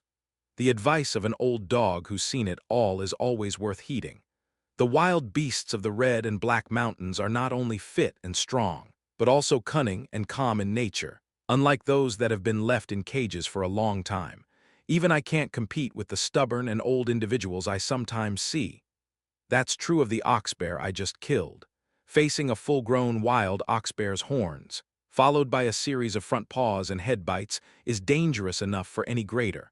Controlled variables, a safe environment and set rules, and a wild, unexplored place where you can't survive on your training alone. That's where these young hounds have to go from here. The young Baskervilles already knew that. Staffordshire gestured to the countless scars across his face. You will have to go through the hell that lies ahead. Either overcome it with the blood you were born with, or overcome it with your own experience. I have nothing more to say to you, that's all. With a brief Colossus salute, he relinquished his leadership position. The young Baskervilles put down the flesh and guts they'd been tearing up for a moment. Then they steeled themselves for the next 21 months of unexplored territory. Once Staffordshire was out of sight, they gathered in small groups and began to make small talk. Hey, where did you get your knighthood? First-degree Doberman, 2, a pit bull, and a Rottweiler. Oh, none of those overlap with me. I like the Knights of the Wolfhound, then the Shepherds and the Bull Mastiffs. The 7 Knights of Baskerville Street. Each order was created and operated for a different purpose. Vigilance, search, protection, assassination, suppression, and all-out warfare. But the best of the bunch was the Order of the Wolfhound, which symbolized the power of the house. I want to join the Wolfhounds. But you can't just go there because you want to. You have to be kicked out. I'm going to be realistic and apply for the Dobermans. That's practically the only place you can get in except for the Wolfhounds. If I join the Doberman Knights, I'll have to watch the castle walls for the rest of my life, and I can't stand that. I'd rather be a pit bull knight always on the battlefield. The children murmured, and naturally, their eyes slowly began to converge on a single point. But where is he going to go? That was the common question of all the kids here. Even the triplets, who had been the most active in this oxbear hunt, had put down their morsels of meat and were now watching. Vikier van Baskerville, a child from outside the family, rumored to be Hugo's illegitimate son. He hadn't joined the oxbear hunt, but sat alone in a secluded spot in the distance. And at Vikier's feet, a large oxbear lies dead, a much larger one than the one that had just been killed by the combined efforts of over 30 children. The young Baskervilles stare at Vikier, awe in their eyes. Is he really 15 years old like us? How does he catch an oxbear by himself? From what I've heard, he's already a sword expert. He's even drawn 3 teeth. Crazy. He can use 3 Baskerville formulas. That makes him almost a spirit dog. Worship of the powerful is common in any group, but it's even more pronounced in the Baskerville family. Vikier himself, however, didn't pay much attention to the rumors. Sword Expert Advanced. Sword Expert Advanced means that the aura at the tip of a sword has become so dense that it can pass between gas and liquid. The children of Les Baskervilles usually reach this stage between the ages of 20 and 25, but Vicyr is rumored to have achieved it at the age of 15. But Vicyr's true hidden power was beyond that of a gradient intermediate. It was a full 2 levels above Sword Expert and comparable to Staffordshire, who had been his spirit dog. Moreover, considering the protection of the Styx River and the power of the demonic sword Beelzebub, his actual combat power would be even stronger than this. If the world knew, they would be shocked. Currently, I've mastered 5 Baskerville forms. In terms of swordsmanship alone, he has already surpassed the level before the regression. He had never mastered a sword technique above the 4th level in his previous life. Because of this, it would take him a little longer than he had originally planned to become a perfect gradient intermediate. Meanwhile, Vicyr closed his eyes and recalled the ox bear he had just killed. It had been a close call, but the animal had been weakened by years in captivity, and he'd been able to kill it with his hidden skills. Vicyr's mind raced as he tried to figure out how good he was now, and how much he'd lost in comparison to his pre-reversion skills. He couldn't be bothered with the chatter of the Baskervilles' day pups who were just getting their teeth. Then, a topic of conversation caught the attention of even Vicyr, who was lost in thought. A young Baskerville had casually mentioned something. So, in our line, he's going to the academy. The academy, Colosseo, an imperial compulsory school where the 7 houses of the empire send their young heirs to be educated. Due to the academy's capacity limitations, the number of students admitted is limited to a small number from each family. Naturally, only the most elite young people from each family are allowed to attend, which is something Vicyr was interested in. Of course, he doesn't have the greed for fame or the desire for education that the other kids do. It's a chance to get away from Hugo and improve my skills. Of course, there's more to it than that, like paying back a debt from a previous life, or gaining control of a hidden artifact.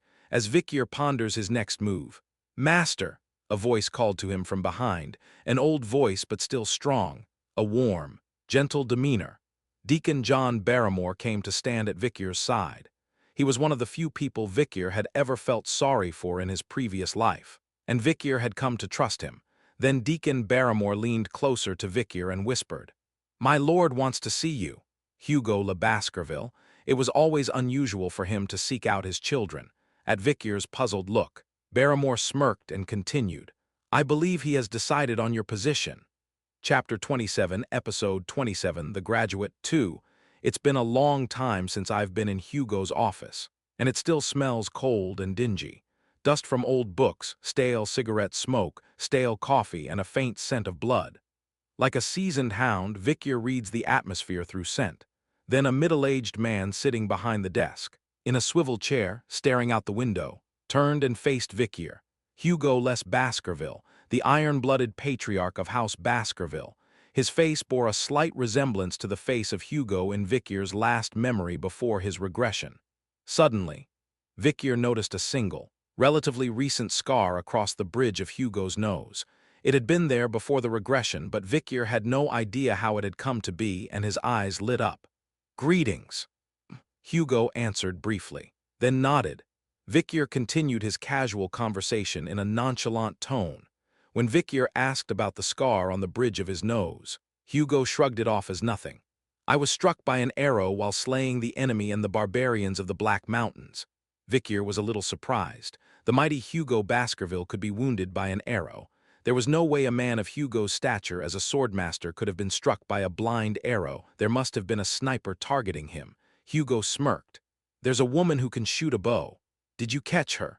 "No, I didn't, but I did carve one of those same things into the fox thing's face." A swordsman of Hugo's caliber would have been able to scatter the aura of the blade's tip to intercept even the most distant foe. Hugo touched the bridge of his nose for a moment, feeling the scar across the bridge of his nose still throbbing. He paused for a moment, then spoke. "Anyway, congratulations on completing your training. Thank you. From now on, it's harder." At Hugo's words, Vicyr nodded. As Guardian Knight Staffordshire Baskerville had told her at the end of her training, the real work begins now. 3.5 years of basic training to learn the theory of warfare, build physical strength, and develop an eye for opposition. Another 3.5 years of practical training, including combat training against real demons and humans and wilderness survival skills. But the enemies they're about to face, and the deep waters of the Black Mountains, are a hell that will negate everything they've learned about survival. You can only survive if you have a good bloodline or if you are willing to die for it. For the next 21 months, we'll be working with the enemy to open up the Black Mountains. Vikyr thought as he recalled his pre-regression memories. If things had gone according to plan, he would have become an apprentice knight of the Pit Bull Knights at this point, and been sent to the Red and Black Mountains. Crossing countless lines of fire over the next 21 months, he would have been thrown into the fray like a hunting dog to be used a few times and then discarded. But Hugo has a rather unexpected proposal for Vikyr. You should be a member of the House of Representatives. It was a surprise indeed. Hugo would train Vikyr in the ways of the court. Of course, the Baskervilles are a family of seasoned warriors, so being a bard doesn't mean you can't fight. However, it is not uncommon for younger Baskervillians, especially those who are particularly gifted and skilled, to take the path of an unaffiliated warrior after serving as an officer. Hugo's nemesis and second son were on the same path. A man must be strong, as with the sword, so with power. Vikyr nodded at Hugo's words. While the other expendables were dying on the battlefield, the elites were learning about politics and administration, both within the family and outside. And when an elderly elite finally draws his sword and goes into battle, he'll have the seasoned expendables to assist him. The elite may start out a bit late, but he or she will build up his or her skills and accomplishments, and grow into an even bigger giant with the political and administrative experience he or she has learned. And only the elite can learn more than the Baskerville Five. This is why consumables are not taught higher-level swordsmanship beyond Baskerville 5. It's so that the elites, who are late to the game, can catch up to the expendable hounds with little effort. It's the same reason why the higher-ups in the country don't teach the people to write.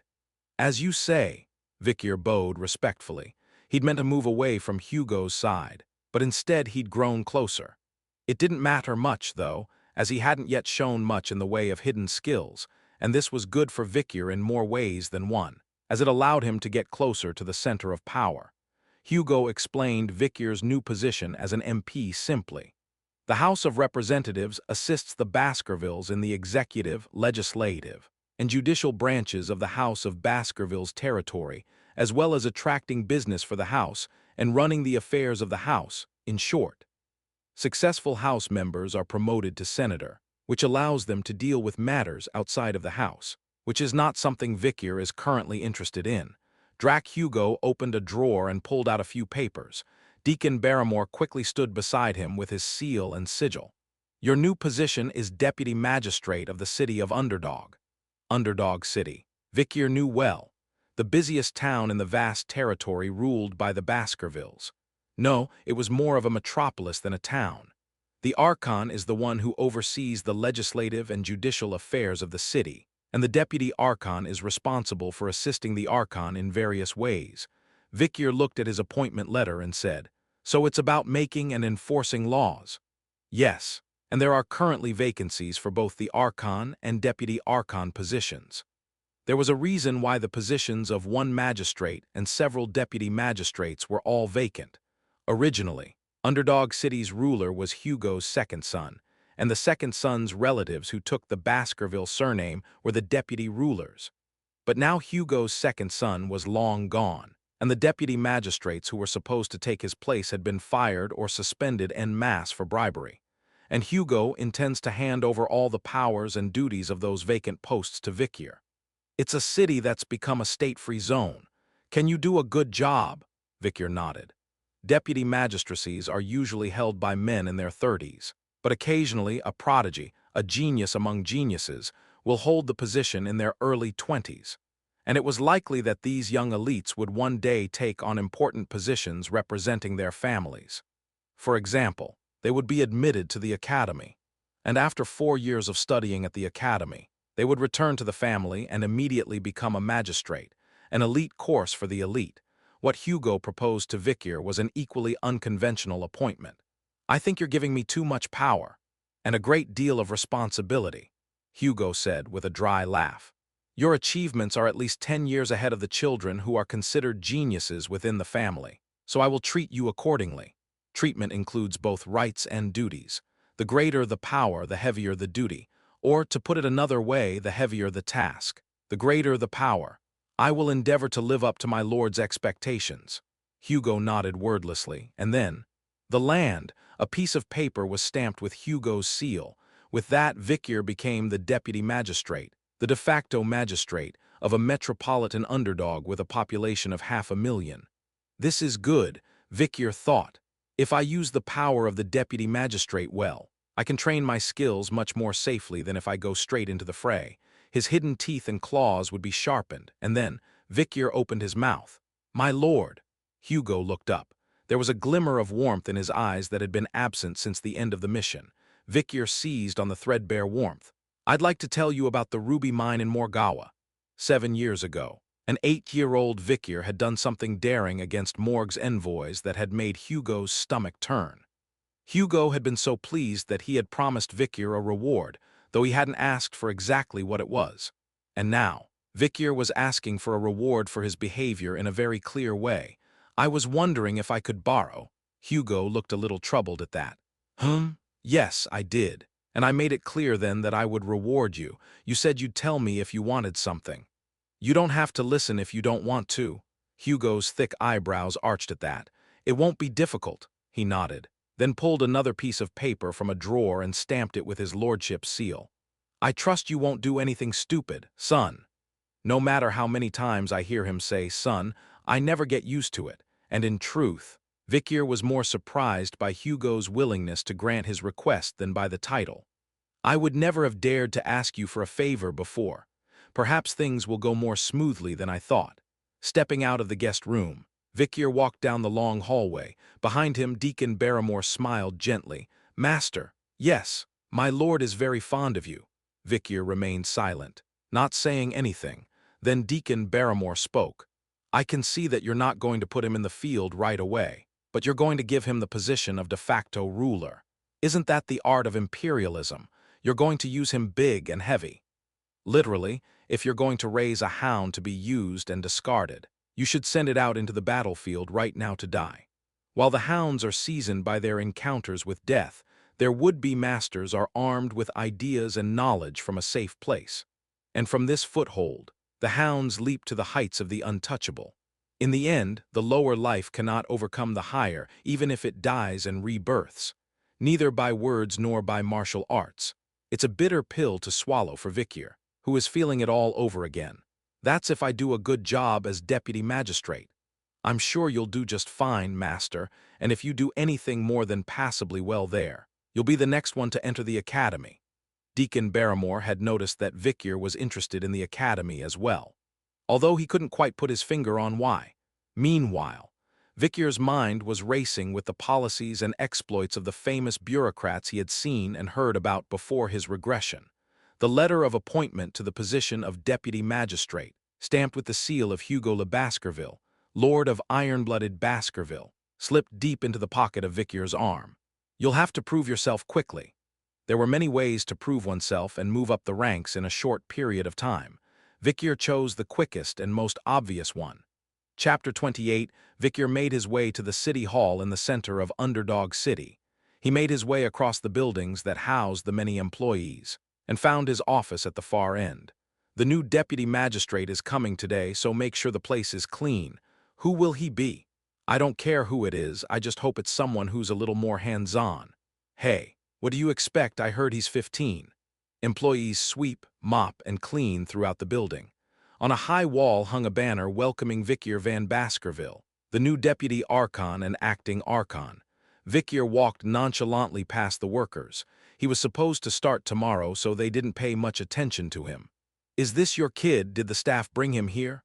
"Honey, you're not supposed to be here. It's temporarily closed because the High King is coming tomorrow. You can go out there and play. There's a playground outside for the staff kids." A few employees blocked Vicyr's path. "Move over." When Vikyr sees the letter of appointment in his hand, he ducks his head in confusion. "You're early for work, Mr. President." The staff falls flat on their faces, looking as if they've seen a ghost. Vikyr walks into the office and sits down in the overstuffed chair. His first order, as soon as he assumed his position as de facto ruler, was order number 1, colonize the liquor and the women. Baskerville, Chihuahua.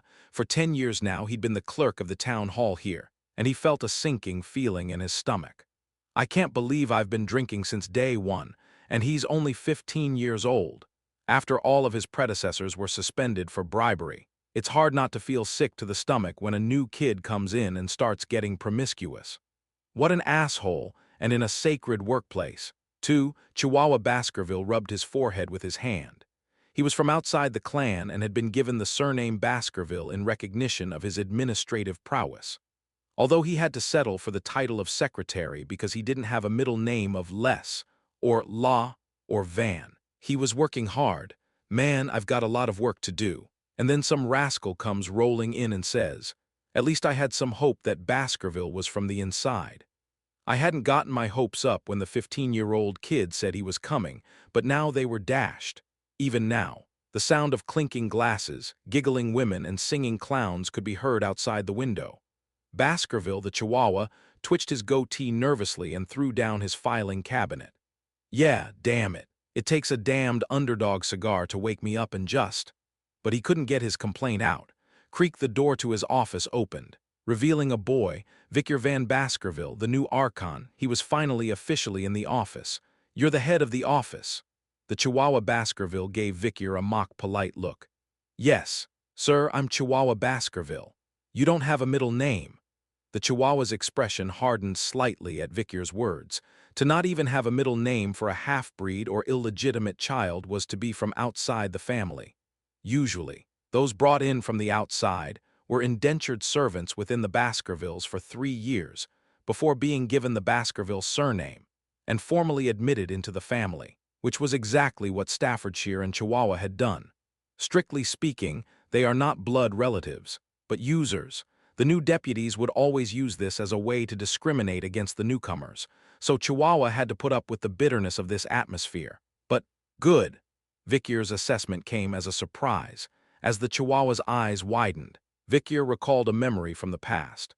"Chihuahua Baskerville, yes, I recognize the name. He's a skinny guy, and his goatee gives him the image of a lowly Gaintian, but he's surprisingly kind-hearted. And because he was an outsider, he faced a lot of discrimination, and his accomplishments were often labeled as those of a ruler or deputy ruler." This was something that Vikyr identified with. Vikyr also doesn't trust his own family members, and outsiders with proven credentials are much more trustworthy. "I took a quick look at your bio on the way in. You're from Underdog City, right?" Yes, I'm a native, born and raised here." "Then you know the lay of the land better than I, a newcomer to the city." "That's right." The Chihuahua hesitated to answer, then realized he shouldn't have. He knew from experience that this would be followed by a string of "if you know so much, why don't you do it? If you're so good, why are you working for me? How dare you try to boss me around? Why don't you just do it all?" And so on. But once again, Vikyr's answer was unexpected. "I know the hard work of the people who actually run on the field, and I have no intention of interfering with their principles, customs, or styles." The Chihuahua went blank at that. He hadn't expected to hear these words from someone from within the family. Naturally, he was expecting a sense of privilege and to tear down all the old customs as bad. "Well, at least you don't seem to be a carcinogenic character. If it didn't do any good, at least it wouldn't do any harm." While the Chihuahua breathed a sigh of relief, Vikyr flipped through the papers on his desk. Parallax, the sound of the papers being flipped, and the Chihuahua didn't expect Vikyr to be looking at them. But to his surprise, Vikyr was looking at all of them carefully.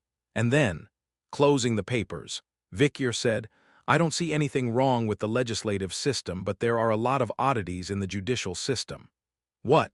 You've seen all that?" "The bird?" Chihuahua asked in amazement. The papers here are hundreds of pages long, but Vikyr already knew a lot about the Underdog City. It was one of the more prominent cities in the pre-reversion spy and planting operations. There are illegal gambling houses, brothels, slave auctions, and all sorts of private banking going on in the territory. The underground economy of Underdog City is probably quite substantial. The Chihuahua's eyes narrowed. Victor continued. Perhaps these are the factors that led to the departure of the previous deputy magistrates. It will not be easy to break the cycle without some sort of compromise. What do you think? You underdog native? Victor asks outright, and the Chihuahua can only twitch his lips. Not only has Victor grasped all these documents and gotten to the heart of Underdog City's core issues, but he's also consulted with her on the most important issues without looking down on her as a subordinate from the outside. And he came to me on his first day, even a day in advance. At this sudden turn of events, which defied common sense, the Chihuahua could only stammer, unable to answer. Victor smirks. It's actually quite easy to take down an underground economy. You just have to get to the heart of the matter, hidden amongst the dotty remnants of lawlessness. In a previous life, Victor had a long history of battling illegal organizations in the Underdog City. As a result, he knew almost everything about who was committing what crimes and where they were hiding. He even knew the locations and identities of the bureaucrats who were taking bribes. It's worth it, I thought, to look through the black books left over from the pre-regression busting of the illegal organizations. It's the job of a deputy magistrate to make and enforce laws. Victor got right to work. I honor all the laws that have come before. I'm just adding one new law to them. A new law? Yes, it won't be very long. A few lines at most. Victor's eyes lit up. Within a week, we will have dried up the seeds of Underdog City's underground economy. Short and bold, he finished and floated off to the academy. There was a war on crime to come, and some laws that would be necessary. And to create and enforce these laws, we need a rationale. Hearing Victor murmur, the Chihuahua felt herself slowly being drawn into the strange aura the boy exuded. She couldn't help but ask, "What's the point? Why do you want to fight lawlessness? I'm still young, and above all, am I not a rookie who will be joining the force tomorrow?" Victor looked back at the Chihuahua and smirked. "Isn't the least you could do is give me a warning?" The Chihuahua shakes his head, unable to understand Victor's words. But Victor doesn't bother to explain further. Instead, he strokes his chin as he looks out the window of the ruler's office and down at the bar. Pour, drink, the gathering to welcome the new deputy archon, Victor, is already large. In fact, the party was going strong even without him. And Victor, who should be the center of attention, is sitting in the High Council chambers right now, planning tomorrow's events. Yes, you got a shit to catch shit flies. Victor's voice, muttering in a low voice, had an edge to it that didn't belong to a 15-year-old. And the Chihuahua thought, maybe this encounter with the boy in front of him would change his entire life. Chapter 29, Episode 29, Special Laws of Victor 2, Dortmire Street, the main street of the metropolitan Underdog. A notice on a large banner hung in the center of the crowded street. It was unusual for the ruling government to post a notice here, but the content of the announcement itself was nothing new. Article 0, Section 0 of the Constitution of the Autonomous Region of Baskerville. Law on the prohibition of illegal trafficking in persons. Penalty. Death Constitution of the Autonomous Region of Baskerville. Article 0, Section 0. Law prohibiting illegal gambling. Penalty. Wrist amputation Constitution of the Autonomous Region of Baskerville. Article 0. Paragraph 0. Law on the prohibition of illegal private banking. Penalty. Eyeball removal. Article 0. Paragraph 0 of the Constitution of the Autonomous Region of Baskerville. Law on the prohibition of illegal brothels. Criminalization. Facial tattooing. Constitution of the Autonomous Region of Baskerville. Article 0. Section 0. Law against illegal lobbying. Sentence. Deportation from the territory. All laws that were originally there, they are quite strict because they are the laws of a territory controlled by Ironblood Baskerville, but few citizens trusted them to be upheld. Chet, laws only favor those with power. It's all the same to the big guys. Isn't it a world where the law-abiding are the losers? The law is far away. The fist is closer. The citizens of Underdog City, which has an unusually high crime rate, scoff at the Manahan law. They've seen it all before, how the bureaucrats from Baskerville, the fat cats, and the second and third generations of Sadoga collude to get their way. The moneyed, the powerful, and the mighty make it work in their favor, interpret it, enforce it, and If you're broke, poor, and powerless, there's nothing you can do about it. All they can do is cry, drink, blame themselves for their bad luck, or take out their anger on those less fortunate and weaker than them. Underdog citizens accustomed to this fate are naturally distrustful of the law. Well, at least the previous deputy magistrates were busted for bribery, so maybe it will make a difference. Of course not. The new deputy from Baskerville is 15 years old. What? 15 is the same age as my youngest daughter. What's a girl like that supposed to do? That's what I'm saying. Pretty soon she'll be roasting in the lobby of the local lords. Public opinion was not very favorable to the new deputy. Some cite his age. Some cite his unwritten laws, some cite his scattered gangs, and some cite the myriad temptations that await the novice bureaucrat. Just then, "Hey, guys, come on down to the main square. Big news." The already bustling place became even more bustling. People rushed to the square to see what's going on. Thousands and thousands of people. And in the middle of it all, as if a meteorite had fallen, there is an empty spot, a circular space where no one has set foot. In the center of it all, a cold-faced boy stands with a stick. It was Vicar van Baskerville, the newest deputy magistrate, 15 years old. Vicar held a stick in his hand, 70 centimeters long, a small stake weighing about 3 kilograms. People crowded around to see the new deputy magistrate, but they never got close. That's because of the mountainous energy emanating from the boy's tiny body. Behind this untouchable aura, several government officials stood nervously. They were employees of the executive office, including Chihuahua Baskerville. Oh my God, what is he going to do? He's been standing there since the crack of dawn, do you understand? There's a lot of people here. Wow, the citizens and officials alike had no idea what Vicar was trying to do here. Then, listen. Seeing that the audience was more or less gathered, Vicar spoke. "I am the new deputy magistrate." The murmurs around him grew louder. "He's that young. He looks even younger in person. He's cute. What would a kid like that do?" And other unserious comments. Ignoring the stares and voices, Vicar continued. "I'm sure you've all seen the notice on the north side of the square." For a moment, the crowd's eyes shifted to the north. Sure enough, there it was. A law written on a large banner. Constitution of the Autonomous Region of Baskerville, Article 0, Section 0. Law against tax evasion, sentence, kneecap removal. Article 0. Paragraph 0 of the Constitution of the Autonomous Region of Baskerville. Law against smuggling, sentence. Waterboarding Constitution of the Autonomous Region of Baskerville, Article 0. Paragraph 0. Law against illegal drugs, sentence. Tongue amputation Constitution of the Autonomous Region of Baskerville, Article 0. Section 0. Law against embezzlement of munitions, punishment. Extermination of 3 legs Constitution of the Autonomous Region of Baskerville, Article 0. Section 0. Law against adultery, sentence, 600 lashes. Well, they're familiar laws that aren't followed. Laws that are only abstract to the weak who have no money, no power, and no strength. The number of commoners punished by these laws since their inception is unknown, and the number of nobles and noblemen punished is 0. A cold reality. The people's gaze shifted away from the banner and back to Vicar. Vicar continued. "Those are the laws that have been in place since time immemorial, the very laws that have kept Baskerville's self-governance alive." A small chuckle escaped him. It was a clear mockery of laws that were not being followed, of a justice system that was not being followed except by the rich, powerful, and mighty, but Vicar did not seek out and punish the laughter. He simply scanned the public with an indifferent gaze. It was an attitude that lay somewhere between generosity and indifference. Vicar continued, his voice dry again. "The laws of Baskerville still stand and they will be upheld despite the change in vice-regent."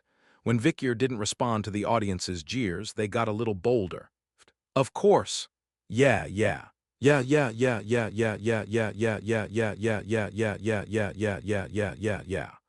Chihuahua office manager, who couldn't believe what he was seeing, yelled from the back. "You people, what kind of safety do you think you're talking about? This is a man from the Baskerville family. Will it take a blade to slice through his throat to get him to come to his senses?" Chihuahua's director is a local official who is well-liked by the citizens. So even the people who were booing him craned their necks in recognition. "Chet, Mr. Chihuahua is talking over there. Let's stop, gee. I wonder how the director is more charismatic than the deputy director. I'd rather have Mr. Chihuahua be the deputy. Look at that little guy. He can't even respond to the boos without Mr. Chihuahua. The law is about to get even more fucked up. These are reactions that would have been unthinkable under normal circumstances. But Vicier's youthfulness, youthful face, and indifference to the reactions around him allowed them to get away with it. This time, Vicier didn't react at all. Even in this atmosphere of being compared to and devalued by his subordinate Chihuahua, Vicier simply stood there with an expressionless face. The city officials, including Chihuahua's Secretary General, blushed and didn't know what to do. Meanwhile, even the citizens who were booing at Vicier's unresponsive behavior were feeling drained. Maybe he's just a kid, but he can't handle these insults. How can a kid like him be expected to enforce the law? He's just going to let the criminals run rampant for a while. Gazes of abandonment and resignation, mockery and anger, pity and contempt were being directed at one Vicier. And then, Vicier raised the stick he was holding high. And then, poof, he drove it straight into the ground, 10 centimeters into the ground. It's pretty heavy, but it's only a small stake. A child could easily pull it out. When all the citizens are looking puzzled, Vicier, who had taken a few steps back, spoke up. I am hereby promulgating a new special law under the legislative authority of the Deputy Magistrate. Article 1. Section 1 of the Vicier Special Law. Whoever pulls this stake will be paid 100 million gold in cash. It was as simple as that.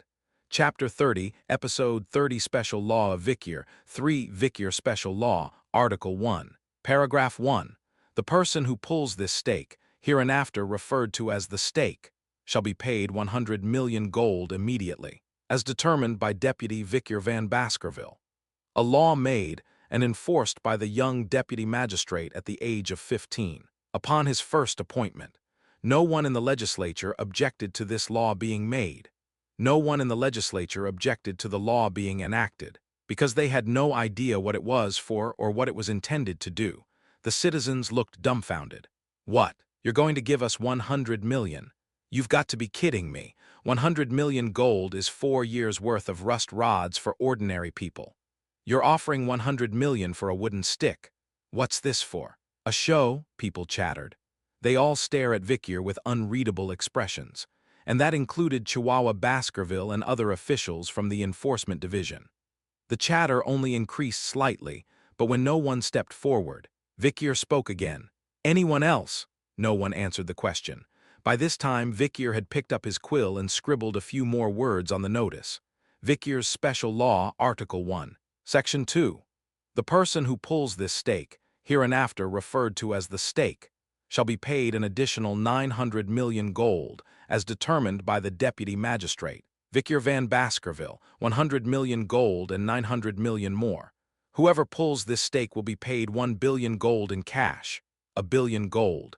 That's a sum of money that no ordinary man can touch until he dies. The people began to laugh. This is ridiculous. Are you kidding me? What kind of fool would do this? Hey, kid, don't play around, let's go in. This is pretty funny now that I look at it. Isn't it some kind of stand-up comedy? The people gathered in the square were stunned by the absurdity of the situation. Some of them even openly call Vicier a clown, but Vicier remains nonchalant. Is anyone here? He asks, and he hears a few laughing responses from around him. The faces of the enforcement officials, including Chihuahua Baskerville, turn bright red. Why is the embarrassment on us? The officials in the back are fidgeting, unable to withstand the taunts of the citizens. Vicier nonchalantly raises his brush. Article 1, Paragraph 3 of the Vicier Special Law. To the person who pulls this stake, hereinafter referred to as the stake, there shall be paid an additional 9 billion gold, as determined by the Deputy Magistrate, Vicier van Baskerville. A total of 10 billion. At the mention of this sum, the room fell silent at once, a deathly silence. Whoever pulls this stake will be paid 10 billion gold in cash.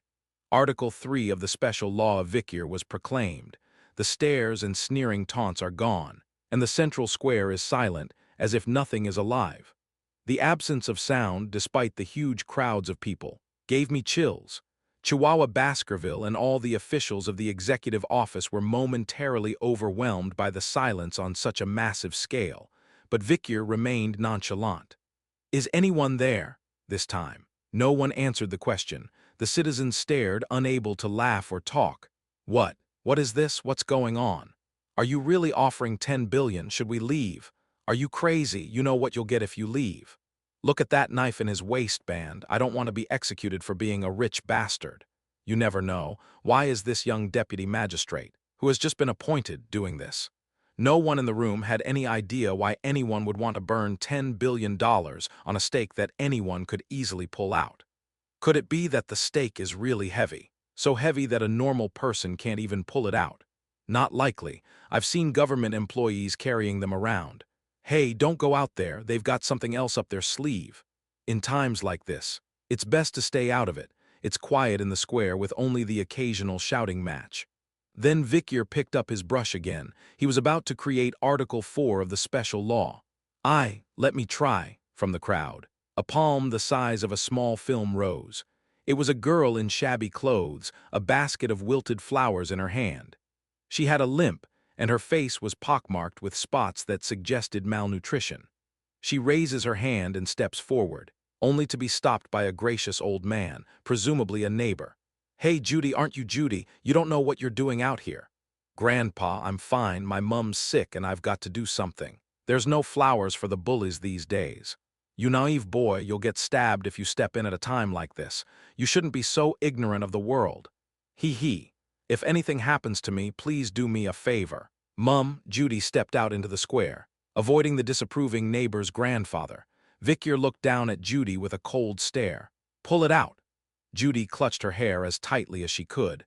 The citizens looked at the little girl with uneasy eyes, partly pitying, partly mocking, partly intrigued to see what would happen to the poor little thing in the next few seconds. Meanwhile, Judy was breaking out in a cold sweat. "Oh, come on, they're going to have to kill me," she thought. "I've been a laughing stock in public like this, and they're going to have to give me a few bucks. How much would it cost to be a clown in front of so many people? I hope I can get a basket of flowers for it. Then I can take a steaming bowl of meat porridge to my sick mum." Judy stretched out her hand under Vikyr's cold gaze. Her trembling little hand gripped the stake. And then, snap, the stake was pulled out. The stake was light enough to be pulled out with the strength of a girl who hadn't even eaten blood porridge. Judy was baffled by the ease with which the stake was pulled out. So was the crowd watching, and so were the officials from the enforcement office. "Pulled it. I got it. Pulled it. He's got it." The chatter around me grows louder. What will happen to the girl who pulled the stake now? That was the initial concern, the one that had the crowd gathered here on the edge of their seats. And then Vikyr raised his hand. He moved his hand to his waistband. It was where the hilt of his sword dangled. Seeing it, Judy squeezed her eyes shut. He's being executed. She didn't know what the crime was, but it was probably some sort of insult to nobility, some sort of insolence, some sort of greed, some sort of vice. In that brief moment, Judy thought of all the people she cared about, who would take care of her mum if she left like this. Just then, "No!" a near-terminal scream erupted. A skinny woman burst through the crowd. Her clothes were rags, her body skeletal and skinned, and she looked like she was dying. But somehow she found the strength to pull Judy into her arms and kneel before Vikyr. "My lord, please, please have mercy," Judy's mother. She fell at Vikyr's feet with Judy and began to plead. The lowly dared to be arrogant, not guessing the intentions of the high. "Please forgive me just once. I'm a good child. I'm a good girl. I've survived my father's death. I've fed my sick mother, and I've been selling flowers on the streets day after day. Even though I'm sick." The mother began to sob uncontrollably. "Please forgive us. Lowly things like us don't even dare to be pressed with the blood of your sword. Please turn a blind eye just this once. Please." The mother slashed her forehead on the ground, begging for her daughter's life. At her cries, the crowd began to get angry. "Ma, that's good. What did Judy do wrong? There was never another girl in this market as sincere and good as Judy. What did that mother and daughter do wrong? Who are you to persecute Judy when you have the power?" The atmosphere in the square turned nasty. The crowd, which had been as quiet as death, began to boil. The officials, including Chihuahua, shuffle their feet nervously in what looks like a riot at any moment. Then, Vikyr reached for Judy. His hand passed over the hilt of his sword and clutched the leather hilt behind it. Tusk. Vikyr thrust the heavy leather sack in front of Judy's eyes. Judy stares. dumbfounded at the sack and then at Vicier's face. Then, with trembling hands, she takes the sack and hands it over. She pulls on the straps of this incredibly heavy leather sack. Pow! A blindingly bright golden glow emanates from within the sack. Gold coins, countless, countless, countless. For a moment, the room falls silent again. Judy, her mother, the countless others watching the poor mother and daughter, all fell silent in unison. Vicier spoke. 10 billion gold. The words were like some kind of oracle. Judy and her mother were simply kneeling there, dumbfounded, in front of a sum of money they had never seen, heard, or imagined, and it was the same for everyone watching. This is how the law works. By this time, Vicier had declared to all the citizens filling the square, "It will be upheld." Chapter 31, Episode 31, Special Act of Vicier 4, the story of the girl who won 10 billion by moving a stick quickly spread throughout Underdog City and all of Baskerville's territory. Rumor has it that Underdog City even provided a bodyguard to protect the girl's winnings. Such is the law. It will be upheld. The short speech of the newly appointed young deputy magistrate was on the lips of countless people. Naturally, Vicier's law, or Vicier's special law, became even more famous than Baskerville's self-governance. The gossips were saying, "The new deputy magistrate is different, isn't he?" Vicier says that once he says something, he does it no matter what. They say the crime rate in Underdog City has dropped by half since that day. It used to be said that the law was far away and the fist was near. But now the law is near and the fist is far away. Break the law and you're punished. Follow the law and you're rewarded. This simple principle impressed the citizens. A society that stands by its principles, the distrust of the law, which was not being followed, was washed away after that day. The day after the special law was promulgated, illegal activities were noticeably reduced and the crime rate was halved. The darkness that had been so deeply rooted in the Underdog City had been cleared by this one performance. Underdog City Hall. The director of Chihuahua Baskerville was smiling and writing on a signboard. Emakji Shin, Chinese letter, Chinese letter, Chinese letter, Chinese letter, a banner to be hung in the governor's office from this day forward. Vicier stared at it from Chihuahua's side, then spoke up. "Your handwriting is very good, Chihuahua. Sure, I've never met anyone with better penmanship than me since I was born, and I've gotten so good at imitating other people's handwriting because the archons always make me sign for them." The Chihuahua didn't finish his sentence. Vicier had blurted out something unexpected. "Can't I learn to do that too?"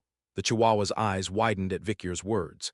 It was the first time a high-snouted member of the Baskerville clan from the Maine family had ever asked him to do something that wasn't a command.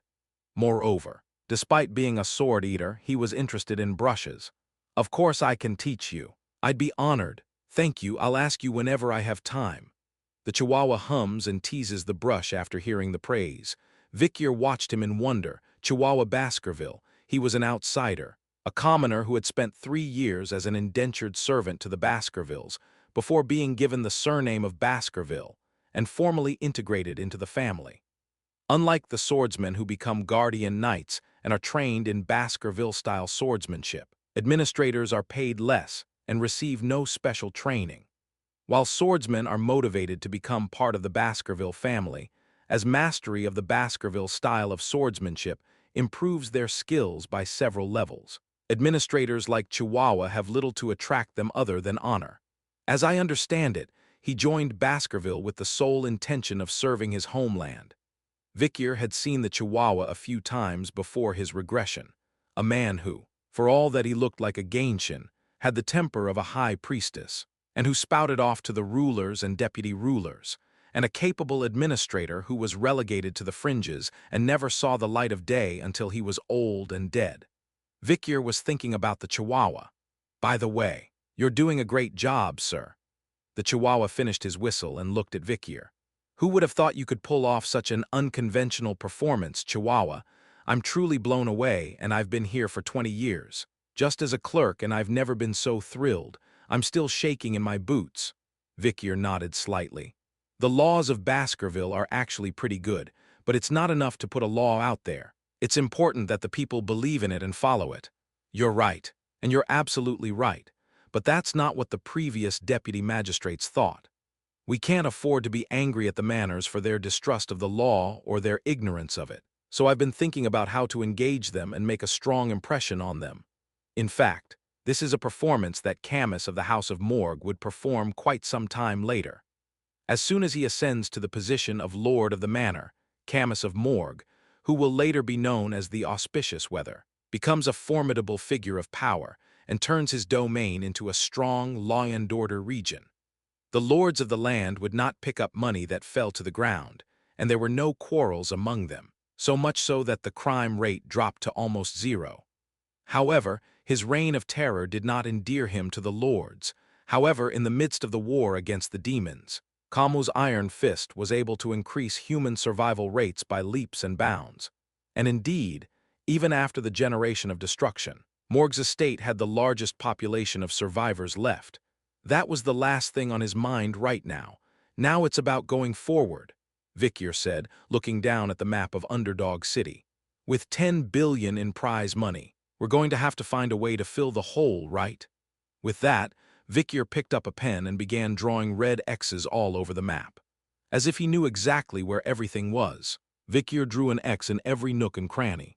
XXXXXXXXX. In no time at all, the number of X's on the map rose to over 100.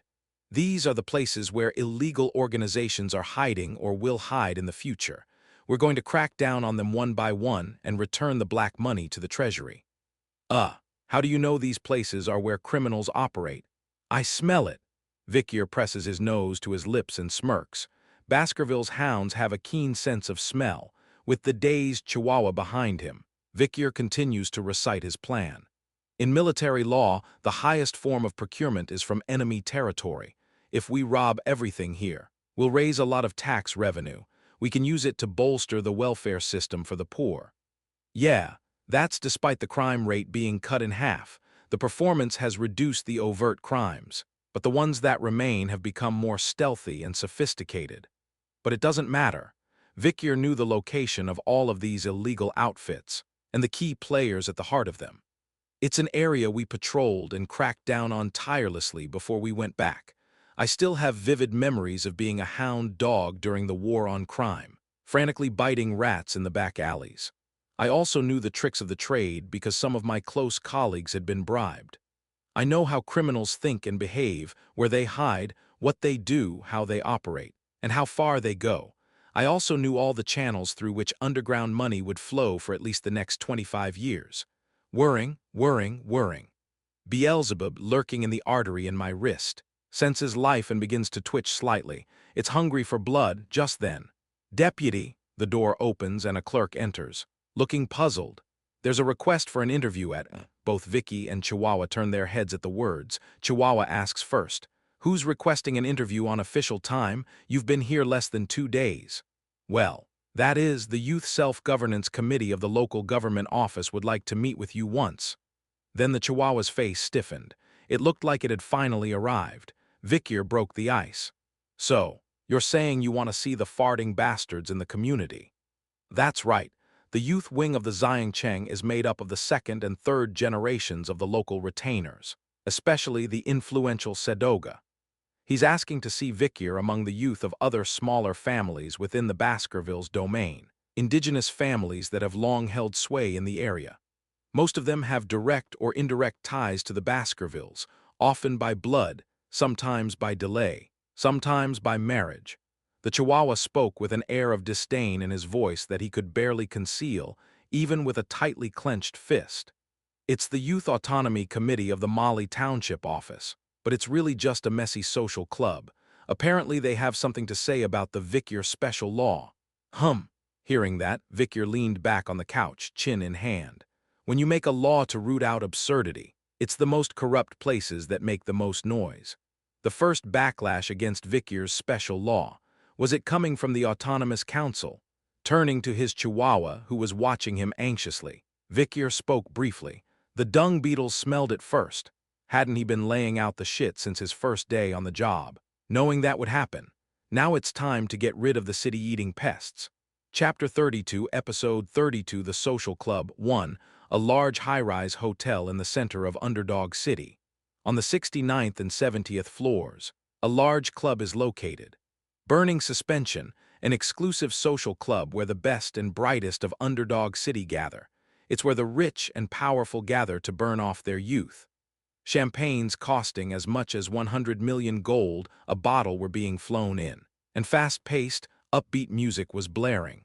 Hookahs of an unknown variety send up clouds of smoke and colorful lights bathe them in color. The atmosphere was so lavish and extravagant that it could have been an imperial court ball. Here, pile it up, bring it all in. Let's build a tower today, a room tucked away in the deepest recesses of the club. 7 young apprentices were hanging out in this room, which costs 10 million gold for 6 hours and is only accessible to VVIPs. Champagne, costing more than 100 million gold a bottle, is being brought in on ice. In the center of a large table, champagne glasses were stacked high in a pyramid. At the bottom, 100 glasses are arranged in the shape of a 10-10 square.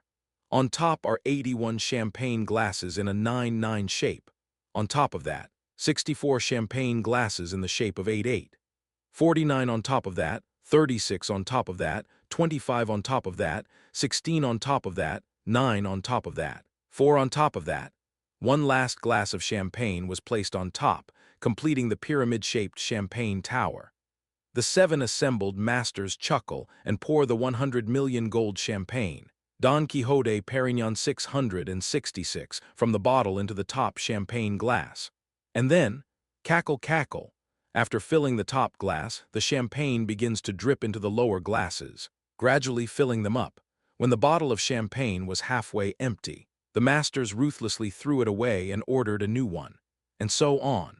The champagne that filled the glasses at the top would trickle down and fill the glasses below. Thus the 385 glasses that made up the tower of champagne were all full. The master laughed and said, "Hey, drink what you spill on the table." Just then, the waiters standing at the entrance to the room rushed over. "Thank you, brothers. Thanks to you, I've tasted such precious liquor, and I'm properly pampered. We will serve you with all our souls today." The waiters smile and lick the drops of champagne that have spilled onto the table. The masters chuckle and sprinkle gold coins on their faces. This is the trickle-down effect. Champagne dripping from the top, filling the glasses below, soaking the table, and 7 men laughing at the sight of it. These men were the core members of the local government's Youth Autonomy Committee. It's just a civilian organization made up of second and third generation local Tohu, Yujiu, and Seto. But their influence in the community cannot be ignored. They had enough money and power to hold some low-level government positions, but they were still aristocrats, lording it over the common people. They had lived in the region for a long time, so they were aware of the situation around them. As such, the Baskervilles also gave them some power and allowed them to handle troublesome matters on their own. In exchange for a small amount of tribute and taxes, they were granted some autonomy by the Baskervilles. In fact, historically speaking, all of the masters here are descendants of families that were defeated and relegated to the margins of the empire's central power struggles. With the exception of the Baskervilles, who have been sent by the emperor to expand the borders of the empire, all of them are nothing special, but the young people gathered here don't seem to think so. It's better to be the head of a snake than the tail of a dragon. It's better to play here, away from the prying eyes of the imperial family. Yes, I went to a club in the imperial capital the other day, and it was much more luxurious here. Besides, we're guarded by those Baskervilles. How safe are we? Giggle giggle, aren't the Baskervilles our hounds at this point? The masters were not without their faults. While the Baskervilles were preoccupied with expanding their borders, they were rotting away inside. So where did the money come from to pay for all this luxury and debauchery? The main source of income for local tax collectors is actually quite modest. At best, the water taxes from the reservoirs that water the fields, road use taxes, tolls, and the proceeds from the sale of livestock are just a small amount of money to pay the butlers and serfs. Both the money going out and the money coming in are small, but in fact they had a hidden source of income: illegal slave auctions.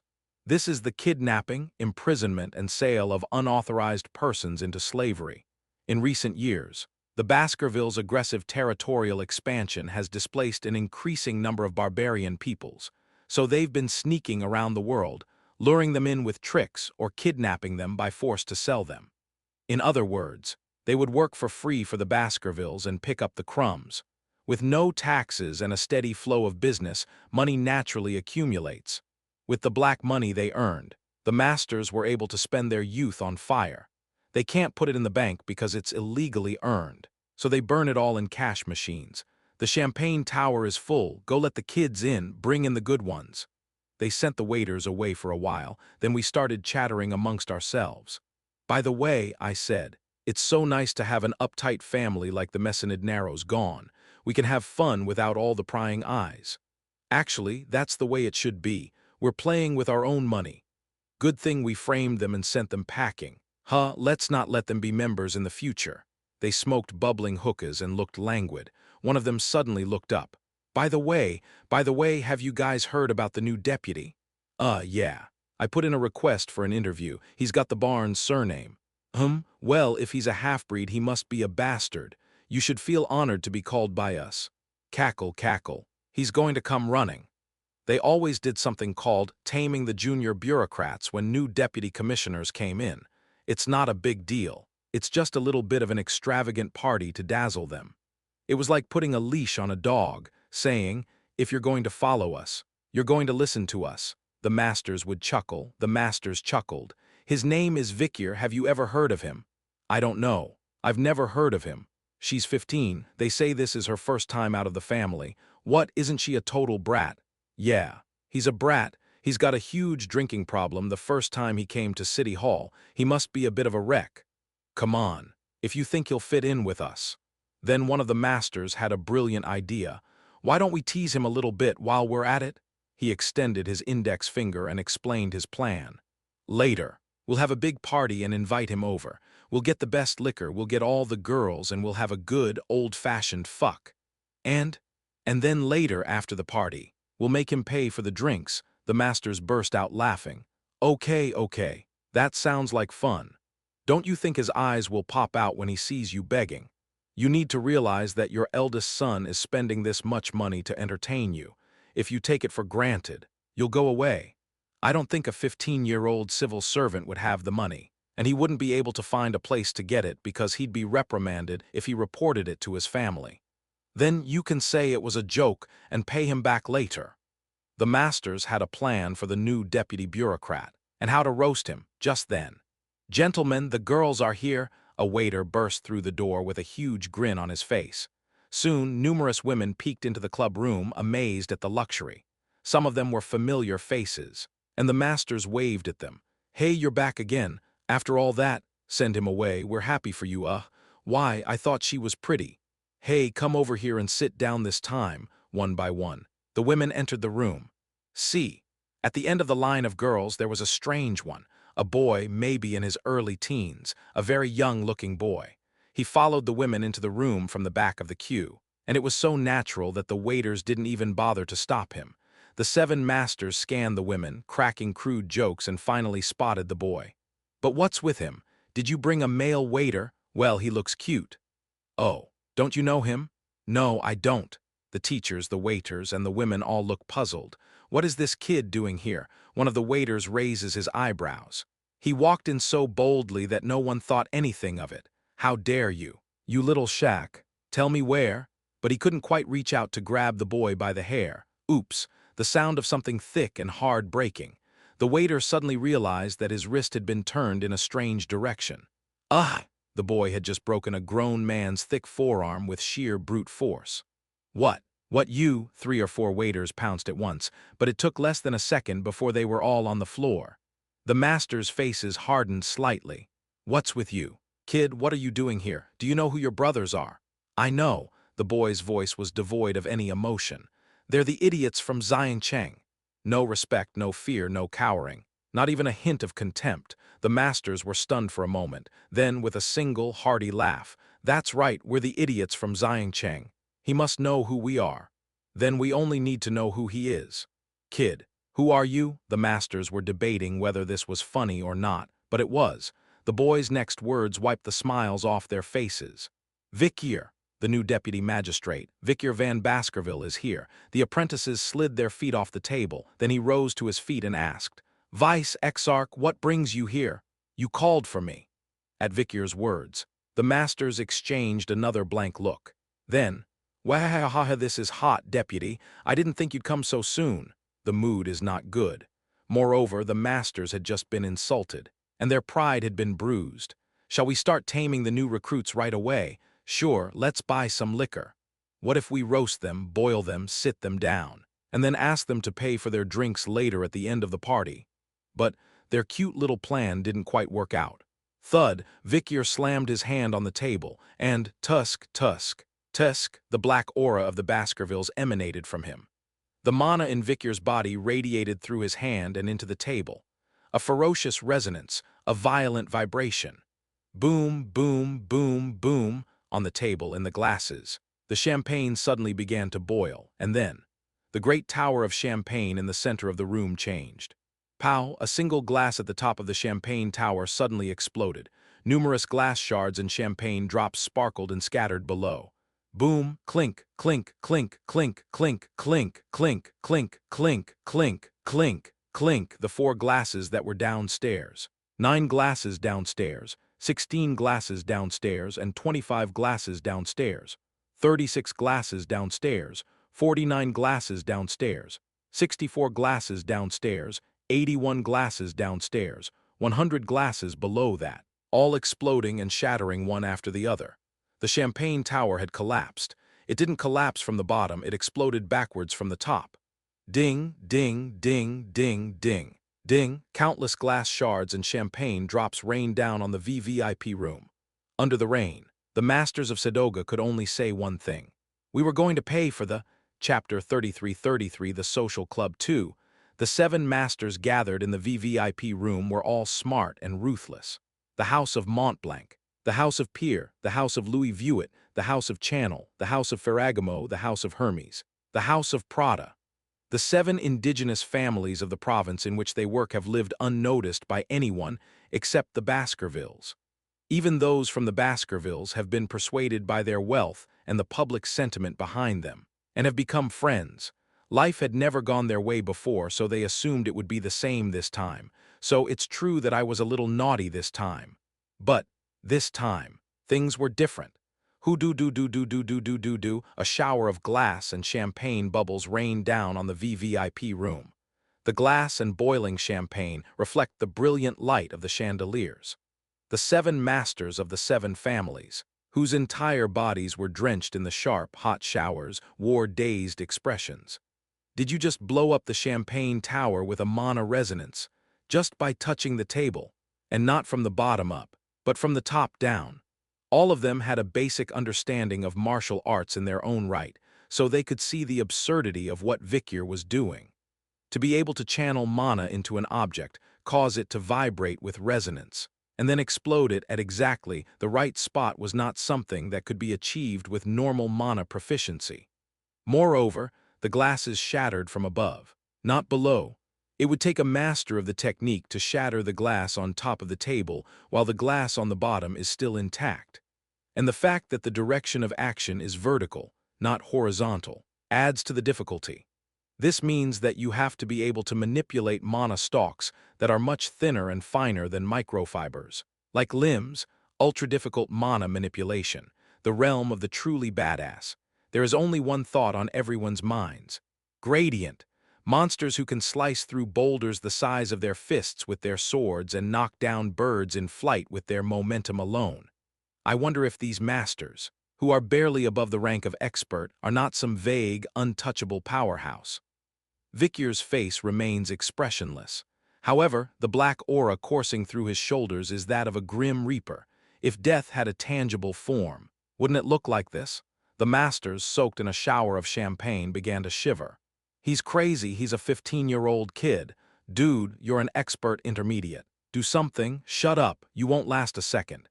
In the midst of all the urgent exchanges of glances, one of the masters muttered in a dazed voice. That's right, Vicyr, I thought I'd heard of you. At that, all eyes snapped to one side. He spoke in a stuttering tone. Vicyr van Baskerville, the supernova of House Baskerville, dived for 7 minutes before he was born, strangled 2 vipers in his cradle, hunted Cerberus at the age of 8, dueled and defeated House Morg's Madness Castle. The other masters' faces change as if they've just heard some crazy urban legend. But But what if they were really true? The gazes of the masters now turned to Vikir again, the symbol of the gradient, the liquid aura. Unless the urban legends are true, there's no way to explain the deathly aura that radiates from Vikir's entire body. My God, what other 15-year-old kid in the world is already a gradient at that age? Even in Baskerville, the home of geniuses, this has never happened before. Perhaps the same could be said for the Colosseum, the Imperial Academy, or even the entire Yellow City. In the end, the masters could only smile awkwardly and say something. We tried to pay for the... I wonder if they realize that the grim smile they've always seen etched on other people's faces is now etched on their own. Meanwhile, Vikir, hearing this, replied nonchalantly, "Of course you will pay for the liquor you have consumed." Hearing this, the 7 masters closed their mouths in disbelief. Oh, by the way, we haven't eaten yet. He had inadvertently given away his plan to embarrass them. Still, since I hadn't met Meg yet, I thought I could make a good excuse and get away with it. If only it weren't for Vikir. He's only 15 years old, but his soul is already worn out. Vikir saw right through what the 7 masters were trying to do. What? You're going to play with me and then blame me for the cost of your drinks? The 7 masters jumped and shook their heads at Vikir's question, which seemed to pierce their veins like a ghost. That would be impossible. Who would do such an unscrupulous thing? How dare anyone from the Baskerville family ask us to? The 7 masters felt. The other party wasn't just strong in combat power. Their minds were also unstoppable. In the end, they lowered their tails. They had been arrogant enough to think that Baskerville was their dog, but now that they stood in front of Vikir, they could no longer afford to be so ruthless. Apparently, the Baskerville's hounds are not easily baked or boiled. But a certain amount of pride, built up over the years as the second generation of the local holding family, has allowed them to save some dignity for last. Actually, we wanted to test you, Deputy Magistrate. The masters composed themselves and spoke in a polite manner. Vikir remained expressionless, taking the silence to mean, let's hear it. The masters relaxed and continued in a polite tone. Honestly, Underdog City is quite corrupt, isn't it? If you're going to purify a city like this, you shouldn't be able to resist such a temptation. You are indeed worthy to lead us. I will follow. Oh, let me take this great spirit as a lesson for the rest of my life. I will express it to you today, in such a way that you will not be disappointed later.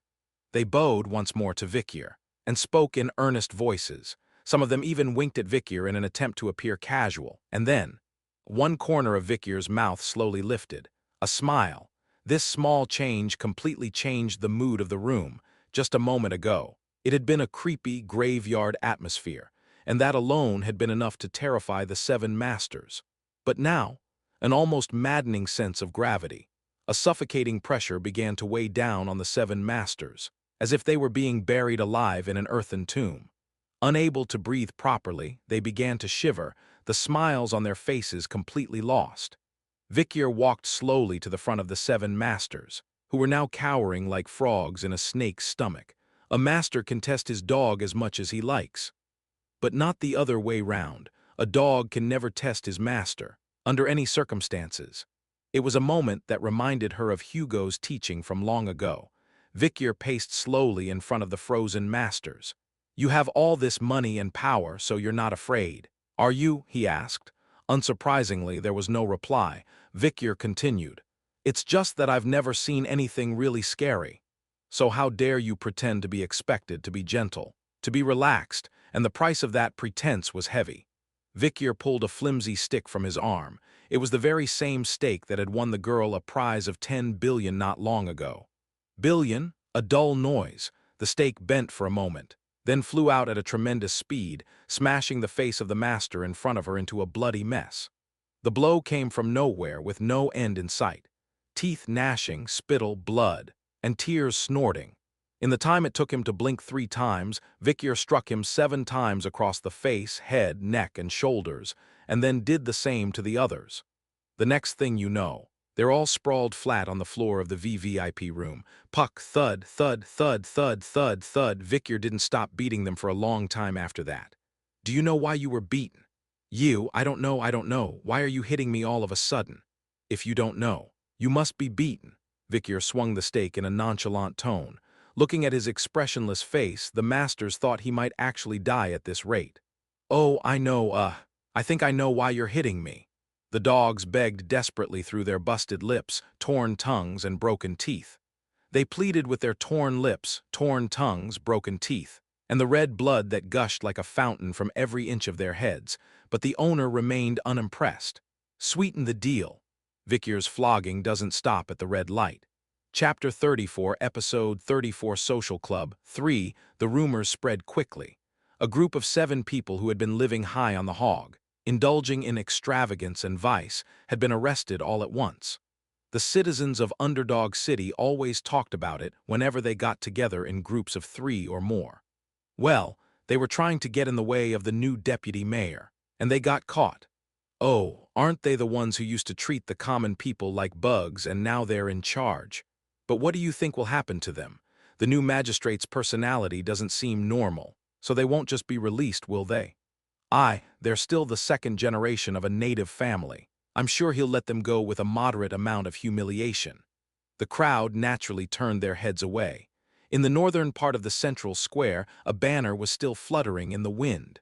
Article 0, Paragraph 0 of the Constitution of the Autonomous Region of Baskerville. Law on the prohibition of illegal trafficking in persons. Penalty. Death. Constitution of the Autonomous Region of Baskerville, Article 0, Section 0. Law against illegal gambling. Penalty. Wrist amputation. Constitution of the Autonomous Region of Baskerville, Article 0, Paragraph 0. Law on the prohibition of illegal private banking. Penalty. Eyeball removal. Constitution of the Autonomous Region of Baskerville, Article 0, Paragraph 0. Law on the prohibition of illegal brothels. Criminal offense. Facial tattooing. Constitution of the Autonomous Region of Baskerville, Article 0, Section 0. Law against illegal lobbying. Sentence. Extraterritorial deportation. As it was originally labeled, there were no exceptions to the law. There was no special provision for the rich and powerful to be forgiven. The crimes of the 7 masters could not have been clearer. They were guilty of illegal sex work, illegal lobbying, illegal human trafficking, consuming and distributing drugs, and making ill-gotten gains in the process. Tax evasion, assault, and sexual assault were obvious options, so the sentence is clear. Death. No excuses. No mitigating circumstances. People chattered. You're going to execute the sons of those 7 indigenous families?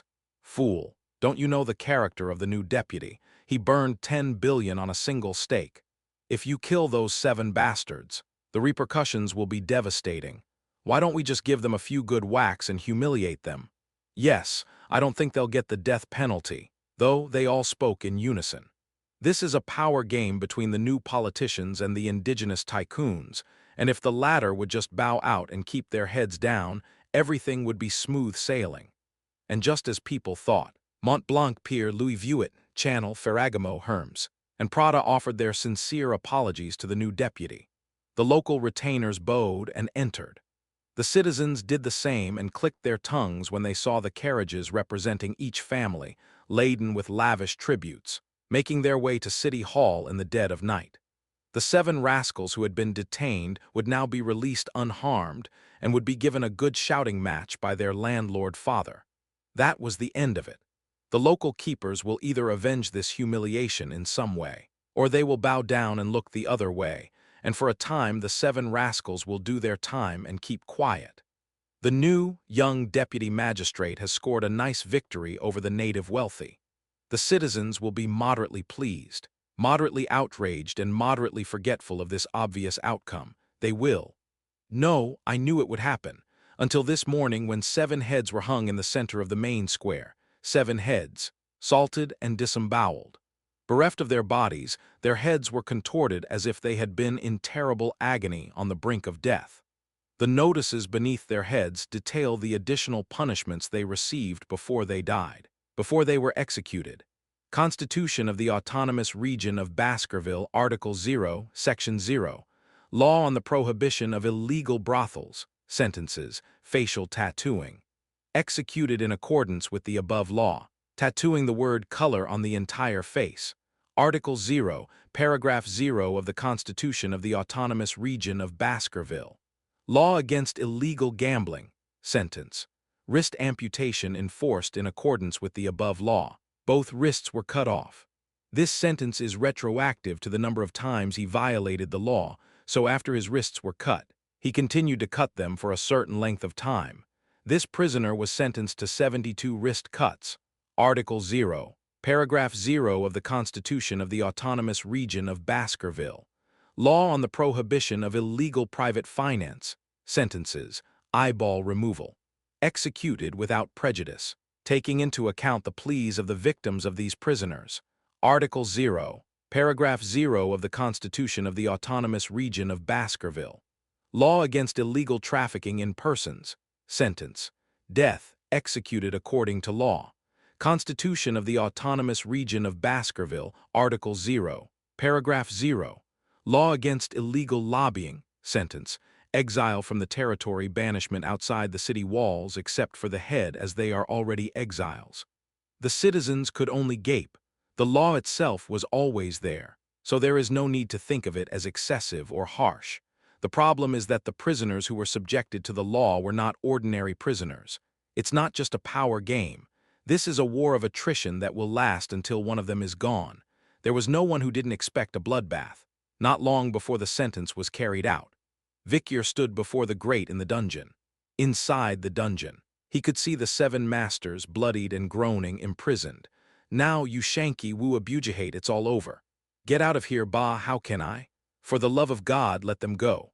And before him stood Baskerville, the Chihuahua. Restless? "Oh, my lord, what did you do to beat them like this?" He sounded more than a little pleased with himself. Vicyr, who had been standing beside him, expressionless, suddenly turned his head. "Do you think what I did to these men was excessive?" "What? Oh, yes, of course I do. A fashionista deserves a good beating, and if you turn people into meat patties like this, how are you going to pay for it later?" Vicyr smiled wryly. "Don't worry about it, I haven't even started yet." Chihuahua asks, confused. Vicyr didn't answer, but thought about it. Township offices were originally meant to check and supervise local maladministration, edify local society, and coordinate relations with the city hall. But over time, they had become more and more like a red herring, and now they had surpassed even the power of the malevolent Baskervilles. "Gamani no do, too, leave it. Huangfei's bastardized family name," the way they growled. It was even more so, but Vicyr, soaking up their hatred, seemed unperturbed. "I will execute them all at the end of the day." At those words, the masters in the cage fell silent. Vicyr spoke once more. "While I'm at it, I'll exterminate them all, from the babes in the club to the demons in the streets." The fearsome words were unmistakably true. Everything would be done according to his word. 100% of the time, a war on crime had been declared. The masters looked dumbfounded for a moment, but now they grabbed the grate and began to shake it. "Now, come on. Good boy, haberma bazusi." Gazing all over the place. "Komox humung anus, ko sudyaduse anus."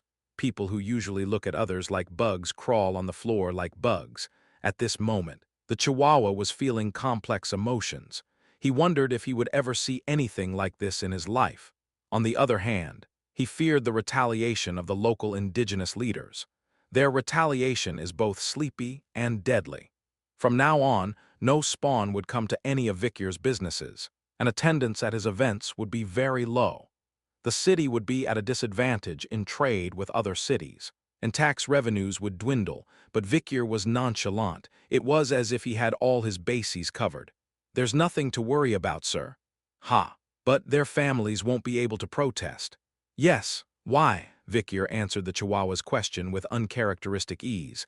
"They're involved with criminal groups large and small in Underdog City." "What, Z? How does the Archon know that?"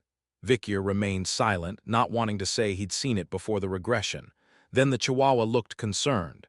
"But it's the proof that counts, isn't it? And even if we do get proof, what kind of retaliation they'll do next?" "Don't worry, there are plenty of them," Vicyr laughed. "We'll find the evidence. If we don't find it, we make it," and everything that happened next was beyond Vicyr's concern. For Vicyr was already thinking about moving on. "I don't know who's going to replace me, but it's going to be tough. I don't expect Hugo to stay on as deputy for long. The world was about to change. and there was a good chance that he would be sent into actual combat in the near future. So it didn't matter much to Vicier's future if he threw a temper tantrum here and now. He would have to leave as soon as he was accepted into the academy. So, while you're here as a deputy, you might as well get some discipline. The answer was to prescribe medicines that were highly effective, even if they had some side effects. This would soon become a reputation that would propel Vicier's career. It didn't matter who came after him. Vicier hated members of his own Baskerville family the most. But 1,000 miles a day. To do that, I need to make these 7/6 formers. Nay masters in front of me spit out all the evidence of their collaboration with the criminal element, and even their location. Vicier stepped up to the bars and said, "I will tell you what you are accused of.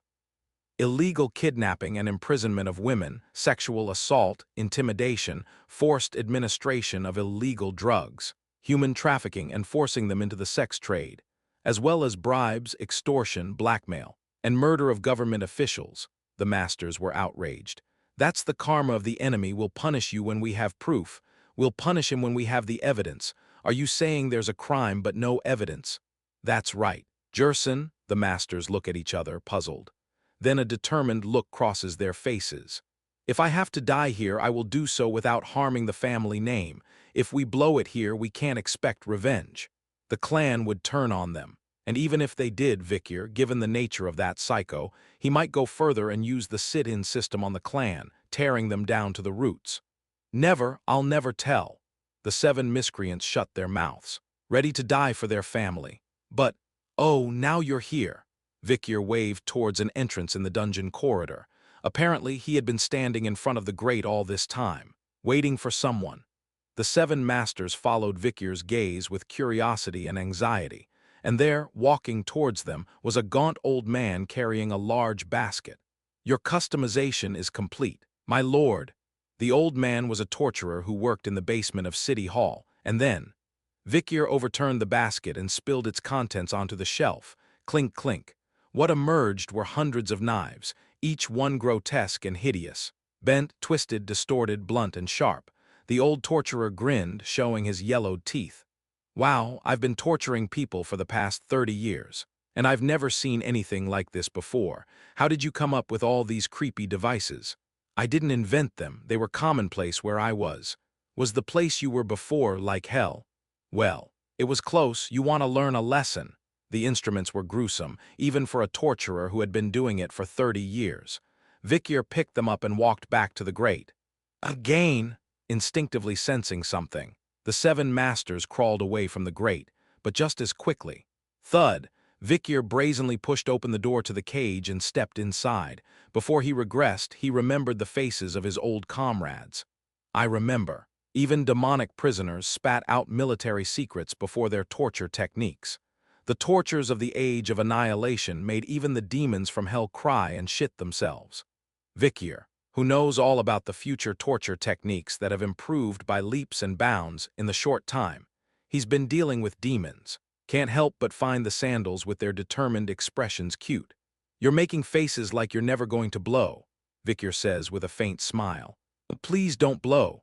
This was genuine. He wanted to keep the memories and nostalgia alive for as long as possible. Chapter 35. The Flowers of the Auction House. One night. The outskirts of Underdog City. For some reason, luxury carriages have gathered in droves in a vacant lot at the back of the city where no one usually comes. Black tents cover the huge clearing. Masked aristocrats and wealthy men stalked into the barracks. Today is the day of the slave auction. Naturally, it is a slave auction that is not officially reported to Baskerville.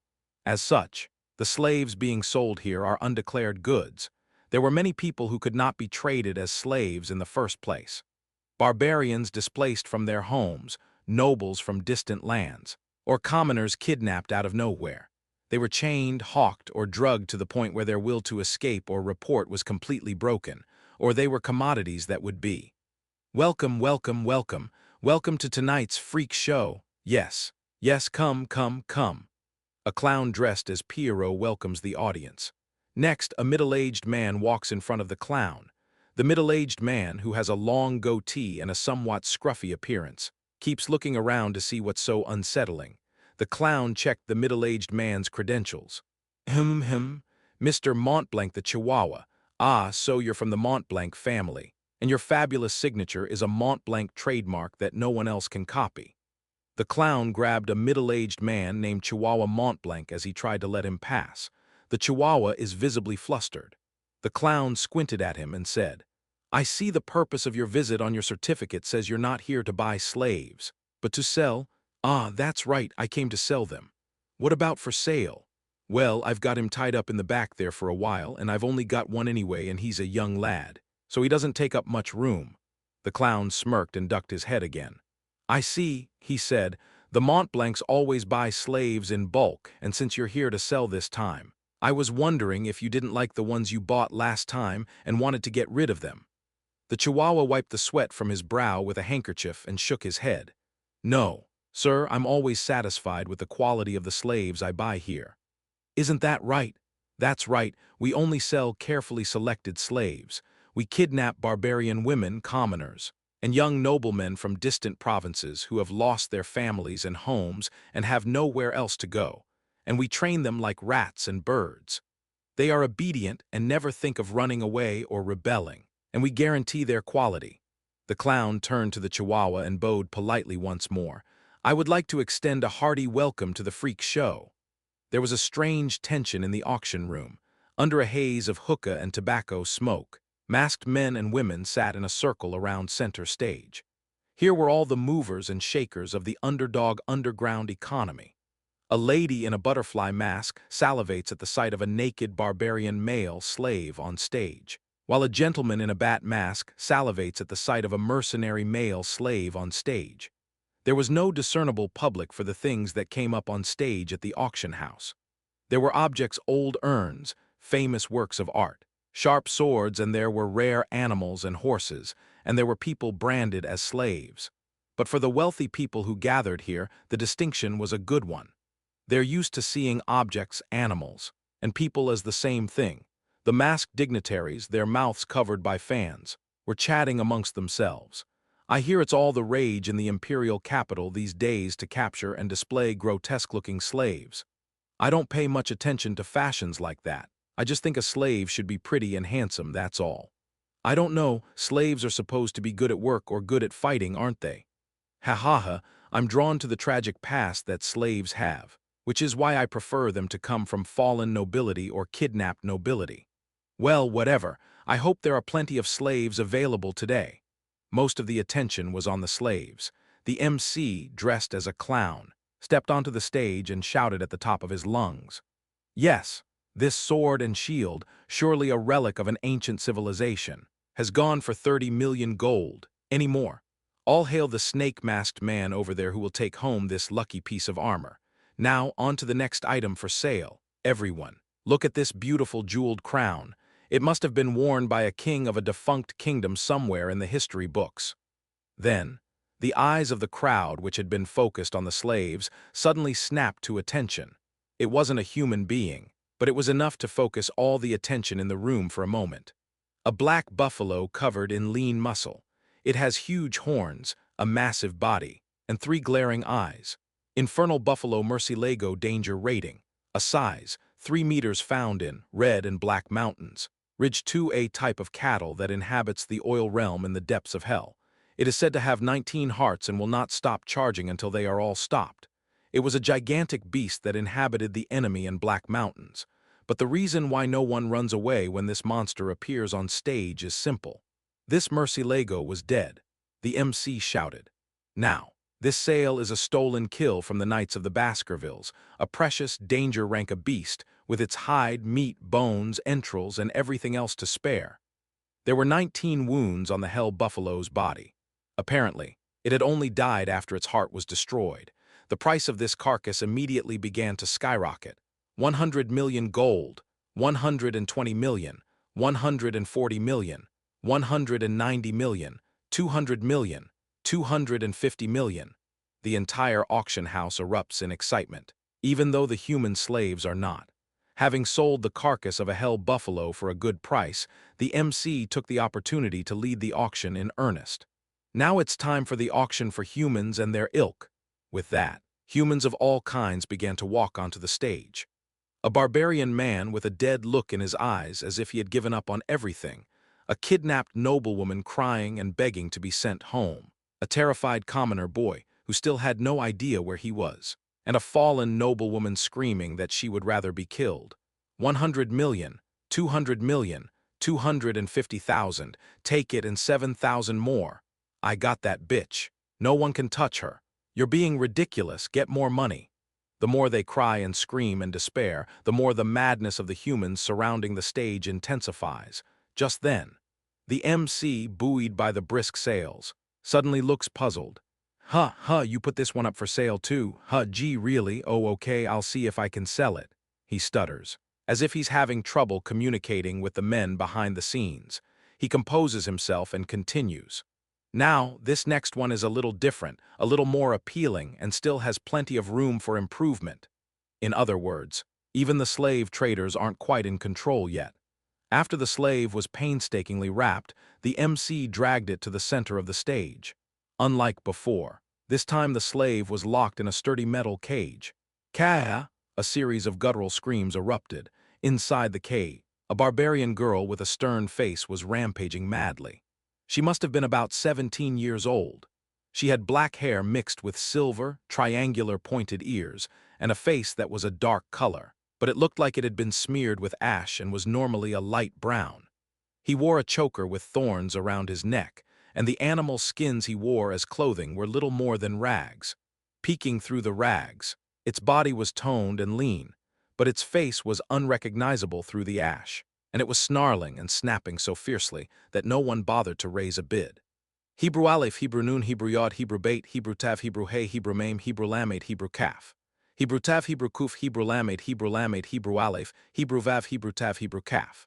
Hebrew Aleph, Hebrew Nun, Hebrew Yod, Hebrew Aleph, Hebrew Hey, Hebrew Resh, Hebrew Vav, Hebrew Gimel, Hebrew Aleph, Hebrew Vav, Hebrew Tav, Hebrew Kaf. A language I don't understand at all. Moreover, the stench of animal feces that had been wafting across the stage since earlier, and the body odor that seemed to have not been washed in decades, caused the noblewomen to turn away with frowns on their faces. Ah, who buys this? It's enough to make even a clown talking to himself. Still, he had to sell, so he did his best to make a point. Come on, slave traders say they've picked this one up from the depths of the jungle. Come on. Don't you think a slave this fierce could use some taming? Use him as a night watchman or a gladiator. This is your chance to prove your slave taming skills. I'll start the bidding at 5 million, let's go. But no one raises their hand. Usually there's someone who calls out the lowest bid, for the sake of the moderator's dignity and the atmosphere of the auction house, but this time there wasn't even that. 8, then let's lower the minimum bid a bit, 3 million. Anyone got 3 million? Then you don't have it either. 2 million, I'll take it at 2 million. I'll say it again, you don't have it either. Okay. 1 million, I'll take 1 million with my eyes closed. Take him and boil him for human consumption. I'll sell him for nothing more than meat. But in the end, no one raised their hand. The moderator grunted and waved his hand. Forget it, this isn't selling. I told you, only put up guaranteed items. Get them backstage and use a windbag next time. I want. Soon the slavers were on stage, pulling down the cage that held the barbarian girl. The girl even managed to bite off the finger of the trader holding the cage. Cutting it off. The atmosphere in the auction hall became chaotic. The organizers had to control it somehow. So what did they do? The MC knew it was time to bring out the big guns. Attention, ladies and gentlemen, Jumo okay. Keep your eyes peeled, because I have what I consider to be the best lot of the day right now. And then, a man stepped onto the stage, a boy with handcuffs on his wrists and heavy chains dangling from them. He looked to be about 15 years old. Despite the weight of the restraints, the boy's gait is effortless. There was a faint murmur of admiration from the audience at his confident and calm demeanor. As he stands at the center of the stage, the torchlight from above illuminates his face. The boy's appearance was revealed in a glow of light, and the audience's jaws dropped in unison. Wow! The expressions of all the noblewomen and some of the middle-aged men gathered here had become dazed. Chapter 36, Episode 36, Slave Auction 2. The appearance of the slave boy on stage silenced the room for a moment. Cheeks that hadn't yet shed their milk, but a chiseled jawline nonetheless. A prominent nose, full crimson lips, straight dark eyebrows and long lashes, and those precious black hairs and red eyes. Vara's whole body was tanned to a healthy brown color, but there were white underwear marks here and there, suggesting that her skin was originally flawless and white. The boy's good looks shone through, even with the basic makeup applied to the slaves on stage. Victor van Baskerville, he was on the stage, the MC said. Now, what do you think? This is the last item up for auction, and with the quality of the goods, we can expect a great bidding war. Alas, there is still silence downstage. Even the barbarian girl in the cage, who had been rampaging on the far side of the stage after winning the auction, had become mesmerized and quiet since Victor's appearance. Then, someone raised a bidding sign. 600 million, the lady in the butterfly mask gasps. 600 million, no. 65 million. Then the middle-aged man on the other side of the table jumps to his feet, as if he can't lose. 800 million. What the hell, aren't you a man? What's a man got to do with 800 million? That's not it. A man would take her and use her for what? He's going to use her as a gladiator. For crying out loud. What the hell, do you think she can even hold a sword properly? Come on, you two. If you want to fight, go home and fight. And I'll call it a night. I call 1 billion, 1.5 billion, 1.3 billion, 1.5 billion. A bloody price war has begun. Numerical prices now began to jump by the billion, just as the moderator was getting ecstatic. Calculating the fees, 6 billion. The amount dropped like a bomb. Out of the corner of everyone's eye, I see a fat man munching on his food. The author, Baron Gambino of the Granary, a rare find. Crazy. That's one big barrel. I've heard he's been raking in the dough lately, absorbing underground funds. The people around you turn their heads with bitter expressions. Some of the noblewomen, gritting their teeth, tried to scrape together enough money to make a stand. But it was a long shot against Baron Gambino, who was now making a name for himself as the newest rebel in the underworld. Then, Baron, wouldn't that be too much to spend? The secretary at Baron Gambino's side spoke up.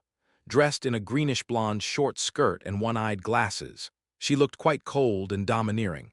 Baron Gambino frowned slightly at the secretary's point, then coughed. Well, a slave that off-white can fetch a much higher price in the imperial capital. It's worth it to buy them and sell them later. Even though he's an off-white boy, 6 billion seems a bit excessive. Besides, isn't it the story of the baron who bought him and then left him to fend for himself that makes reselling him questionable? Baron Gambino glanced up, seemingly conscious of the stares around him, and then burst out. Shut up, you wench. I gave you something you had no right to have, and now you have the audacity to stand on your master's head. I like her, I bought her with my own money, Baron Gambino shouted, and the secretary sighed and shook her head. Then, Baron Gambino, who had paid a hefty sum for the item, smirked and brought Victor to him. He raised his thick hand and began to cupping Victor's ass. Victor stared in disbelief, alternating between Baron Gambino and the hand cupping his ass. Baron Gambino chuckled in satisfaction at the look on Victor's face, a look that said he'd never seen anything like this before. Why, it's new to you. Get used to it, for it will happen often from now on.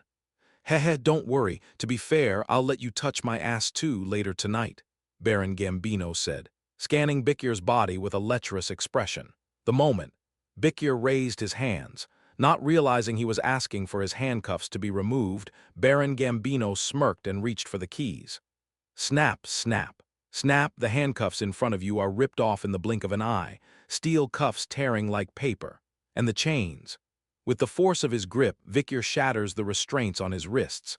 Then, at a loss for words, he held out his palms to the dazed Baron Gambino. On your ass. There was no time to protest. No time to say anything. Victor rolled over the Gambino Baron's fat body with such ease that he soon had his hands on his fleshy ass. Tusk, tusk, tusk. There was a terrifying sound, and Baron Gambino began to squeal like a pig. Off! A gurgling fountain of blood drenched the surroundings. A chorus of screams erupts from the bystanders as they see a man being torn alive. Soon, the mercenaries who had been acting as guards begin to rush over. But, thud, thud, thud. The necks and torsos of the lunging guards separated at once and rolled separately across the floor. Before he knew it, Victor had drawn a long, sharp blade that protruded from his wrist. Whirring, whirring, whirring. Beelzebub the magic sword began to weep as it drew blood. "Strike, strike, kill him!" The nobles called for their personal escorts, swords drawn. Mercenaries and knights charged, their auras rising. Tsutsutsutsuts Vikir unleashed his aura as well. The swordsmanship that followed was Baskerville's fifth form. 5 of the lurking ambushers flew out at once, biting into the nape of their foes' necks. Thud, thud, thud, thud, thud, a shower of blood. Headless torsos crumbled to their knees. Behind them, the knifemen, who had barely escaped death, could only stare in horror. An aura as red and sticky as blood. Gradient? The ultimate weapon representing a nation's national power, a killing machine for the sole purpose of killing. For every step Vikir took, he made sure to cut the throat of another. Every step he takes, he kills. Vikir had only traveled a short distance, only a few dozen paces, but already a shower of blood was falling around him. There was only one thought on everyone's minds. We don't stand a chance against the graduates. As soon as the swordsmen saw Vikir's aura dripping like liquid, they gave up the fight and began to withdraw. But, you fools, there's no business in daggery even if you're a greater. If you run away now, you're all going to slavery. Yay. So you're not going to make any money. Think of your families. Here and there, the shouts of nobles and signers turned a few swordsmen on their heels. By now, the chaos in the auction house had subsided somewhat. Heavily armed mercenaries, now numbering in the hundreds, surrounded Vikir. What the hell is that kid? How is he a greater at his age? Are you human? What are you? Everyone is confused, but the enemy is clear. Countless swords, spears, arrows, and magic surrounded Vikir in layers. No matter how strong the gradient was, there was no way it could survive this onslaught. Even, "You bastard, drop your sword and surrender this instant, or none of your men will live." The clown on the stage was threatening Vikir with a hostage. The clown was holding a knife and about to stab him in the neck. The chihuahua, with its long goatee, was shaking and looking at Vikir. Vikir paused and stood. As he does, the mercenaries around him draw their swords and slowly close in on him. Just then, "Your Excellency, I'm fine. Please take care of yourself," the chihuahua exclaimed with a determined look.